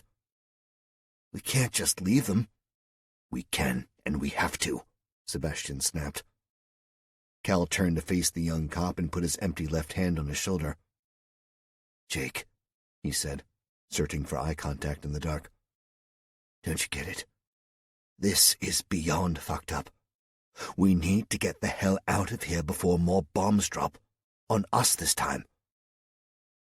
Jake's face fell, and Cal suspected he could see a tear roll down one cheek, quickly wiped away lest it betray any sign of weakness. They were all terrified, all shocked to their very cores about how quickly normal life had turned to horror. Jake nodded, whispering, "Okay," and fighting down his pathological need to go back and help people. There were just too many people who needed saving, and he had to prioritize. He closed his eyes for the briefest of moments and sent up a silent prayer for forgiveness. He couldn't save everyone, couldn't even realistically expect to make it back to his precinct and put himself back under the control of the NYPD command structure. He could, he assured himself, do his best to protect these civilians until they were safe, which is what he promised himself he would do, and cross the next bridge when he came to it. They walked together in a tightly formed line, keeping their guns hidden. The streets were in panic, as by now many people had heard of the events elsewhere in the country. Jake had lost his uniform cap in the chase north, but his remaining NYPD trappings got suspicious glances from some they saw. The mixture of calm and chaos, of looting and shopkeepers remaining in their stores to protect their livelihoods, had begun to disintegrate. Their journey took them past department stores, some resting in the dark as though they were in hibernation, and others ravaged with broken windows and stripped displays. A man careened around the corner ahead and almost thumped headfirst into Sebastian at the lead, only he stepped back and went upright against the wall to allow him to pass. His vision was obscured by the box he was holding. Amongst all the fear and chaos, amongst the world-changing events that he may or may not know about, he had chosen this precise moment to help himself to a new coffee machine. He stumbled, saw Jake still wearing his police uniform, and completed the maneuver to fall flat on his face. The coffee machine, the now dented image of sleek plastic and shiny chrome, skidded away from his grasp as he flew back up to his feet and looked desperately left to right for inspiration and escape. He opened his mouth, stammering for a believable excuse in front of the figure of authority and enforcement. Jake saved him the trouble. "Get the fuck out of here, asshole," he said, prompting the opportunistic looter to regard him with surprised confusion. "I said go, fuck off." As instructed, he went, stopping only to retrieve the coffee machine box, which rattled with the unmistakable sound of broken glass as he ran. Jake holstered his gun, stripped off his uniform jacket, and unstrapped his covert holster before wordlessly handing it to Cal to hold. He unbuttoned and folded his uniform shirt and handed that over for it to be stuffed into one of the liberated bags, leaving him wearing the black base later under his vest. He strapped the rig holding his Glock 26 back on and nodded to the others. "No judgment," he said, a plea more than a statement. "Sensible," Sebastian said from the front of their line, eyes scanning to the front. 10 minutes later they found the southern edge of Central Park, and Jake stepped forward to take the lead. "Central Park at night isn't as safe as they say it is, and that's on a normal day. We go straight up toward the lake, then hit 72nd Street, okay?" They nodded in turn. Cal and Louise in total ignorance of the best way to tackle the big dark obstacle, and followed Jake as he led the way into the inky night. GTFO. Saturday, 12:26 a.m., Fort Campbell. The alarm sounded loudly inside the barracks. It was called a barracks, but it was bigger than some towns that the occupants had originated from. It was a city, and it bristled with more ego than many thought possible. It was an army base, but some of the elite operators under the umbrella of the 5th Special Forces Group, as well as their dedicated helicopter pilots and crews from the 160th Special Operations Aviation Regiment, also called it home. It seemed that these crazy, hard-bitten, and stone-cold operators needed pilots who were just as crazy and stone-cold as they were. There were hospitals, training groups and schools, military police, and bomb disposal, all of which were now woken by a god-awful noise which none of them had heard in years since the training drills for a terror attack. In the accommodation block of the 5th SFG, Captain Troy Gardner sat bolt upright to the sound of the siren and simultaneous chirping of his satellite phone. Unlike almost every other unit in the military the world over, Gardner's team of specialists operated solely within their own orbit and answered to pretty much nobody. Gardner got their orders, the team worked out the mission execution as a unit, and then Gardner got the resources he asked for. They were nominally part of one of the 3 battalions currently based there, with 1 on a training exercise and 2 midways through foreign tours. The team, named Endeavor by their command structure, had access to the best gear and suffered none of the military discipline that other units faced daily. Few of them bothered to shave, and many wore fierce beards which could be combined with sunglasses and shamogs to allow them to blend into obscurity in whatever country they were operating in. Physical training was a personal issue, not regimented like in every other unit, and he fully expected his team to be in peak physical condition just as he was. Only a few of them were Army. As ever, the top tier of Special Forces operators came from various sources and branches of the military on their way up, and the rivalries between Recon Marines, Army Rangers, and Navy SEALs was a daily source of amusement for them. Troy Gardner, called Horse, short for Trojan Horse, by his team, although not too often to his face, was instantly awake and fully conscious, a trait of an operator at apex predator level. "Gardner," he said into the handset, then listened and grunted in response for a few seconds before clicking off the phone. He threw himself out of bed and into the dark fatigues folded on the chair beside his utilitarian cot. He opened a wooden locker and shrugged into his heavy vest and equipment rig. He didn't have his weapons with him, but their own armory was at least in the same block. He walked out of the door without a second glance and began to walk the corridor from one end to the other, casually kicking the doors on the left as he went, then turned and walked back kicking the doors on the right. His operators appeared at their doorways, similarly shrugging themselves into their equipment. Troy waited until all the expectant faces were assembled and gave a short speech, speaking loudly over the din. "Word just came down," he said. "We're out of here. Clear the armory. I'll get our rides ready. Helipad in 30. With that, he turned and left, going via their armory to finish dressing himself. He gave no specific orders for who should do what, but trusted his team of 9 other operators to do what needed to be done. Swiping his ID and entering a 6-digit code from memory, the heavy door bleeped and swung open when he pulled it. He picked up his heavily customized FN SCAR rifle, which he preferred chambered and the heavy 7.62 caliber. He hated having to scour the bodies of the enemy forces and find so many of them still alive from the lighter ammunition. It was decorated in dappled tan and brown, a testament to how much of his active service was spent in various sandboxes all over the world, with a fat tube slung under the barrel and a thick suppressor protruding over the end of it. He hefted it, picked up a twin magazine and seated it before pointing the barrel into a sand-filled steel tub and racking back the bolt to chamber a heavy round.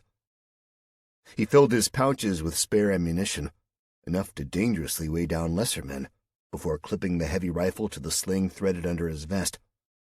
He selected 2 M9 Berettas, one going into a holster on his vest and the other into the drop-leg holster on his right thigh, and filled the similar rig on his left thigh with 6 spare magazines for the weapons.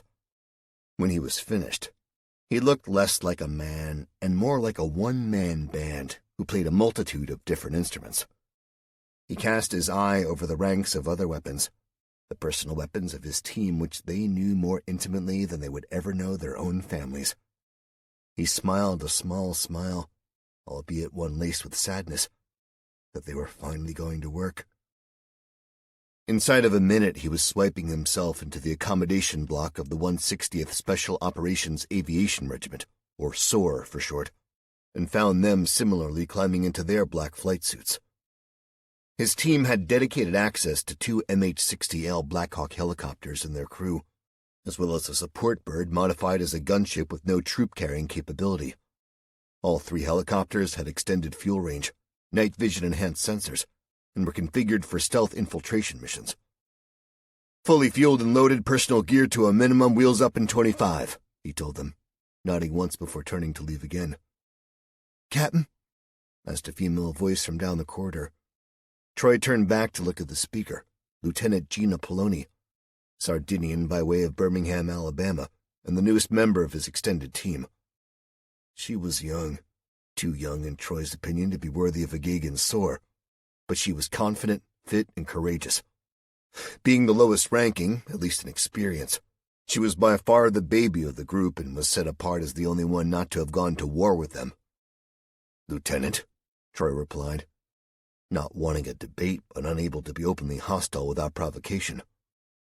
"Where we going, sir?" she asked him, naivety and excitement showing evident on her face. "To the helipad with minimal personal gear, fully fueled and loaded, in 25, he answered patiently, then turned on his heel and left, leaving the 6 pilots and 4 crew to get it done. 22 minutes later, Troy stood on the tarmac in the dark as his team filed out and filtered into the 2 Blackhawks and their respective fire teams. They carried an array of personal weaponry as well as a large crate each between 2 of them. The odd man at the rear, and Troy's second-in-command, as well as fire team leader and longtime friend, was Master Sergeant David White, better known as Chalky by the team. The military fashion for witty nicknames had long ceased to amaze either of them. "I'm guessing this isn't my sudden call up to OCS?" Chalky asked Troy as he approached, pushing another ammo crate on a trolley.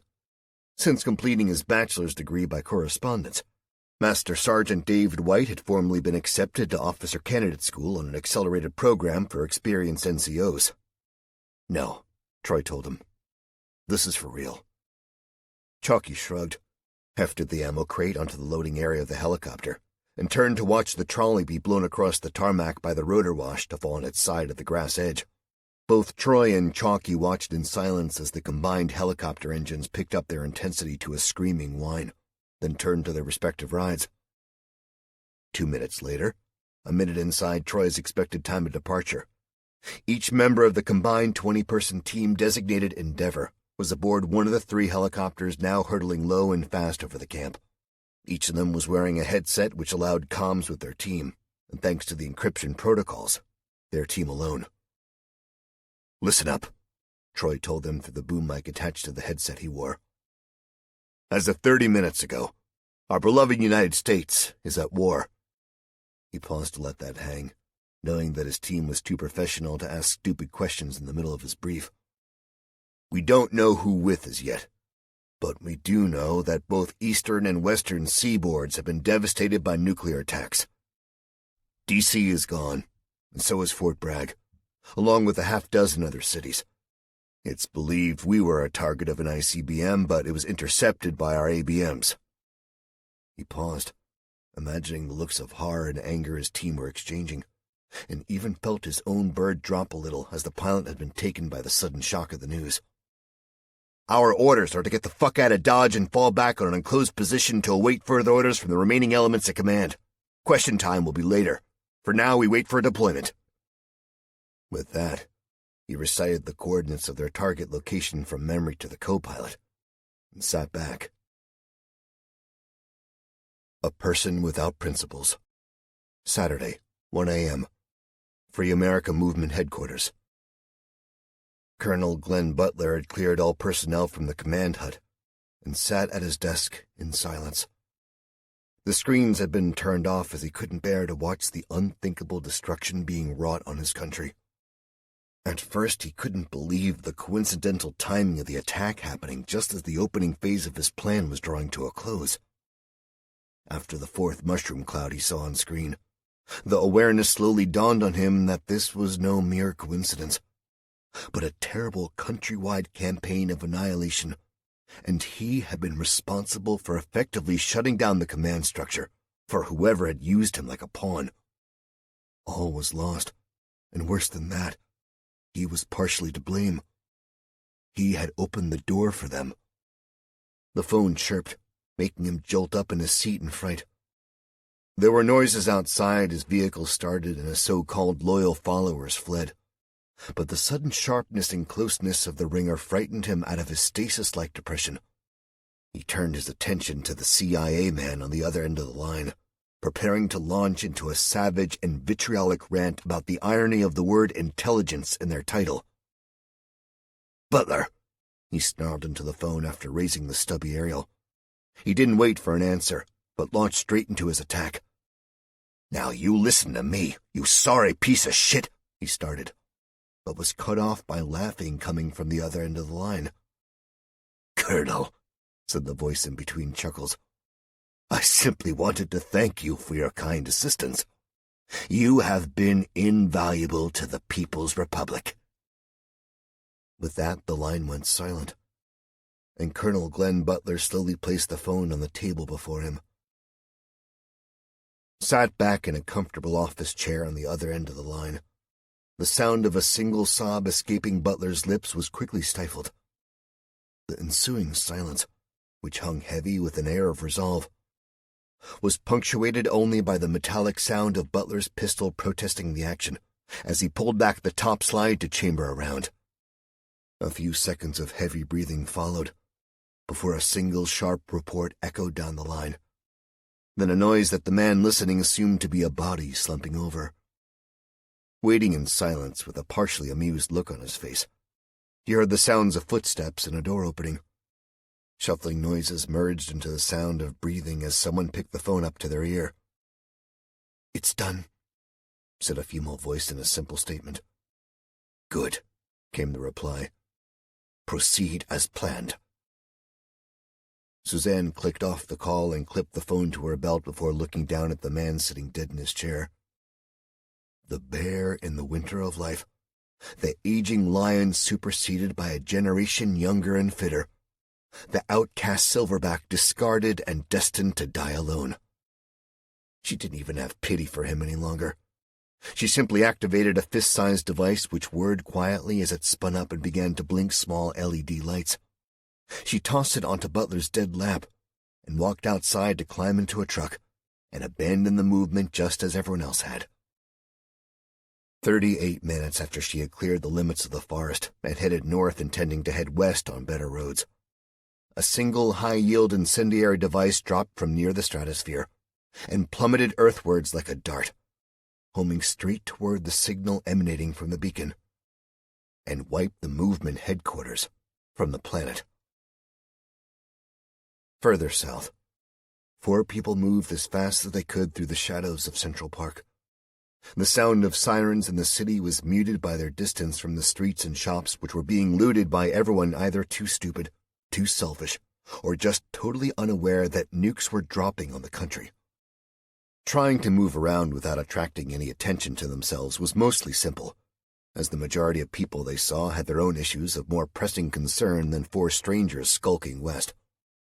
The majority, that was, with the exception of a young man having recently walked out of high school to walk a different path. His crew, made up entirely of children, only ever called him by his street name, which, although apt, sounded comedic given his age. Muscle, a youth of 15 but built like a man twice his age and heavy-set, watched them from the bushes and gave orders for 2 of his crew to follow them as he looped ahead. This was a routine they had grown used to, and although they preferred to prey on naive tourists, it tended to work on New Yorkers who were supposed to be savvy enough not to get caught out like they did. 2 hooded youths would follow the targets, staying close enough to unnerve them but never close enough to risk confrontation, When the nervous victims were spending more time looking behind them than in front, Muscle and the rest of the gang would burst from the bushes, beat their victims down, and rob them of everything. The events in the city had led Muscle and his crew to step up their game that night, and already tonight they had committed dozens of felonies with impunity, as no cops ventured into the park that was their personal playground. They were encouraged into more bravery, more overt violence than normal, and now the reflected flash of metal he saw in the hands of one of them made him certain that he could now acquire the weapon he needed to be taken seriously on the streets.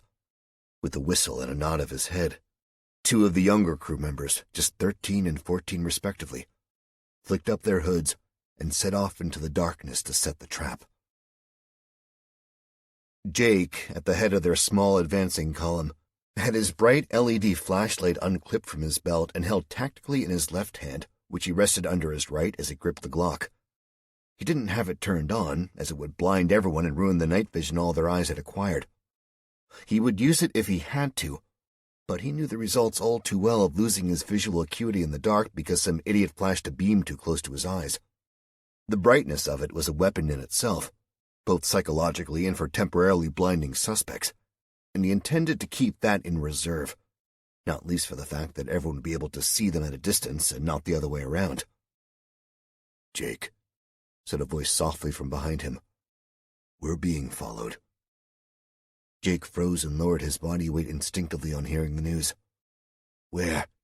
he asked inadequately, when what he wanted to know were the answers to a dozen questions to correctly identify the threat and formulate the appropriate and accountable response. "Two behind, hanging back," came Sebastian's voice, the smooth concierge showing an even more surprising skill set with each minute that passed. "Keep moving slowly." Jake resumed their cautious advance at the previous pace, his inherent obedience to receiving orders from senior ranks so ingrained that he didn't hesitate for a second. Not that he felt Sebastian was a senior rank, but something in the man's voice said he knew what he was doing, and moreover made Jake really believe it. So he did as he was told after making a mental note to ask why a hotel manager was seemingly trained in night operations. "Keep moving," Sebastian said in the same low voice for the others to hear. "In a while, they will probably block us in from the front and then try to rob us," he told them, hearing an alarmed noise from the traumatized Louise between Cal and Jake. Jake swallowed on hearing the words. He knew about the gang activity in Central Park to some degree, but being stationed miles, and in a tightly packed place like Manhattan, a couple of miles was an eternity in terms of people and crime statistics. Away from it down in the 1-3, he rarely needed the information. Plus, there was also a task force set up for that kind of thing when it rolled around as flavor of the month for the brass to throw overtime at. Jake could imagine the CompStat meetings held at One Police Plaza, or 1PP, as they liked to abbreviate it, where crime statistics were fed to a room full of brass and overtime budgets were thrown back casually, as though money could prevent crime. He changed his mind about his earlier decision not to give Louise a weapon, and took away the hand with the flashlight to unsnap the fastening of the compact 9mm under his left arm. Holding out to Louise behind him, he whispered, "Know how to use this?" "Yes," she answered, taking the small gun and nestling it in her hand. A tense minute and a half later, Sebastian muttered two last instructions and then disappeared. "Keep moving," he said, "and don't hit the flashlight until I call it." Then he was gone. Muscle rolled the thick neck on his shoulders, put on his meanest game face, and stepped out to block the path. He could see them approaching, not clearly, but more a sense of darker shadows moving amongst the dark shadows. Once more he saw the glint of reflection ahead, telling him that the gun was there and it would soon be his. Then he would be taken seriously. What he didn't see was any reflection from the black polymer of the 3 Glocks in the shadows ahead. Had he known, he would have hunted easier prey. Just as the shadow ahead stepped out and partially skylined itself on a slight incline, so too did the two followers pick up their pace to pen in the others. Sebastian, silently tucking himself into the foliage to his left and standing stock still with his breath held, felt the two pass right by him without ever knowing he was there. He slipped out and followed the unaware marauders on practice feet, enjoying the adrenaline more than he thought he would. Sebastian Hill, remembering a life he tried so hard to escape and one he had promised, literally on pain of death, never to return to, suddenly found himself wondering why the hell he had ever retired. Hearing and sensing the inevitable confrontation ahead, he stalked forwards and struck twice, felling the two children with savage blows to their hoodie-covered skulls. Melting back into the undergrowth, he silently circled back around with a smile on his face which bordered on evil. "Hand over everything," Muscle demanded confidently, flexing his upper body autonomously even though his intended victims wouldn't be able to see him sufficiently to fully appreciate the spectacle. A rustling to their right snatched their attention as two more figures emerged from the bushes, both brandishing reflective strips of sharp metal in their hands, held low but menacingly. "Put your weapons down and step back," Jake told them in the unmistakable tone of voice of an eager cop. "Do it now, and you can walk." Muscle chuckled, a theatrical show of confidence which he actually felt, and sucked his teeth. He knew that people, especially cops, lived by rules. He felt free of rules, and this empowered him, made him confident that he would easily triumph in this conflict even though he had literally brought a knife to a gunfight. Jake drew in a breath to issue his next and final ultimatum when Sebastian struck. "Now!" he called, prompting Jake to hit the flashlight switch with his thumb and cast a blinding light straight into the face of the one directly in his path. Sebastian had worked around, smelled, and sensed the two others lurking in wait, and held his breath for them to spring their rudimentary trap. As he stepped forward and called out to Jake, he brought the butt of his weapon down on the base of the skull of the man closest. The second one responded quicker than he expected, but he still had no chance. He didn't realize this because he was a young thug, full of the exuberance of angry youth and lawlessness, but with none of the calm confidence of experience and training. He was 6 feet from Sebastian, which was too far away to close the distance and stab him before he could fire, but too close to have any other options. His only chance of surviving the ambush was to surrender, but he failed to grasp that. The instant he made a move, Sebastian put 2 rounds dead center into his chest and killed him. He turned his attention to the one in front, who still had his hands up to shield his eyes from the bright light, and took 3 fast steps toward him. Sebastian kicked him brutally between the legs, which would have felled almost every person, man or woman, but it had the simple effect of doubling him over. Sebastian brought the gun down where his skull met his neck, but the exaggerated muscles of his upper back prevented the full effect from knocking him out. The second blow brought the huge youth to his knees, one hand on the tarmac of the path to steady himself. "Come on," Sebastian told them urgently, prompting the other 3 to follow. They ran, eager to put distance between themselves and the failed street robbery, with the bouncing beam of Jake's flashlight lighting their way. They didn't stop until they were forced to when Louise stumbled and fell in the dark. Then they were forced to slow their pace. Far behind them, having heard the shots and homing in on the sound like predators in the dark, 2 black-clad infiltrators found the 3 unconscious, 1 dead, and 1 injured youths in the park. "Where did they go?" one asked the hugely muscled boy still gasping for breath. "Go fuck yourself," he replied bravely, still believing that pure aggression and hostility were the only weapons at his disposal. The man standing over him wasted no more time on questions, simply drew a bead on the likely path of his quarry, and turned to put a single round into the heads of the entire crew at his feet. Run and Hide. Saturday, 2:50 a.m., Greenbrier Mountain, West Virginia. Troy's unit touched down at the mothballed forward operating base in the Allegheny Mountains in the dark. Their expert pilots executed the maneuvers flawlessly using night vision. Troy had been there once with Chalky, traveling there in one of their dedicated Black Hawk helicopters and escorting a small flight of Chinooks, all weighted down with underslung loads. whilst the Blackhawks could easily land on the artificially flattened earth. The Chinooks were too large to set down, so had to hover whilst they took turns to cut away their cargo straps. The location was not a new project. In fact, it harked back from even before the very beginnings of the Cold War, and was intended as a command bunker in the event of a nuclear attack.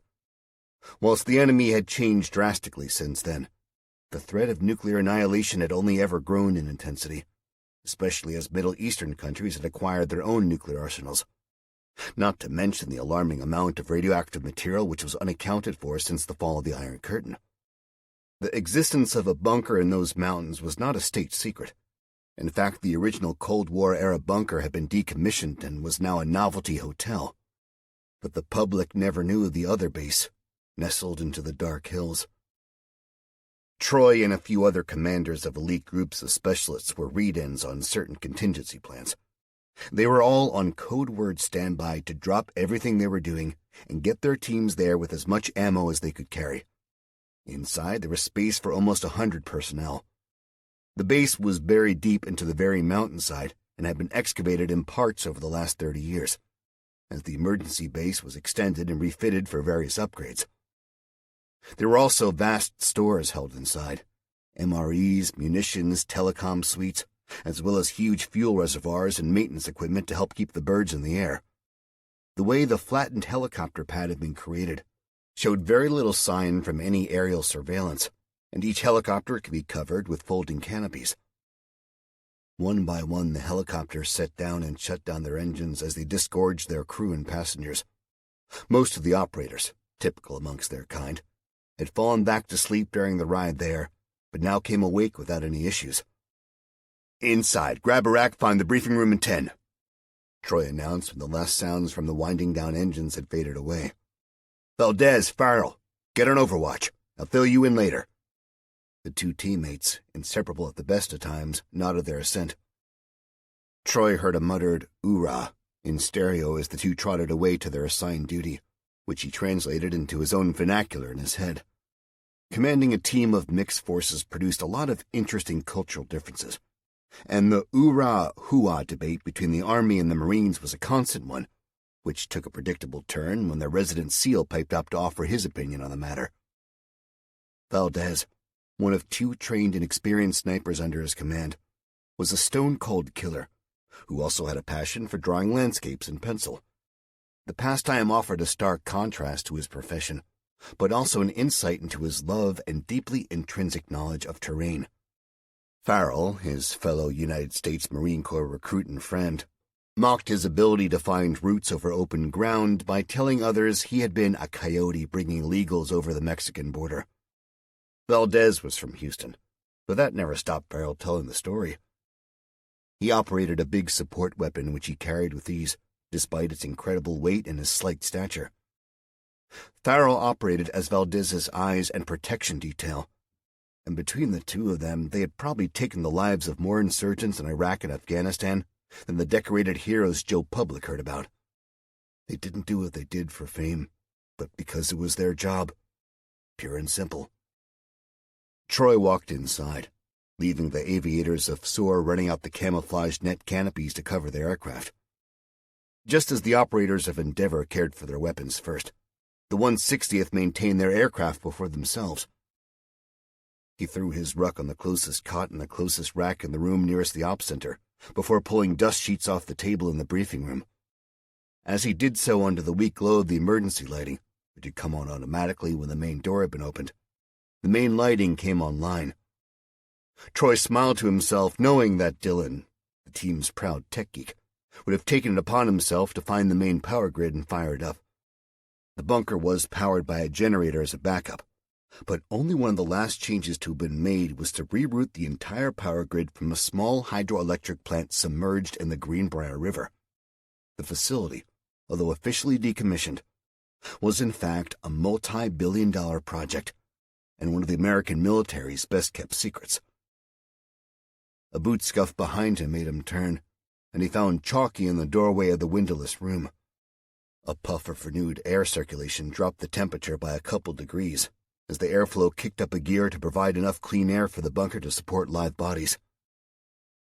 "So, Master Sergeant White said to him, waiting for the personal response to their mission before the official line was given to the team. Yeah, Troy said tiredly, adjusting his weapon and sitting heavily, kicking up a small cloud of dust. The shit has well and truly hit the fan, my friend. We're expecting more, though, right? Chalky asked him hopefully, meaning both in troops and information. 3 of the standby teams on call to come here were at Bragg, Troy told him, meaning that they had lost close to a combined 1,000 years' worth of fighting experience in one go, with the loss of the other team like theirs along with their air support. But we're supposed to be getting 2 Apaches from somewhere, ETA within the hour. That was welcome news to Chalky's ears. After the crushing blow of discovering their 25% now had to act as the 100% they originally expected. There was almost nothing quite as lethal on the battlefield than a Boeing AH-64 Apache, and the chances of being supported by 2 of them to add to their strength would give them an incredible edge over any adversary. Well, shit, Chalky said before he puffed out his cheeks and blew out the air slowly. I'll go find us some coffee. He walked out of the room, leaving Troy alone with his thoughts. 5 minutes later, having been hailed on the secure sat phone from a pair of death-dealing air sharks which hurtled toward their position hugging the terrain at close to 180 miles per hour, he told his extended team to settle in until they arrived. He gulped down his second cup of coffee and took a lap of the main areas, finding the various members of his elite squad busying themselves with equipment or tech, and finding that their additional ammo cache had been carried to the closest armory. The screaming whine of 4 turboshaft engines penetrated the bunker, and he walked to the door to feel more than watch the angular aircraft settle down on the flat surface. Both aircraft were fully manned, with each pilot and co-pilot occupying their own sealed cockpit, and he watched through the thin moonlight as 4 men, scratch that, he thought, 3 men and 1 woman, based on how the hips of the first pilot swung, all walked toward him. He greeted them on the threshold, seeing that each of them only carried a small pack which would contain their emergency survival equipment. All of them wore M9 pistols similar to his own on their chests, and all of them had clearly abandoned sleep at a moment's notice when they got the call. "You must be Gardner," said the man in the lead who had occupied the front seat of the second helicopter. "Colonel Simon, Air Force," he said, introducing himself and offered a hand before turning to his other pilots. "Captains Rogers and Harley?" 2 men nodded to him, one wearing the call sign Buck on his helmet. "Major Healy, Army," he said, indicating at last the hip-swinger. Troy shook hands with them in turn, noticing the Ranger patch on Healy's flight suit and trying not to raise his eyebrows. He was no misogynist. In fact, he appreciated a fighting woman more than most, but finding, especially in this sudden shitstorm, a young female Army major who'd successfully attended Ranger school was something of a rarity. It was commonplace for advanced-trained aircrew to train as infantry, given their close working relationships with the SF guys on the ground, and their likelihood of being shot down in places less than hospitable. Also uncommon was the makeup of mixed-arms helicopter crews. Troy assumed they were part of a cross-training exercise when they got the call. "I'm Gardner. Call me Troy," he told them. "Grab a coffee and meet in the briefing room when you're set. Empty bucks down the corridor to your left." They filed inside, loosening their tight flight suits and removing helmets as they passed him. "Okay, so you're all clued up as much as I am with the exception of some bad guys," Troy told the 22 people present. A few too many for the briefing room, leaving a few guys standing. Not counting the 2 he had standing guard, this was his entire force. But as small as it was certainly formidable. Fort Bragg was hit by an ICBM, with an expected total loss. 3 teams of SF which should have come here won't be coming at all. That news hung heavy in the room. The faces of his team registered the facts with anger, processed it, and set it aside to use later. It was clear from the reactions of the Apache crews that they already knew this, but some of the pilots and crew of the 160th cracked at the news. "We are waiting for orders and intelligence for counterstrikes, But until such time as we are deployed, our mission is to sit tight and wait. He held up both hands to stay the barrage of protests he knew would come. I know, I hate that shit just as much as everyone here, but it's what we're going to do. Any questions? By telling them they now had to sit on their asses and wait to be set on something to kill, he expected few questions. Command element and reinforcements? Dylan asked from a seat near the front. Unknown on any other personnel, Troy said. And command elements are still in play from unknown locations. Comms via satphone and squadnet, which I need you to re-encrypt and rotate. Assume we are compromised by any other means of communication, got it? They did, so Troy dismissed them, knowing they would do whatever tasks were necessary without orders. Jackson, Miller, Chalky called out, making two men stop and turn. Relieve Valdez and Farrell. Send them to me for the brief. The two men acknowledged their orders and left. Go do your rounds, Chalky told Troy. I'll fill in the others. Troy nodded to his friend and set down his coffee cup. The Greatest Victory. Saturday, 6 p.m., local time, Beijing. His Excellency will see you now, the aide told her, prompting her to stand and smooth down the plain black suit she had been wearing for an entire night and a day. Various high-ranking officials also stood, resplendent in their crisply pressed dress uniforms, in honor of seeing the President of the People's Republic of China face to face. They entered the grand office to find the man himself stood looking out of the huge glass wall over the city sprawling below. Two aides busied themselves in the room and now gathered papers before bowing and leaving, shutting the double doors as they went. All of the invited guests bowed low, waiting for their leader to acknowledge them. He turned, bowed in response, and sat at his desk. Tell me, he said, how is the operation developing? A man stepped forward quickly, bowing again, and gave the report from the perspective of the bombing runs to list a series of grand successes, with his eagerness for praise making the woman in the black suit mindful of a puppy. The president nodded his understanding, then asked for a report on the ballistic missile strikes. His brow wrinkled once on hearing that a missile destined for one of the largest U.S. military bases had been intercepted by advanced anti-ballistic missile technology which they neither knew about or possessed an equal. And we are certain that the origin of the attack is not known? He asked, interrupting the puppy. Silence in the room allowed her to clear her throat, take a half-step forward to sketch a further small bow. Nothing indicates that they are aware it was us, she said, her voice sounding cool and confident in contrast to the excited and nervous generals now standing slightly behind her. And the majority of primary and secondary targets are on course to be destroyed by tonight. We are ready for the next phase, Your Excellency, she said, bowing again but not stepping backwards.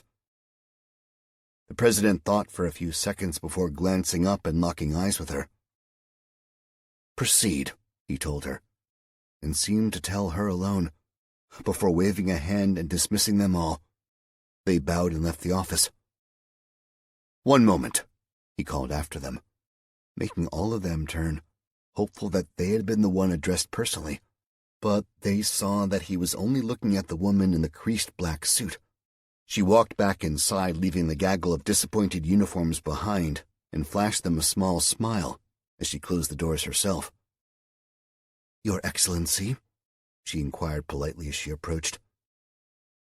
I am surprised to see you here, he told her, still not looking at her but keeping his eyes on the papers on his desk. I was expecting your superior. He is resting, Excellency. It has been a long night, she said carefully. And a longer day, replied the president, looking up at her as he leaned back in his chair. But I suspect you haven't stopped to rest. No, Excellency, she answered with a depreciating smile. I have not. I like that, he told her. It shows dedication and commitment. Now take this. He handed her something the size of a business card. And report to me directly, whenever you need to. She took the card and bowed. Turning back from the door, she took a gamble and glanced back. "Thank you, Uncle," she said, risking his displeasure by reminding him of their family connection. He smiled a small admonishment at his niece, and waved her away with a final piece of advice. "The greatest victory is that which requires no battle," he told her, his meaning obvious. He wanted little or no casualties in the next phase of the operation. She walked away, the quote bouncing around in her brain as she tried to fathom how the remaining population of the United States could be subdued without casualties. Still, already on their way to the continent was a land force the size of which had not been seen since the combined Western nations invaded Iraq, and she doubted that any shattered remnants of the American military could withstand that without air superiority and an intact command structure. After grabbing 10 minutes sleep in the car on the way back to the command center, she pulled a bag from the trunk and strode inside, bypassing the security station without question.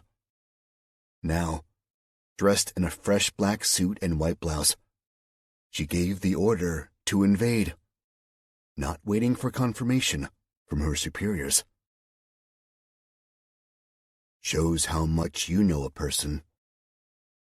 Saturday, 5 a.m., 79th Street Basin, New York City.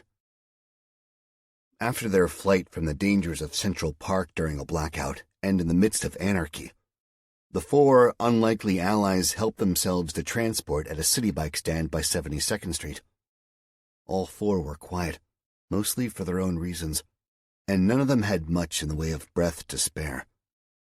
Blasting through the streets, weaving around abandoned cars and dodging looters, they had a tense moment as they had to divert the inferno that had once been a massive department store.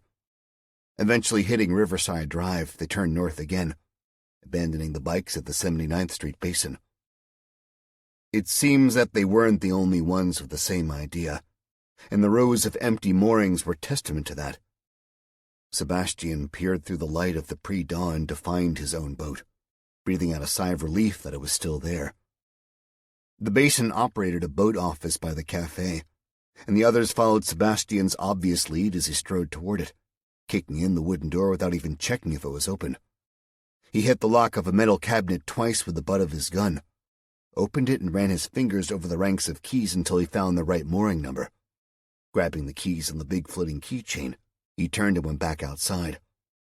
Leading the way along the wooden pier, he stopped at a small fishing vessel with a covered pilot deck, and froze. The characteristic sound of a shotgun being pumped to chamber around chilled their spines in unison. Sebastian slowly holstered his gun and held his hands aloft as he turned. "It's okay, Jake," he said, trying to reassure the young cop that he didn't need to try and take charge.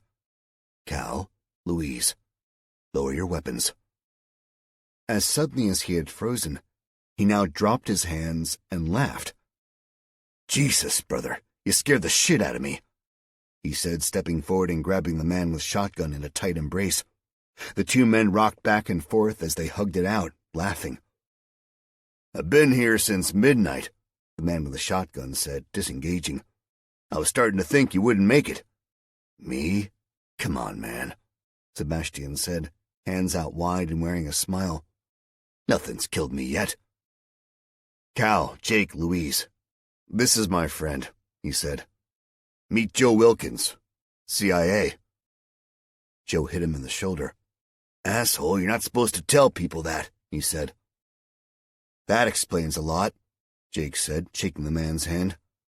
"I'm guessing that's where you learned to do all that stuff?" he said to Sebastian. "Yeah," he replied. "Retired 2 years ago." "Well, not really retired," Joe said, smiling more broadly. "Enough about that," Sebastian said quickly, changing the subject. "Any calls?" he asked his former colleague. "Nothing," he said seriously. "Protocols to head north are in play." Sebastian turned to the others. "We're heading for Canada to reform. You're welcome to join us," he told them. The three of them looked at each other. "I'm going home, to West Virginia," Louise said groggily. Cal tried to be gallant and said that he was staying with her to make sure she got back safely. Jake was torn between rejoining the fight against terror and protecting civilians, but just behind the first thought came the realization that any government base would likely be a target, and heading inland to get off the grid was a safer option. He wanted to say then that he would head home, find his family, but he knew that the likelihood of finding them safe as he headed toward a nuclear fallout cloud was less than sensible. "Okay," Sebastian said. "We'll take you to the other side of the Hudson." He unclipped the duty belt and handed it back to Jake as he stepped down to the deck. Jake began to respond as Sebastian used the keys to open the heavy tackle box built into the boat's furniture. Before the cop could offer for him to keep the weapon, he straightened with a compact submachine gun and slapped in a magazine before tossing it to Joe. Jake kept quiet about his offer to give up a single Glock. They cast off inside of 2 minutes, Sebastian revving the boat's engine and pointing them west. Jake stole a look into the box to see more weaponry on show before he summoned up the courage to ask if he could play with another boy's toys. 2 men dressed in black and carrying suppressed assault weapons jogged onto the pier, just as the 5 people floated away from the wooden walkway. The leader stopped and pulled a face, knowing that his quarry had escaped, even if it was only a personal mission and not critical to the overall plan. His backup raised his weapon and leaned into it, taking a bead on the back of the vessel. A hand appeared on the rifle stock and gently lowered it before he was spoken to in Mandarin. "Leave them," he said. "Signal the rest of the team to pull back." "Any chance of the Mossberg?" Jake asked, indicating the shotgun that Joe had brought with him. Joe and Sebastian exchanged a look, the latter nodding to his friend, and Jake was happily reunited with some heavier weaponry. Cal was now wearing the duty belt, and the chrome semi-auto had made its way into the bag he carried. It took them 20 minutes with the cold, watery air stinging their faces to cross. Sebastian throttled down and turned the boat to allow it to bump against a wooden pier where Joe threw a lashing line over a post to hold them steady. The 3 of them climbed unsteadily to dry land and turned to face the others. "My advice," Sebastian said seriously, "is to get a car and head west, but stay off the main road and away from big towns unless absolutely necessary." "Good luck," he said, turning away to power the boat back out into open water. The 3 stood on the side of the river and watched the boat motor away, all of them wondering if they had made the right choice. To Cal, his 2 companions were invaluable. He was a stranger in the country, totally unaware of the customs and cultures and still not possessing even the slightest clue about how big the continent truly was. "There's a dealership just north of here," Jake said. "Come on." He set off, not waiting for the others to follow. Louise was still quiet, almost catatonic, and didn't answer either of them when they spoke. Cal took her left hand after switching the Glock to his left and half pulled her along.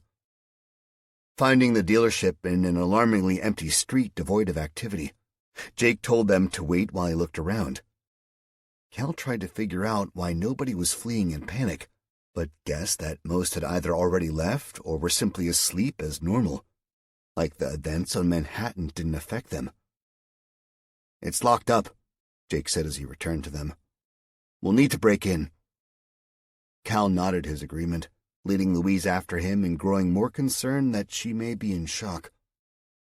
"Jake," he said, "she's exhausted or in shock or something. She needs to rest." Jake looked at her, seeing a vacancy in her eyes and pursing his lips as he thought. "Car first, rest after," he said. He led them on a short lap of the forecourt, knowing that they would never get one of the premium vehicles from inside the huge glass walls. Pointing out a pickup truck to Cal and gaining agreement, they went back to the entrance. Breaking a panel in the glass door, Jake leaned in and flipped the bolts, pushing the door open over the protesting screams of glass catching on metal. Walking confidently into the sales office, he repeated the actions of Sebastian on the other side of the river and forced open the key locker. He found a selection of Ford keys and took them outside to press the buttons in turn, until one was rewarded with a flash as the doors unlocked. They piled into the truck, throwing the big price tag from the window onto the ground. Jake backed it out carefully and slid the selector into drive. Driving through the mostly empty streets and out into more open country, Cal saw the young cop nodding his head and struggling to maintain a steady 60 miles per hour. "Okay," he said. "We need to stop." Jake was too exhausted to offer any disagreement. The adrenaline-fueled night on the run and the gunfights had taken almost everything from him both physically and emotionally. He pulled the truck off the road, killed the engine, and fell back in his seat. Cal did the same, after looking behind to see Louise fast asleep on the back seat. Closing his eyes, exhaustion soon took him too. Saturday, 10 a.m., outside Newark, New Jersey. Cal woke with a start, dragged from sleep by something he couldn't yet figure out. Looking over at Jake, he saw that their driver was still asleep and slumped against the window. He realized that the sound which had alerted him to something being wrong, which had dragged him from unconsciousness, was the panicked clicking of the rear door handle and rapid breathing with it. Spinning in his seat, he startled Louise, who was trying desperately to open the door but uncomprehending that they were locked, and Jake was sat in the front of the controls to release them. On seeing Cal, Louise snatched up the compact pistol next to her, Jake's backup weapon which he had never taken back from her, and pointed at his face. He threw both hands up in a movement so rapid that he woke Jake with a start, and prompted him to swing his head left and right looking for a threat outside the steamed-up glass of the cab, only to realize that Cal's eyes were fixed on the back seat. Spinning to look, he froze as the terrified face of Louise stared at them over the top of his own gun as she switched her aim and turn. Both men started to speak at once. "Louise, it's okay," said Cal. "What the hell?" was Jake's response. Louise said nothing. Her mouth moved as though she wanted to speak but hadn't done so in so long that the ability to converse was evading her. Her brow furrowed in what looked like severe confusion. The little finger of her right hand, clamped so tightly around the stubby pistol grip that her knuckles showed white, twitched involuntarily.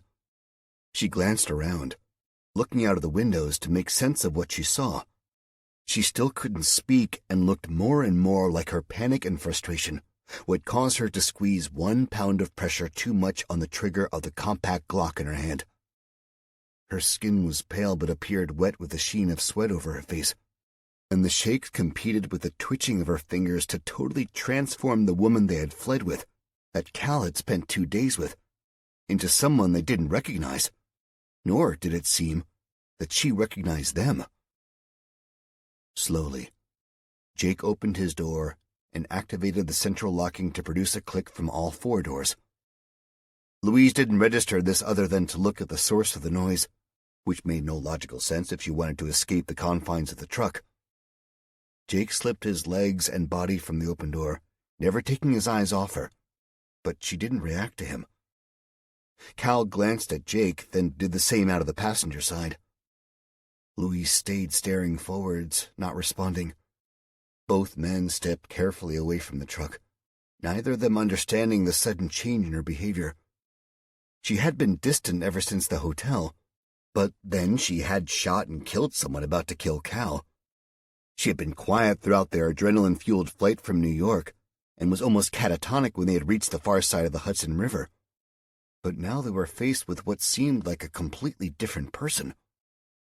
Jake snapped his fingers for Cal's attention, then motioned for him to go to the rear side door, which was furthest away from him. He stepped carefully toward the side she was sat on, and spoke to Cal. "Open it, carefully," he told him. He did, and Louisa's eyes turned slowly toward him as she still held the gun tightly pointed forwards at the windshield. Jake stepped close, snatched the door open and clamped a hand hard over the top of the gun, trying to block the top slide from working even if she pulled the trigger. He pulled the gun easily from her grasp as she turned her head toward him and recoiled, letting the gun be taken from her hands. She still seemed utterly bewildered about what was going on. "Louise," Cal said, making her slowly turn her head back toward him and stare with seemingly unseeing eyes. "What's wrong?" She didn't answer, just stared at him blankly, wearing a confused look of anger. "She doesn't look so good," Jake said. "Has she got any medical conditions?" Cal had to admit that he didn't know. Hell, he barely knew the girl, having only just met her. "Louise," Jake said as he checked the chamber of the Glock and worryingly found it charged with a reflective piece of brass before holstering it back under his arm. "Can you understand me?" he said slowly, as though talking to an infant or a non-English speaker. She stared at him without responding. The two men looked at each other, and Jake shrugged. "Could be something medical," he said. "Could be shock."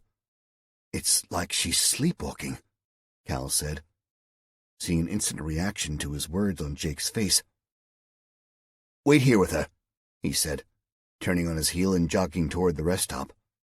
He stopped at a vending machine and dug in his pocket for change, then stopped and, for the first time in his life, knowingly committed a crime. He put his heavy boot straight through the glass front and used the barrel of his pistol to knock away the shards sticking out at sharp angles. He grabbed a handful of candy bars. Jogging back to the truck, he spilled the contents of his arms onto the driver's seat, unwrapped a candy bar, and handed it tentatively to the girl. "Eat something?" Jake said. "Please?" Almost zombie-like in her twitching movements, she took the bar, but glanced back and forth between Cal and Jake as though she still tried to understand what had happened. She ate, small bites and slow chewing, taking tense minutes to finish it. Jake unwrapped another and handed it to her, this one going down in half the time. "Where are we?" she asked in a small voice, finally. Cal and Jake glanced at each other, the relief evident on both of their faces that she seemed to be coming out of whatever state she had lapsed into. "Newark," Jake said. Cal realized he didn't know where Newark was. "My bag," Louise said quietly, looking left and right forlornly. "You left it at the hotel. We had to run," Cal told her. "I need my bag," she said again. "My insulin kit." Both men sagged with sudden understanding. In their flight from Manhattan in a wash of adrenaline, of the gunfights and the fear of bombs and mushroom clouds, they had run with the clothes on their backs. Realizing now that her blood sugar must have dropped dangerously low, but was masked by the adrenaline, she had fallen far below even low levels for normal behavior when she slept. Louise had fallen into a hypoglycemic state and woken up without the first clue where she was and what had happened. As her faculties slowly returned, the sugar in the food being absorbed into her bloodstream, they filled her in on the events of the last few hours. She listened in silence, glancing between the two of them as they picked up the story from their own perspectives, until the events caught up to where they were now, tucked away from the main streets of Newark, having caught a short sleep. "We'll find a pharmacy or something," Cal assured her. "First priority." But the first priority was now escaping. Muted crumping noises battled against the barely perceptible changes in air pressure, but the flashes of light on the eastern horizon was unmistakable. Cal instinctively looked up, sensing more than thinking that the explosions were falling from the sky rather than detonating at ground level, but he could see or hear no planes. As New York City on the far side of the distant river was ravaged first, the bombs then fell on the western side of the Hudson and began dropping closer to them. "Time to go," Jake said, throwing himself behind the wheel and gunning the engine. "And let's just hope there's no more nukes coming." The Systematic Approach. Saturday, 10:30 p.m., local time, Beijing. The dark-suited woman had taken a small break, swiping a key card into the unmarked suite of secure offices in the building one floor up from the command center. She had showered, put on the same dark suit and pale blue blouse this time. Now that she smelled and felt clean, she took 2 more of the stimulant tablets she had been surviving on for 2 days and washed them down with water. Walking out of the frosted glass doors, she refused to wait for the elevator for a single floor and took the stairs. Whether it was quicker or not was irrelevant. She was not the kind of woman who could stand still. She strode straight back into the secure command center, bypassing the security station entirely as though they weren't even there, and walked unchallenged onto the floor. She glanced around, saw that the old man had taken himself away, and asked for a report on what she had missed. The supervisor looked nervous, mostly because he had little to report, seeing as she'd only been gone for about 40 minutes. "Bombing is underway," he told her, trying to stick to the bare facts in case he annoyed her. "We are getting reports of successes for military camps, airfields, naval bases, infrastructure, emergency response." He trailed away, not sure what else she wanted to hear. She said nothing but lit another cigarette without taking her eyes off him. "Good," she said finally, putting the lighter back into a jacket pocket. "When will the second wave be ready?" He swallowed, checking the information on his tablet even though he knew the answer. "Bombers are returning now. They should be refitted and refueled and back in the air in less than 3 hours." She turned to regard him coldly. She knew as well as he did that the inescapable laws of physics were just that, inescapable. Both of them knew that there was no way to get more planes in the air any faster, nor could anyone issue an order for an ICBM launch, as the Americans had already proven their anti-ballistic weapons shield was more than operational. Their prototype nuclear submarine was sailing south in the Atlantic to take on more missiles. Then it would be back to prowl the eastern seaboard.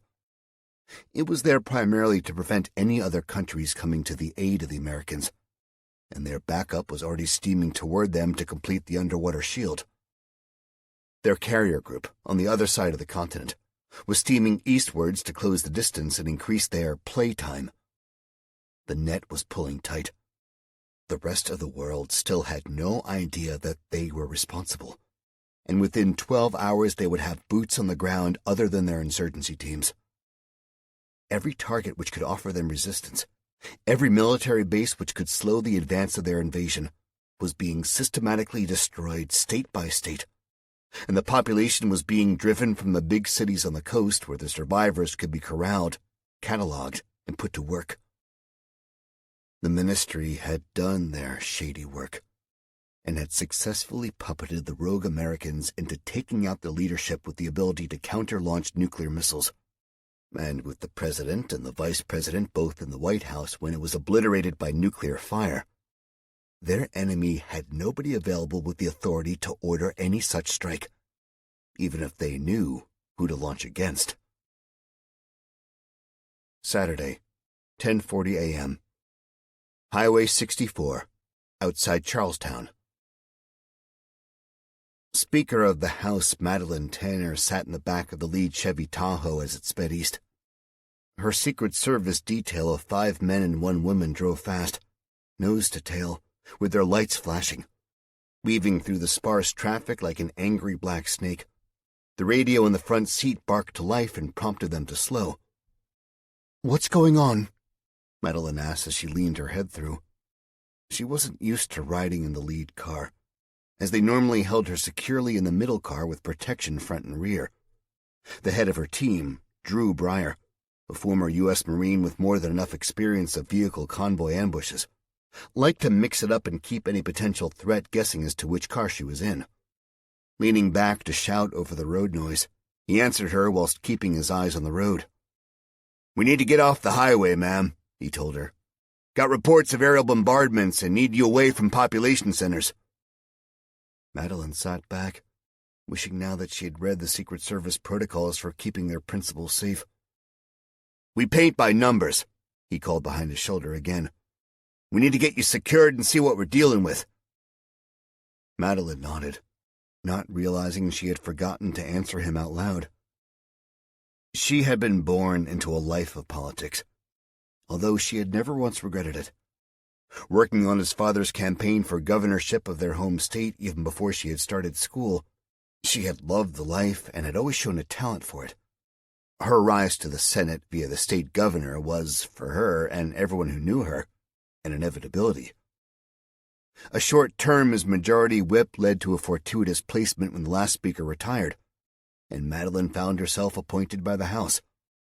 The president and the VP had both come up the political ranks with her, had both served in the Senate with her, and she considered both to be something nearing friends. Learning that both were now dead, and that the Capitol was annihilated by a nuclear strike, had turned her world upside down.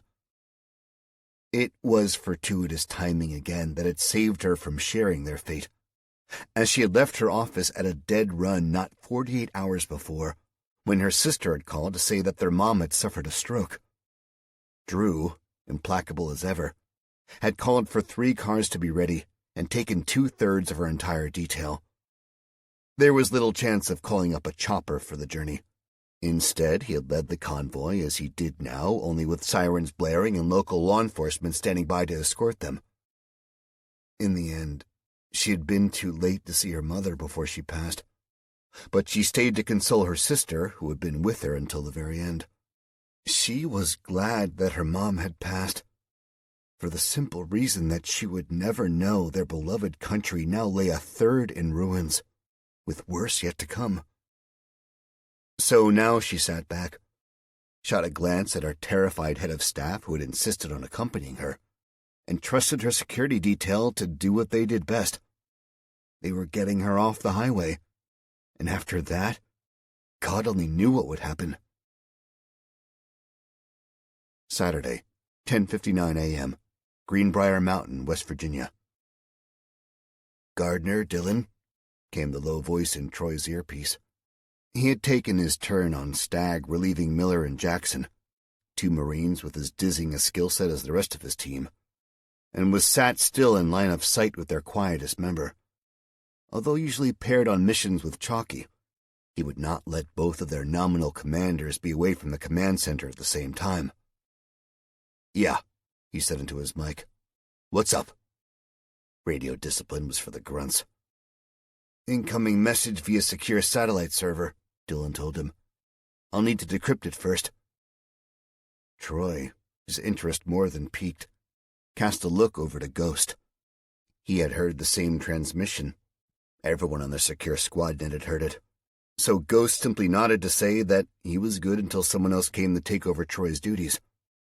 Ghost's real name was Clay, and he had left law enforcement and the LAPD SWAT team behind to join the 101st Airborne. But much else about the man was a mystery. He could glide in and out of rooms without people knowing he was there, which had quickly earned him the nickname. Normally, Troy would need to know a lot more about a man before he stayed on the team, as personalities clashed horribly sometimes. But Ghost was not a man to upset people, and his insane infiltration skills and ability to defeat locks was a major pull. He had stayed, and he was happy being the silent partner in the team. That wasn't to say that quiet was his default setting in combat, and his uncanny skill at skydiving was testimony to his bravery. "Bones, Gardner," he said into his mic again as he stood and made for the bunker entrance. "On my way," came the response, needing no answer. It left a feeling of satisfaction in Troy's chest that his team were just as switched on as ever, despite the shitstorm they were all in now. Bones, real name Andy Bonham, was the team's only SEAL, a fact which he was never allowed to forget. The majority were Marines, albeit from different specialisms to give their team the vast array of skills needed as a collective. And both Troy and Chalky were Rangers through and through, but their resident SEAL was alone in his discipline. As the team medic being a technical term as he was so highly qualified and experienced that in just about every country in the world he would have been called a doctor, he had been introduced as their new Sawbones, and the nickname had stuck from day one. Whether he had a nickname already was a fact not featuring on the relevant scale, but he had demonstrated his ability not only to diagnose and undertake emergency field surgery to save the life of a Marine injured by an explosion on their last tour, but he had done so under sparse cover and whilst being the subject of a half-dozen interested Taliban, each showering him with gifts of incoming 7.62. He had completed the surgery in record time for a surgeon in a hospital, closed off the bleeding arteries, and stitched the guy back up. He then pulled the guy's camera from the pouch on his webbing, snapped them a blood-soaked selfie as the injured man raised a shaky thumb and cracked a grin through the pain, then went on to assist in eliminating the enemy threat. Troy suspected that the man's heart beat maybe 2 or 3 times a minute, because he never once seemed under pressure. The 2 men passed in the entrance, exchanging a nod as they squeezed in to make the necessary space for 2 big men in full war gear, and Troy carried on to the command center where Dylan was showing a woman with dark hair how to reprogram their radios. Dropping his multitasking with Gina, the young pilot who always seemed to be pissed at Tony, he tore off the sheet of paper which had been decrypted and was just finished rolling off the old-fashioned printer. Without reading it first, he handed it to Troy, who calibrated the appropriate arm length to read the small print. He still refused to admit that reading glasses were an enemy looming over the near horizon. Troy read in silence before lowering the paper and hitting his radio transmit button. "Everyone to the briefing room," he called simply. Knowing that the sentries posted outside would assume that this didn't include them, he added, "Bones and Ghost too." He glanced at Gina. "Round up the rest of the Night Stalkers," he instructed, prompting a smile of pride at his use of her unit's special moniker. He looked to Dylan. "Get the Apache crews?" Dylan nodded, and Troy was left alone looking at the report again. "Command units are still active in Alaska," Troy told the assembled and extended team, all crammed into the small room. "Anti-ballistic missile site is still active, but bombing and nukes have crippled the military and law enforcement. We have no carriers stateside, and just about every base has been hit." He paused, not relishing giving the information he was about to repeat. "That includes Fort Campbell. Anyone still on base as of 0900 is gone." He let that hang, hoping that they all got the subtext that they were likely the only intact unit to escape the base. He scanned for reactions in the room. His operators all wore stony expressions. No weakness broke through their exteriors, but the pilots all reacted. They weren't top-tier operators, but they were experienced and disciplined enough not to shout out pointless questions. "And now for the bad news," Troy said, earning a few raised eyebrows from his team. "DC is gone, so we currently have no commander-in-chief. Also," he said, telling them that shit did indeed get worse, "Alaska is tracking a serious amount of incoming. Likely an invasion force." That did spark a question, and it came from Air Force Colonel Simon. Troy looked at the man, seeing his slightly pale but intense face wearing a mask of thinly veiled murder. "Norks?" he asked. "Unknown at this time," Troy said, suspecting that the North Koreans would have an interest in any attack on the U.S. "But attacks have also come from the East Coast, so we don't know who our enemy is yet, and we have to be prepared that it's not just one enemy." He cut the speculation off there. "That may or may not be something which hits our radar soon. But first, we have a mission," he told them, seeing trepidation overtaken by eagerness on more than the 9 faces he expected it from. Heading out west. Saturday, 12:18 p.m. Highway 78 near Clinton. The 3 occupants of the truck were exhausted, but tried not to let it affect them. They switched drivers often as none of them had slept for almost 2 days, and even then, the excitement had prevented that sleep from being a full recharge. Now they were fleeing, heading inland as fast as they could. After the initial attacks and the chaos which had spread across Manhattan, things had started to happen which weren't in their game plan. Leland Puller, in breach of all protocol, had used the burner cell to call the number which had given him the command to begin with, but as expected, it was dead. He destroyed the SIM cards and broke the phone in half, allowing some of his frustrations to pour out in the small act of destruction. After it was clear that the bombs and fires weren't anything to do with any plan they had been written on, they still stayed put, believing that it was an OpSpec issue. there were other movement soldiers in play in the city that they didn't know about. That notion was abandoned as soon as the news report showed nuclear attacks on both east and west coasts. Committed to the cause or not, that shit he just wasn't down with. He decided it was time to leave everything, but they were trapped in the maelstrom they had helped create. Two of the movement soldiers stuck to him like glue, both former Marines and inexorably drawn to the command of someone they felt comfortable following. Leland hefted his AR-15, strapped in, and set off into the streets with his two Marines trying to match his pace. The sight of three armed men skulking along in the shadows raised sufficient suspicion to earn a challenge from a pair of NYPD cops, and the ensuing gunfight was brief but bloody. The heavier caliber of their weapons, combined with the far superior rate of fire and the sheer element of surprise when they opened up, left the two cops dead, and they ran before they attracted more attention that required a ballistic response. Even though the echoes of peak physical fitness still sounded quietly in their heads, neither had maintained themselves to a standard to match Leland's, and he found himself facing the choice to rest them or leave them behind. Kicking in the side door of a small store, he rested them for a few hours before they became liabilities. In the pre-dawn, he woke them, setting a slower pace in the short distance to the river to find a way across.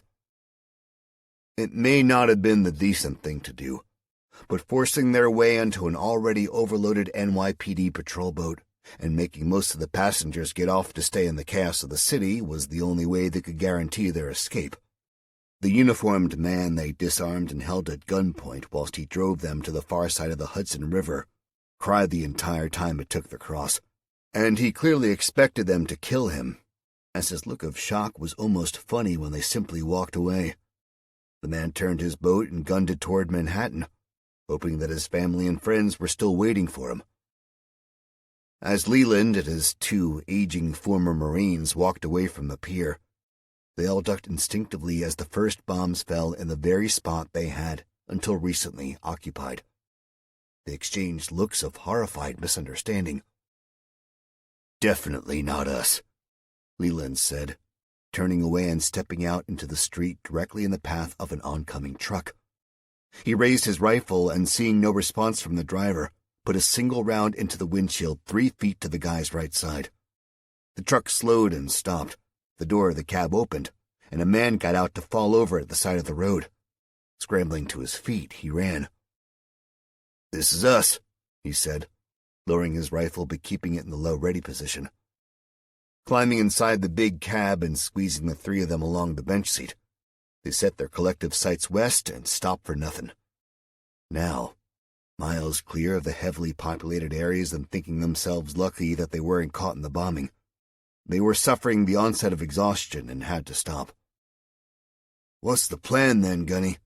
the passenger on the right asked Leland. He knew little about either of them, but he heard him called Cobb by the other.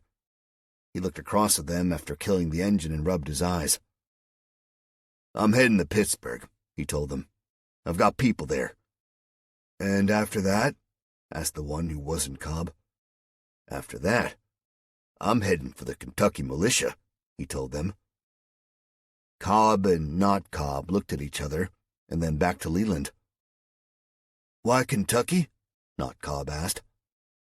"Boys," Leland said wistfully, "an Alabama tick ain't got nothing on them Kentucky boys when they're holed up in their hollers."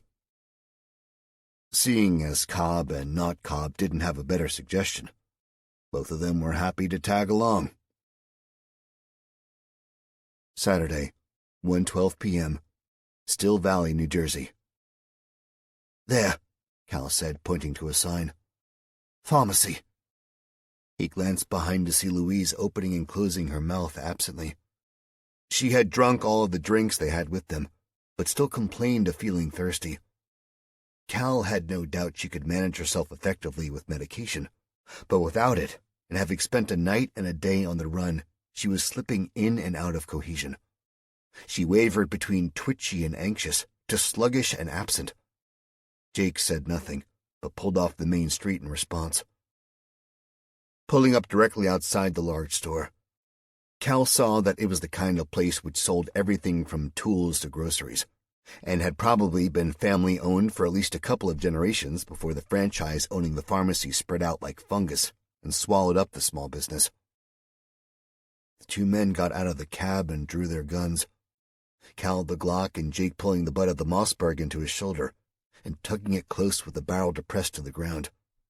The place seemed deserted, although the sounds of cars on the highway nearby were loud with horns blasting as what seemed like the whole of Jersey headed west. There were signs that people had come by, but the place didn't seem to have been ransacked from the outside. Finding the door open, Jake glanced at Cal to see if he was ready, and shouldered it open slowly to enter at a crouch, with his eyes always pointing in the same direction as the barrel of the shotgun. A gentle tinkle of a bell above the door made the cop curse himself for not seeing it in time to prevent their entrance being announced.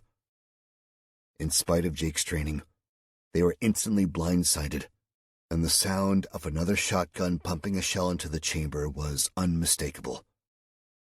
"That's far enough," said an accented voice from behind a low counter. "Drop your weapons, please." The manners are an interesting touch, thought Cal, especially when being held at gunpoint. Jake took over the negotiations, speaking, as he often did, like he was reciting the NYPD playbook. "Okay, sir," he said, taking his left hand away from the stock of his gun to appear less hostile, but keeping his right hand by the trigger grip. "We don't mean any harm, and we don't want any trouble. We've got a young lady in our care who needs medical attention." As they both turned slowly, Cal's eyes rested on a short man with smooth, rich brown skin and a jet-black beard. He wore a plain white shirt, collarless and done up to the very top, and a flash of brilliantly white teeth shone out between mustache and beard, and bright eyes shone out between mustache and bright turban on his head. He held the gun uncertainly, like he wasn't used to handling firearms, and Cal was sure that if he pulled the trigger the way he was holding the stock, then the recoil would likely slam it into his face and remove those white teeth. "What kind of medical attention?" he asked, not changing the aim of the shotgun. "She's diabetic, and she needs insulin," Cal said. He opened his mouth to say more, but the man cut him off. "When did she last inject? And what is her blood sugar like?" he asked intensely, his accent clearly not Americanized, but easily understandable. "Yesterday, and she crashed out in the night. Woke up all confused, so we gave her candy, and she got better for a while," Jake told him. The man lowered his gun slightly, as if fighting an eternal battle between self-preservation and helping others.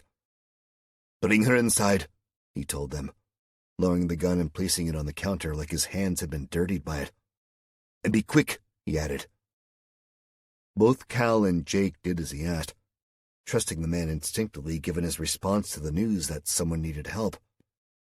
The bearded and turbaned man walked out from behind the counter and strode purposely to the back of the store where his pharmacy was.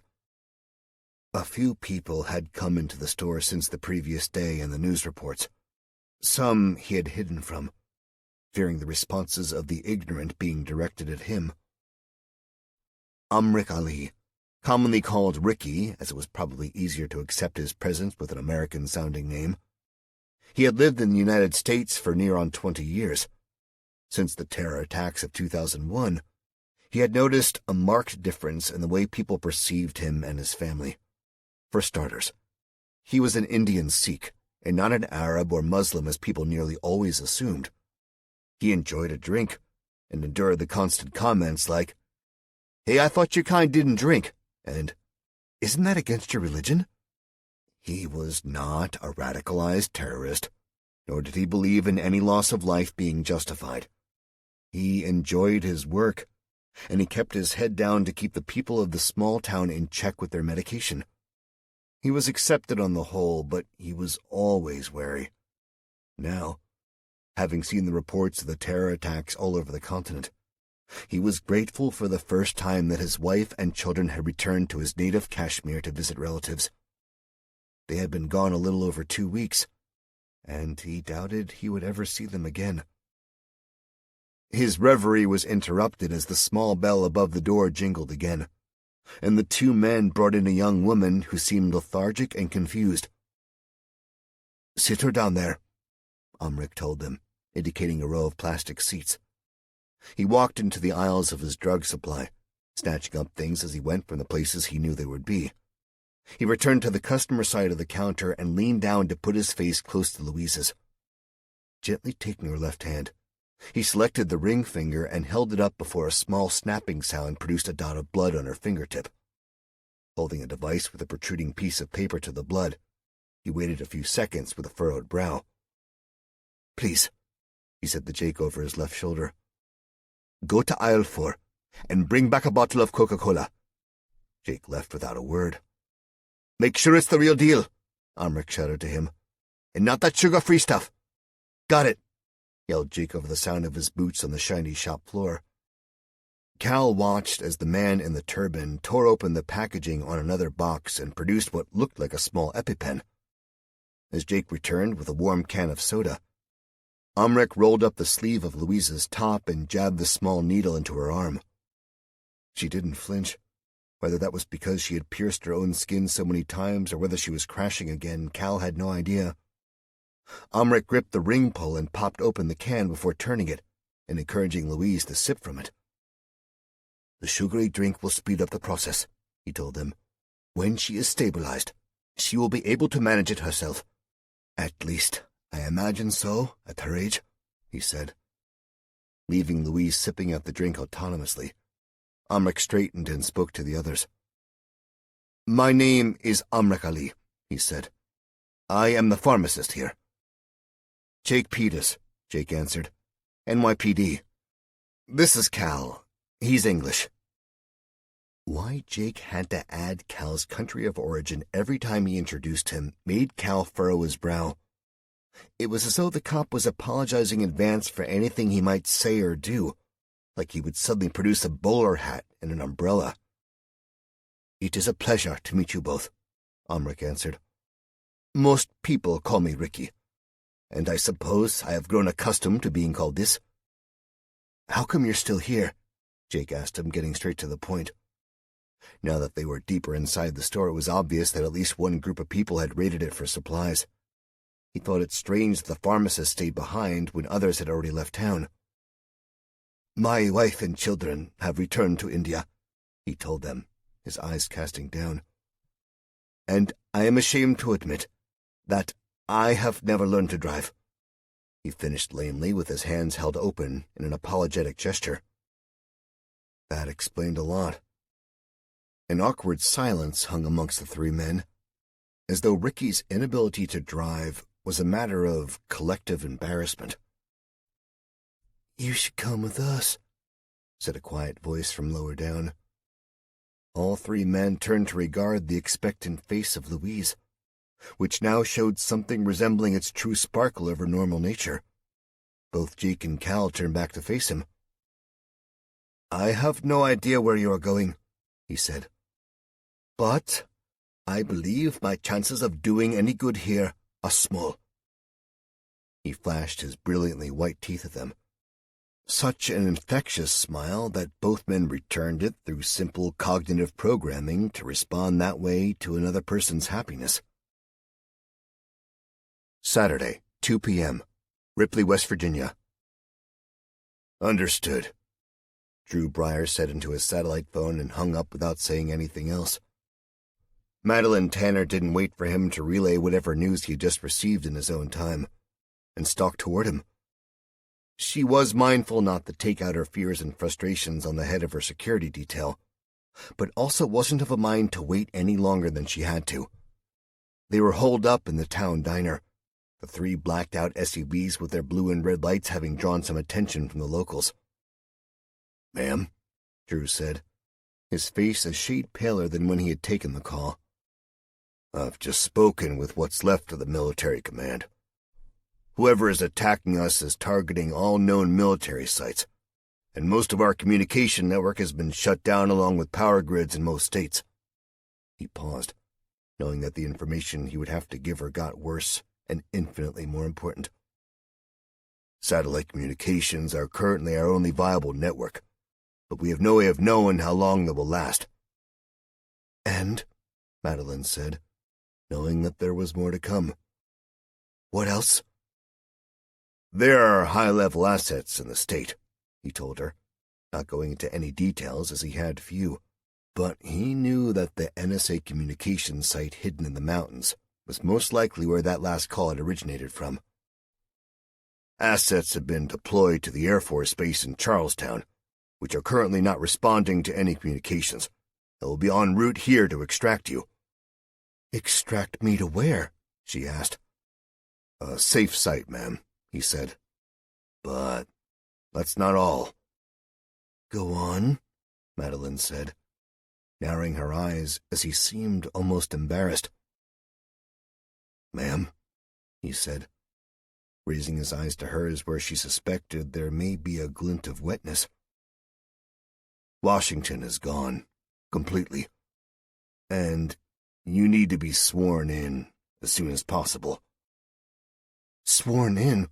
What?" She stopped, the realization dawning on her. "Madam President," Drew said formally, "these circumstances hardly dictate congratulations, but I'm honored to be at your service." Madeline Tanner, soon to be the first female president of the United States of America, and in the midst of a surprise war being waged on civilians with the worst casualty rate of any conflict in history, sat her ass down on a seat and let that shock wash over her like a flood. "Well, shit," she exclaimed breathlessly. Snatch and grab. Saturday, 2:10 p.m., Greenbrier Mountains. "Let's go," Troy said. "Wheels up in 5. The team had pored over the plans for their mission and waited for the word to go.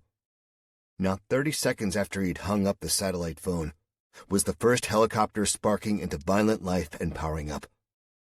He had chosen to split the teams, both the operators and the air assets. He now piled out the front door of the bunker with 4 of his team, taking both of their Blackhawks under the escort of a single Apache. This split of the team meant that he would be operating without a fire team partner, but it also meant leaving behind Chalky and the 4 other operators, who would still be an effective fighting unit if his entire deployment didn't make it back. It also meant taking all of their aircraft which could carry troops, but he hoped to rectify that and bring back more than they left with. Troy, climbing aboard the helicopter with Valdez and Farrell sat opposite Bones and Ghost, turned to give a thumbs up to Gina Poloni in the right-hand seat of the other Blackhawk.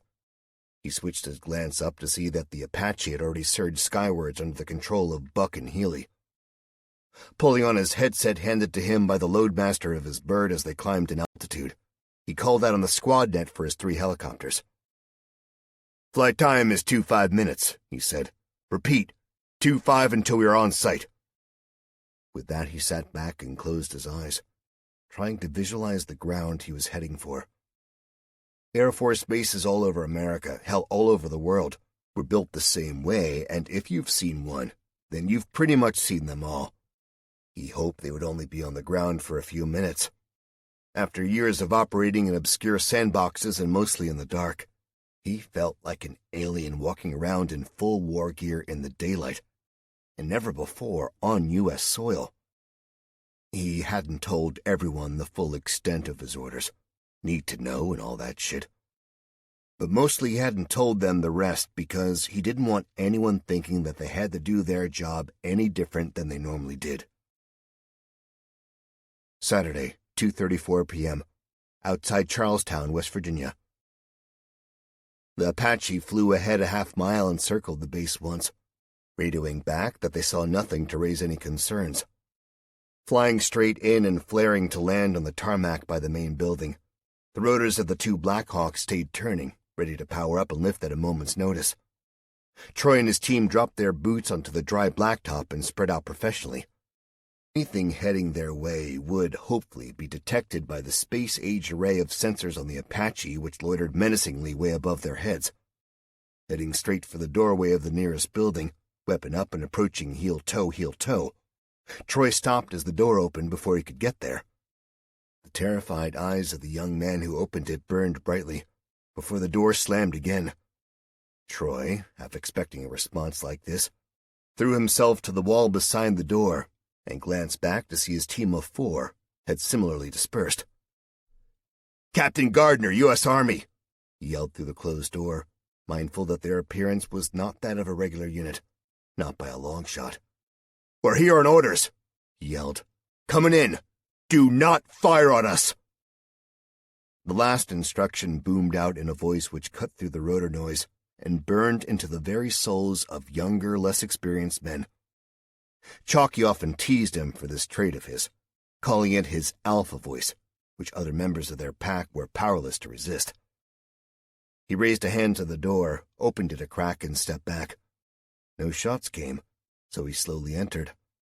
The contrast between the bright light of the afternoon sun and the dark, dingy interior of a ready room with little natural light took him a second to adjust to. He made out 4, 5 faces in the shadows, all looking at him in fear. "Stand down," he told them, lowering his rifle barrel to point toward the dirty carpet and standing straight. "We're here to help." Slowly, nervously, 4 men and a woman appeared from behind cover. Cover was a relative term, seeing as how ducking behind a sofa was all well and good for a game of hide-and-seek, but about as effective as covering your eyes if you were expecting incoming bullets. The base, as far as U.S. military bases went, was small. He didn't have the luxury of time to explain the A to Z of their current predicament, so he cut right to the point. "Any other personnel on base?" he asked, as Bones and Ghost joined him after leaving Valdez and Farrell to set up a hurried defense outside. Head shook. "Any of you rated as pilots?" Again, head shook. "Aircrew, maintenance?" Heads nodded in response to the last word. Not ideal, but not insurmountable. "What aircraft are on station?" he asked, mindful not to snap and scare the wide-eyed support staff who looked at him as though a god of war had just appeared before them, even though that wasn't an entirely inaccurate description. "Twin Hueys," said what appeared to be the oldest man there, who still seemed younger than Troy's 36 years. "Primarily configured for transport and SAR." "Good," Troy said. "Ready to fly?" Nods, albeit confused ones, replied to his question. "Okay. Load up personal gear and maintenance tools for immediate dust-off," he said, walking back out of the room and hitting the transmit button on his radio as he looked at the nearest Blackhawk 30 paces away. The face in the right side seat watched him. "Pilots," he said. "Any of you familiar with the Huey?" No answer came back, as all 6 of the pilots listening in either exchanged glances or rolled their eyes. There wasn't a helicopter jock in the entire U.S. forces who couldn't pilot a Huey. "Captain," came a female voice. "Most Hueys are older than us. Yes, we all know how to fly 'em." Feeling a little like an idiot, he watched the face of the pilot who had spoken shake slowly at the idiocy of his question. In that moment, he knew it was Gina Poloni, their team's war virgin, and he had handed her a tiny slither of authority over him by demonstrating a minor lack of knowledge. It wasn't so much that he minded looking like an idiot, but it was the fact that he had thought the question was a relevant one. Then again, he imagined the look he would give Gina if she asked him if he was rated to use an AK-47 instead of his customary SCAR. Yeah, okay, he thought. Dumb question. "Good," he said, recovering. "Co-pilot's on me to fly 2 more birds." He walked back inside to find that Bones and Ghost had encouraged the remaining crews to move their asses. As the 3 operators helped the 5 ground crews collect their gear and tools as well as prepare the 2 light gray Huey helicopters for immediate departure, they learned that most of the base personnel was comprised of auxiliary soldiers. When the bombs started falling, many had simply evaporated to their homes, but the brass had taken off without letting anyone else know where they were going. History was irrelevant to Troy, and he half expected to be warned of incoming aircraft at any minute to bomb this base as so many others had been hit. Gina and the other co-pilot, Nick Jenkins, hurried through pre-flight checks and sparked their engines to life. Troy hit the transmit button again. "Valdez, Farrell, back to the chopper," he said, pausing to receive a brief acknowledgement of the order. "Jenkins, take the base personnel back to the bunker.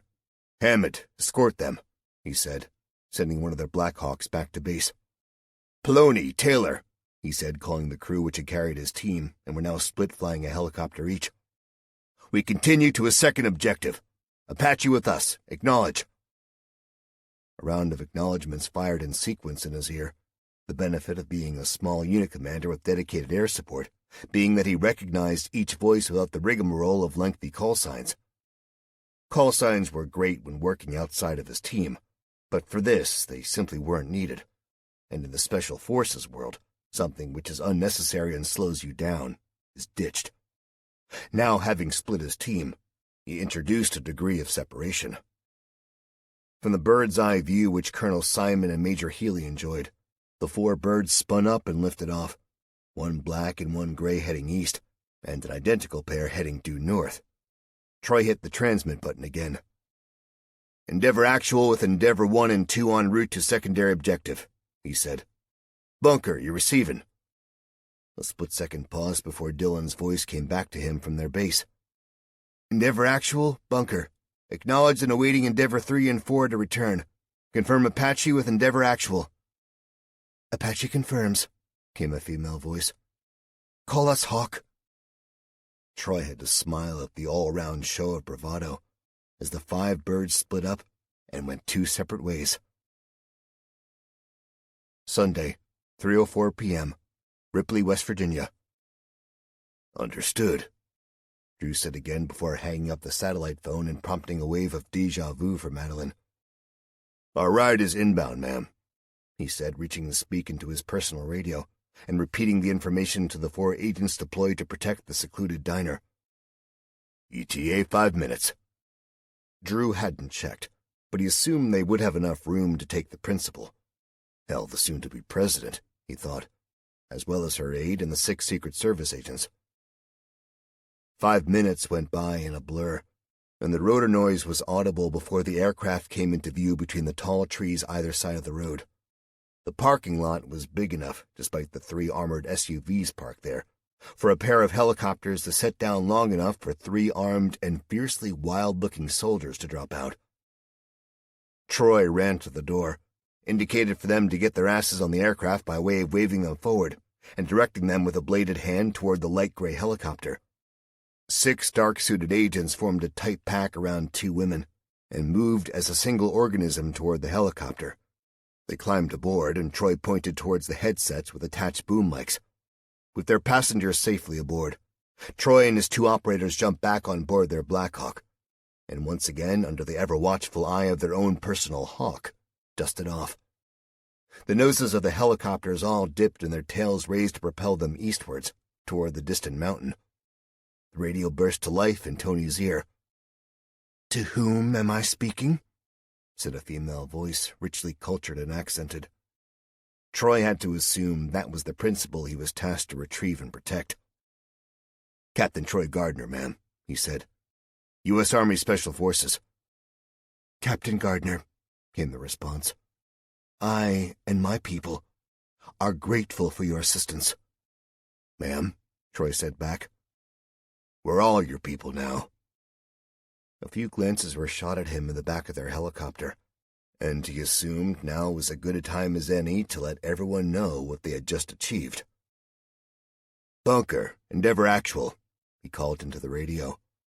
"Be advised, Endeavor 2 is now Air Force 1. The silence in response was answer enough to the gravity of the situation, regardless of the slight inaccuracies of the call sign. "Acknowledged, Endeavor Actual. Bunker awaiting safe arrival of Air Force 1. Out." Long road ahead. Saturday, 4:38 p.m., Pennsylvania Turnpike, Somerset. "We can't stay on the highway like this," Louise said as she leaned through to the front seat. The roads were getting busier now, with people heading in all directions driving overloaded cars. "Head south from here," she told Jake. "We can cut across country." The conversation to accept Ricky into their small group was a short one, and Louise had made her feelings clear from the outset. He turned out to be easy company, making any natural silence feel comfortable as they traveled along, deep in their own thoughts. The overwhelming deluge of cars heading in the opposite direction told the story by itself, as Pittsburgh and the surrounding towns disgorged their human contents to scatter the population to the wind. The four of them had driven all afternoon, stopping only once to siphon gasoline from abandoned cars. Mob rule had taken over everywhere, the inescapable element of human nature seeing everyone and everything as either prey or predator. Many others, just as they were, brandished their hunting rifles and shotguns as a means to dissuade anyone from trying to take what was theirs, and the sense of human cooperation had disintegrated when applied to strangers. Turning away from the masses and taking the smaller roads added time to their journey, but made for safer passage. Their pickup was relatively new, and they were very well equipped with both weapons, supplies, and medicines after taking everything they could carry from Ricky's store. Cal thought that what he saw was the opposite of how the Brits had faced any attack in the past, even though the current concept was only applicable to the Blitz of World War II. In British history, when faced with attack, his ancestors would congregate in large towns to rely on the strength of walls and numbers. They would cooperate. He imagined if the UK was suffering the same fate. If they were reeling from nuclear strikes in London, Manchester, Liverpool, Birmingham. If they were hunkering down and watching the fate of the United States of America on television. Or if they, too, were grabbing their belongings and heading for the hills to disappear and disassociate with the populated areas. His personal reverie was disrupted by the sight of an overturned station wagon with a wheel still spinning. They rolled past slowly, seeing nobody with the wreck and no signs of anyone nearby. "We should keep moving," Ricky offered from the back seat next to Louise, a hint of nervous tension in his voice. "It is likely that people will use such things, who try and make us stop." That observation went unanswered. None of them were that surprised how quickly mob rule took over. But all of them were quietly horrified how fast it happened, and how quickly a fellow human being would resort to animalistic violence when facing the terrifying prospects they all imagined. Picking up their speed again, Jake nursed the pickup along the winding roads, gaining and losing elevation, in contrast to the long straight highways they had been traveling on before. Saturday, 5 p.m., Cuba. 1,300 miles south, dull green troop transport planes stacked up on the runways for their turn to take off.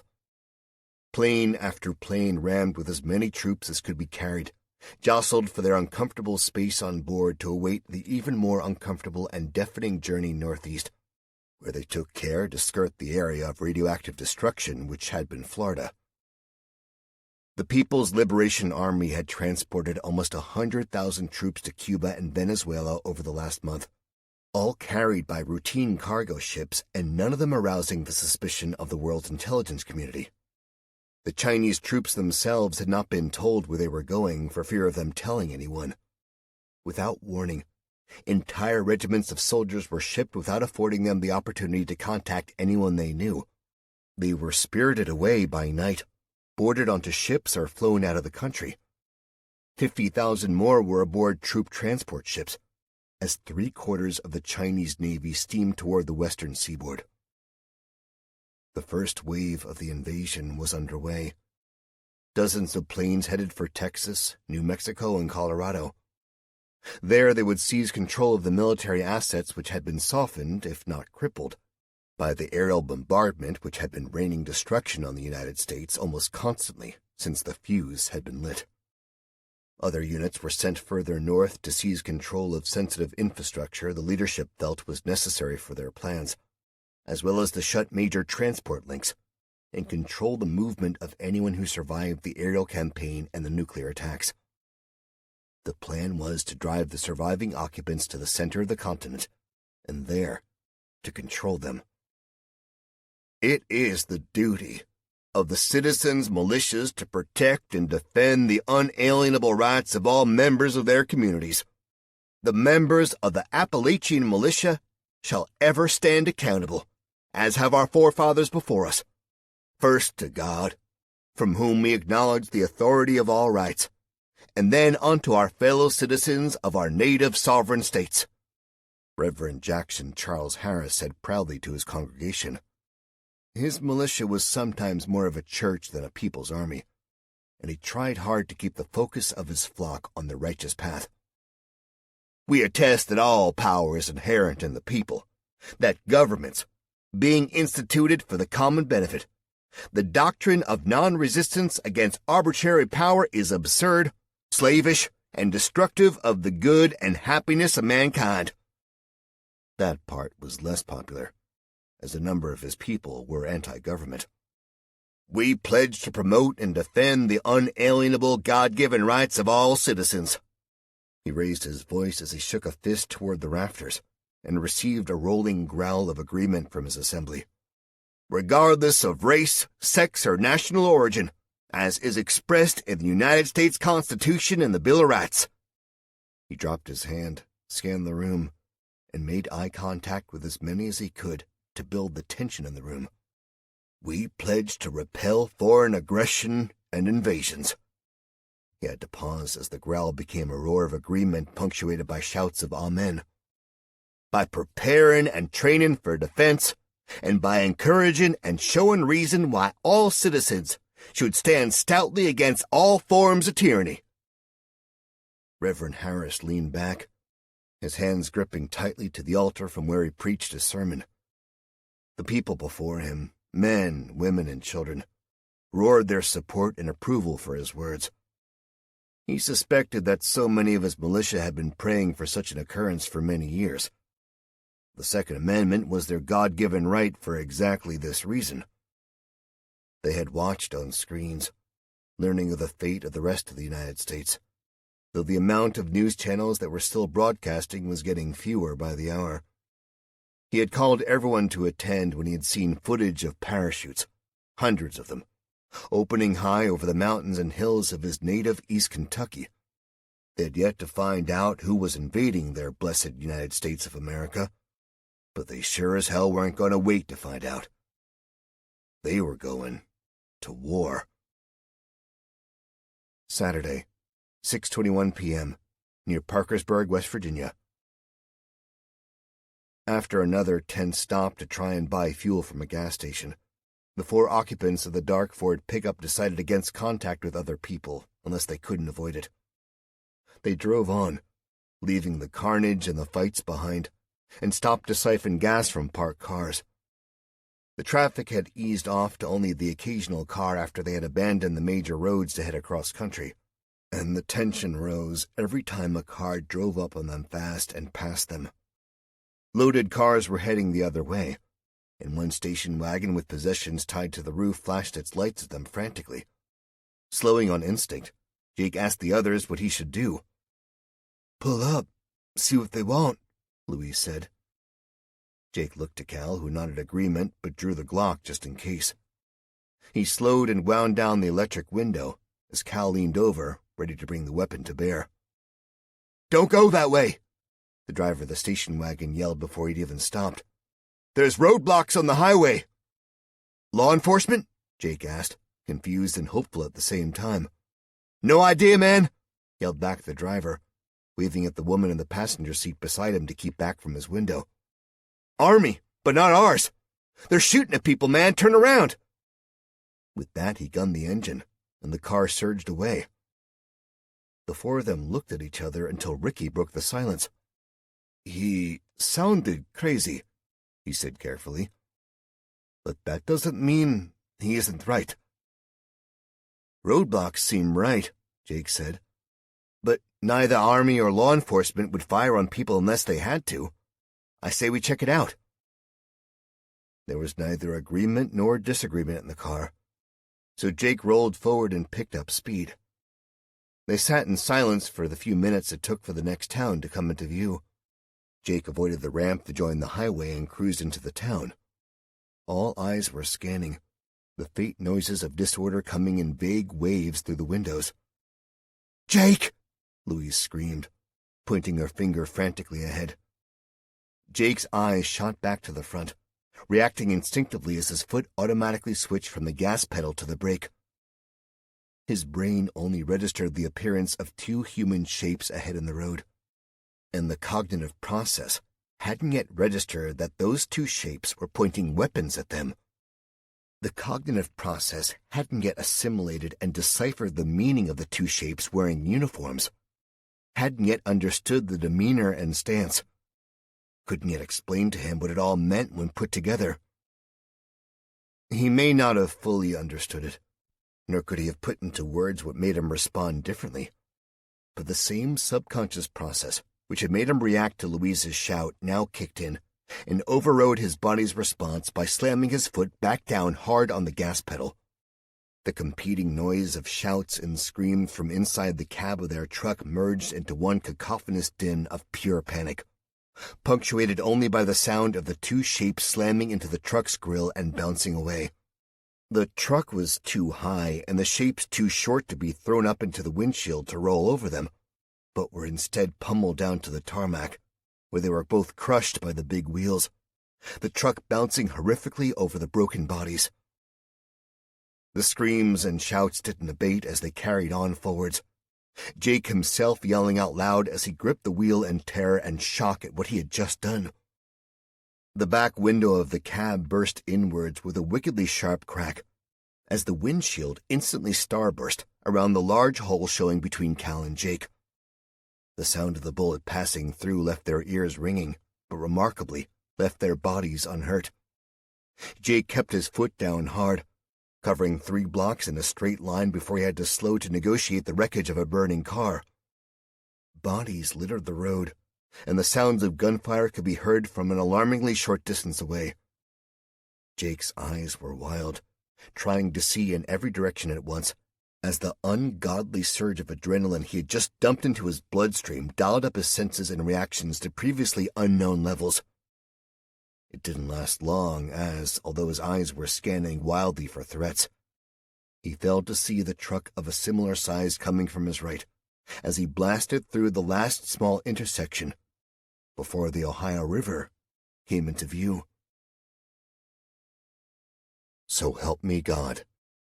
Saturday, 7:08 p.m. Bunker, Greenbrier Mountains. Endeavor had returned to the bunker within an hour of the first helicopter sent back. The aircraft were landed and checked over by their team of 4 mechanics. The last of the 5 rescued personnel were aircrew and, as such, had lacked current employment, so were assigned to sort gear and keep the coffee machine in optimal condition. The Secret Service team were assigned a bunk area to themselves, but their principal was shown to a set of rooms which were technically designed for the base commander, like the captain's quarters in a warship. Madeline and her aide, introduced to Troy as Lily, were given the interlocking rooms. Farrell and Valdez volunteered themselves to better arm the Secret Service team, breaking open the storeroom to them and handing out tactical clothing, as well as 6 of the brand-new HK-416 CQB, or close-quarter battle, models. These carried the full-weight 5.56 NATO ammo, which came with red-dot sights and were configured in 10-inch barrel mode for use in confined spaces. It was the modern peak of assault rifle technology coming in a submachine gun-sized package. Troy found Dillon at their command center and introduced him to the head of the Secret Service detail. "Dillon," he said as he walked in, "this is Agent in Charge, Breyer." The two shook hands, and Drew Breyer tried to place Dillon's role in the team. They were obviously Delta. That much was plain to any former serviceman given their irregular uniform and weapon choices, and made firm in his mind by the assortment of beards on display. No regular military unit would allow such a wild look. Dillon seemed different to him, smaller and more meticulous, as he was the only one of the team who still shaved every day, even if he was wearing a day's worth of stubble by that point. "Drew," he said, shaking Dillon's hand as he rose from the chair to greet him.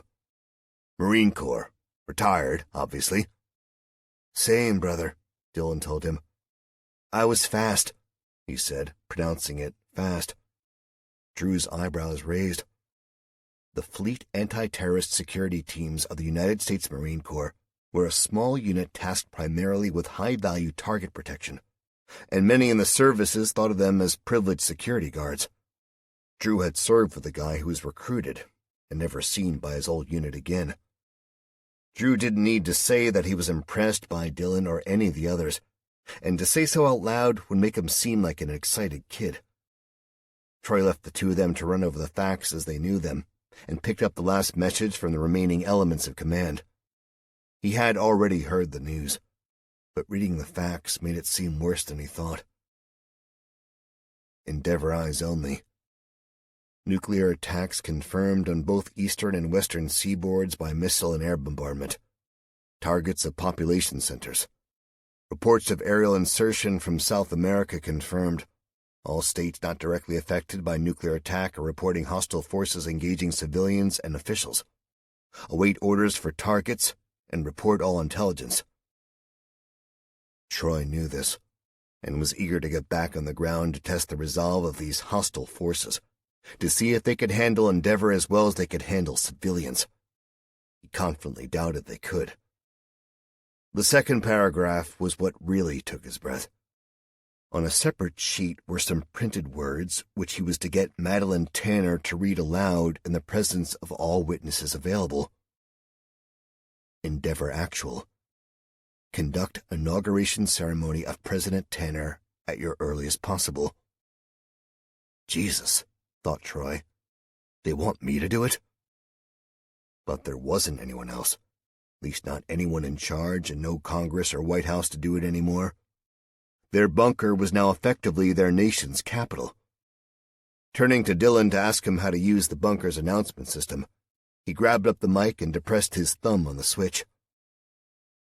"All personnel," he said, his voice echoing out along the underground halls of their fortress. "Meet in the canteen." He flipped over his wrist to check his watch. "At 19:30 hours. No exceptions. Gardner out." Then he left to go and knock on the door of the rooms which should, in essence, be assigned to him. "Come on in," came the rich accented voice from behind the wooden door. He opened the handle and squeezed himself through the doorframe, feeling giant in the confined space with the two smaller women inside. Troy still hadn't removed his full war gear, nor was he likely to unless he stood down for any length of time, which he guessed wouldn't be any time soon. "Ma'am," he said formally, feeling brutish with his array of weapons and heavy body armor.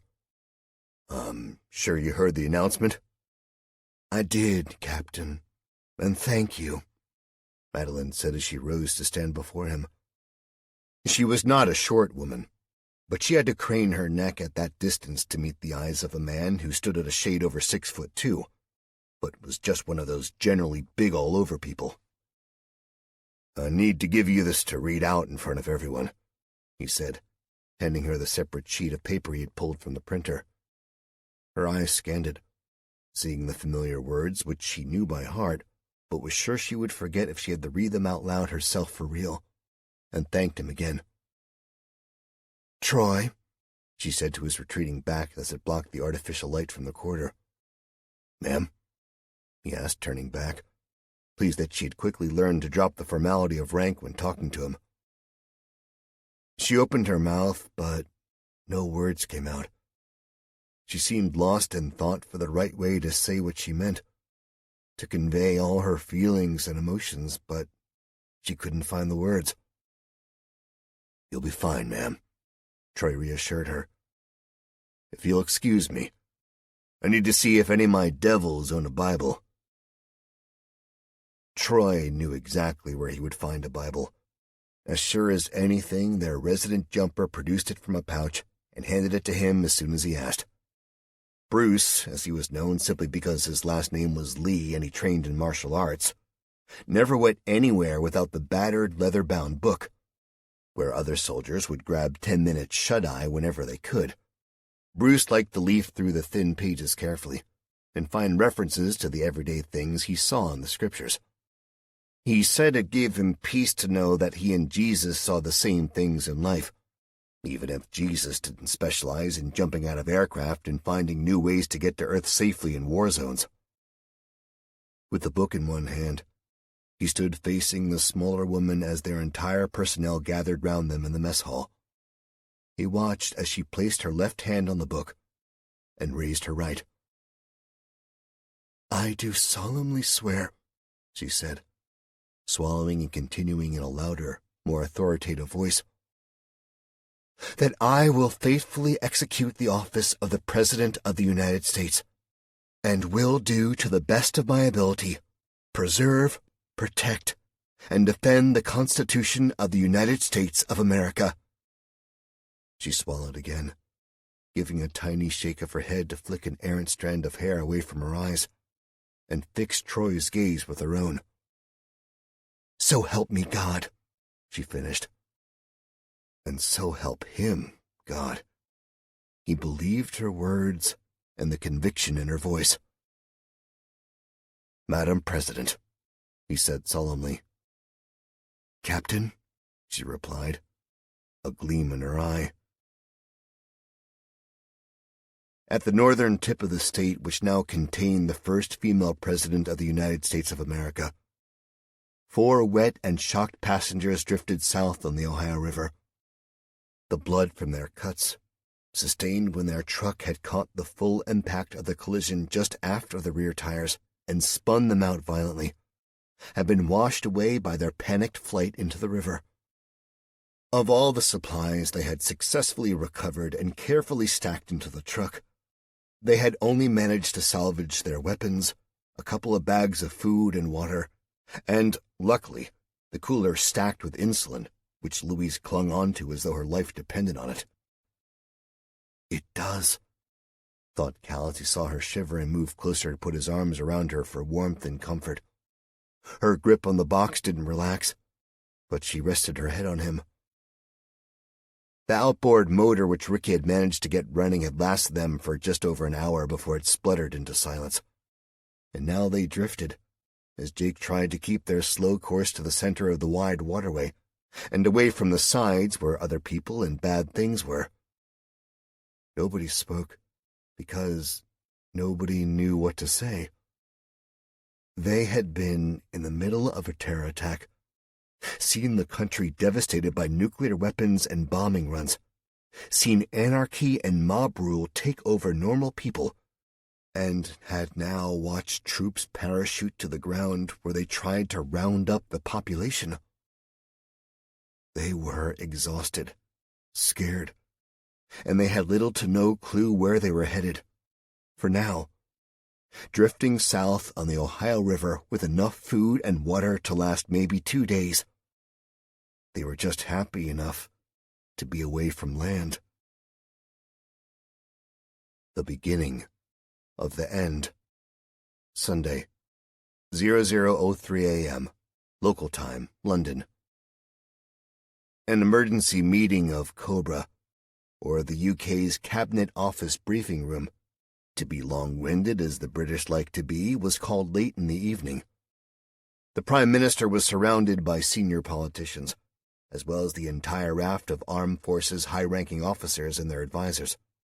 The doors were sealed shut, and the noise quickly faded away.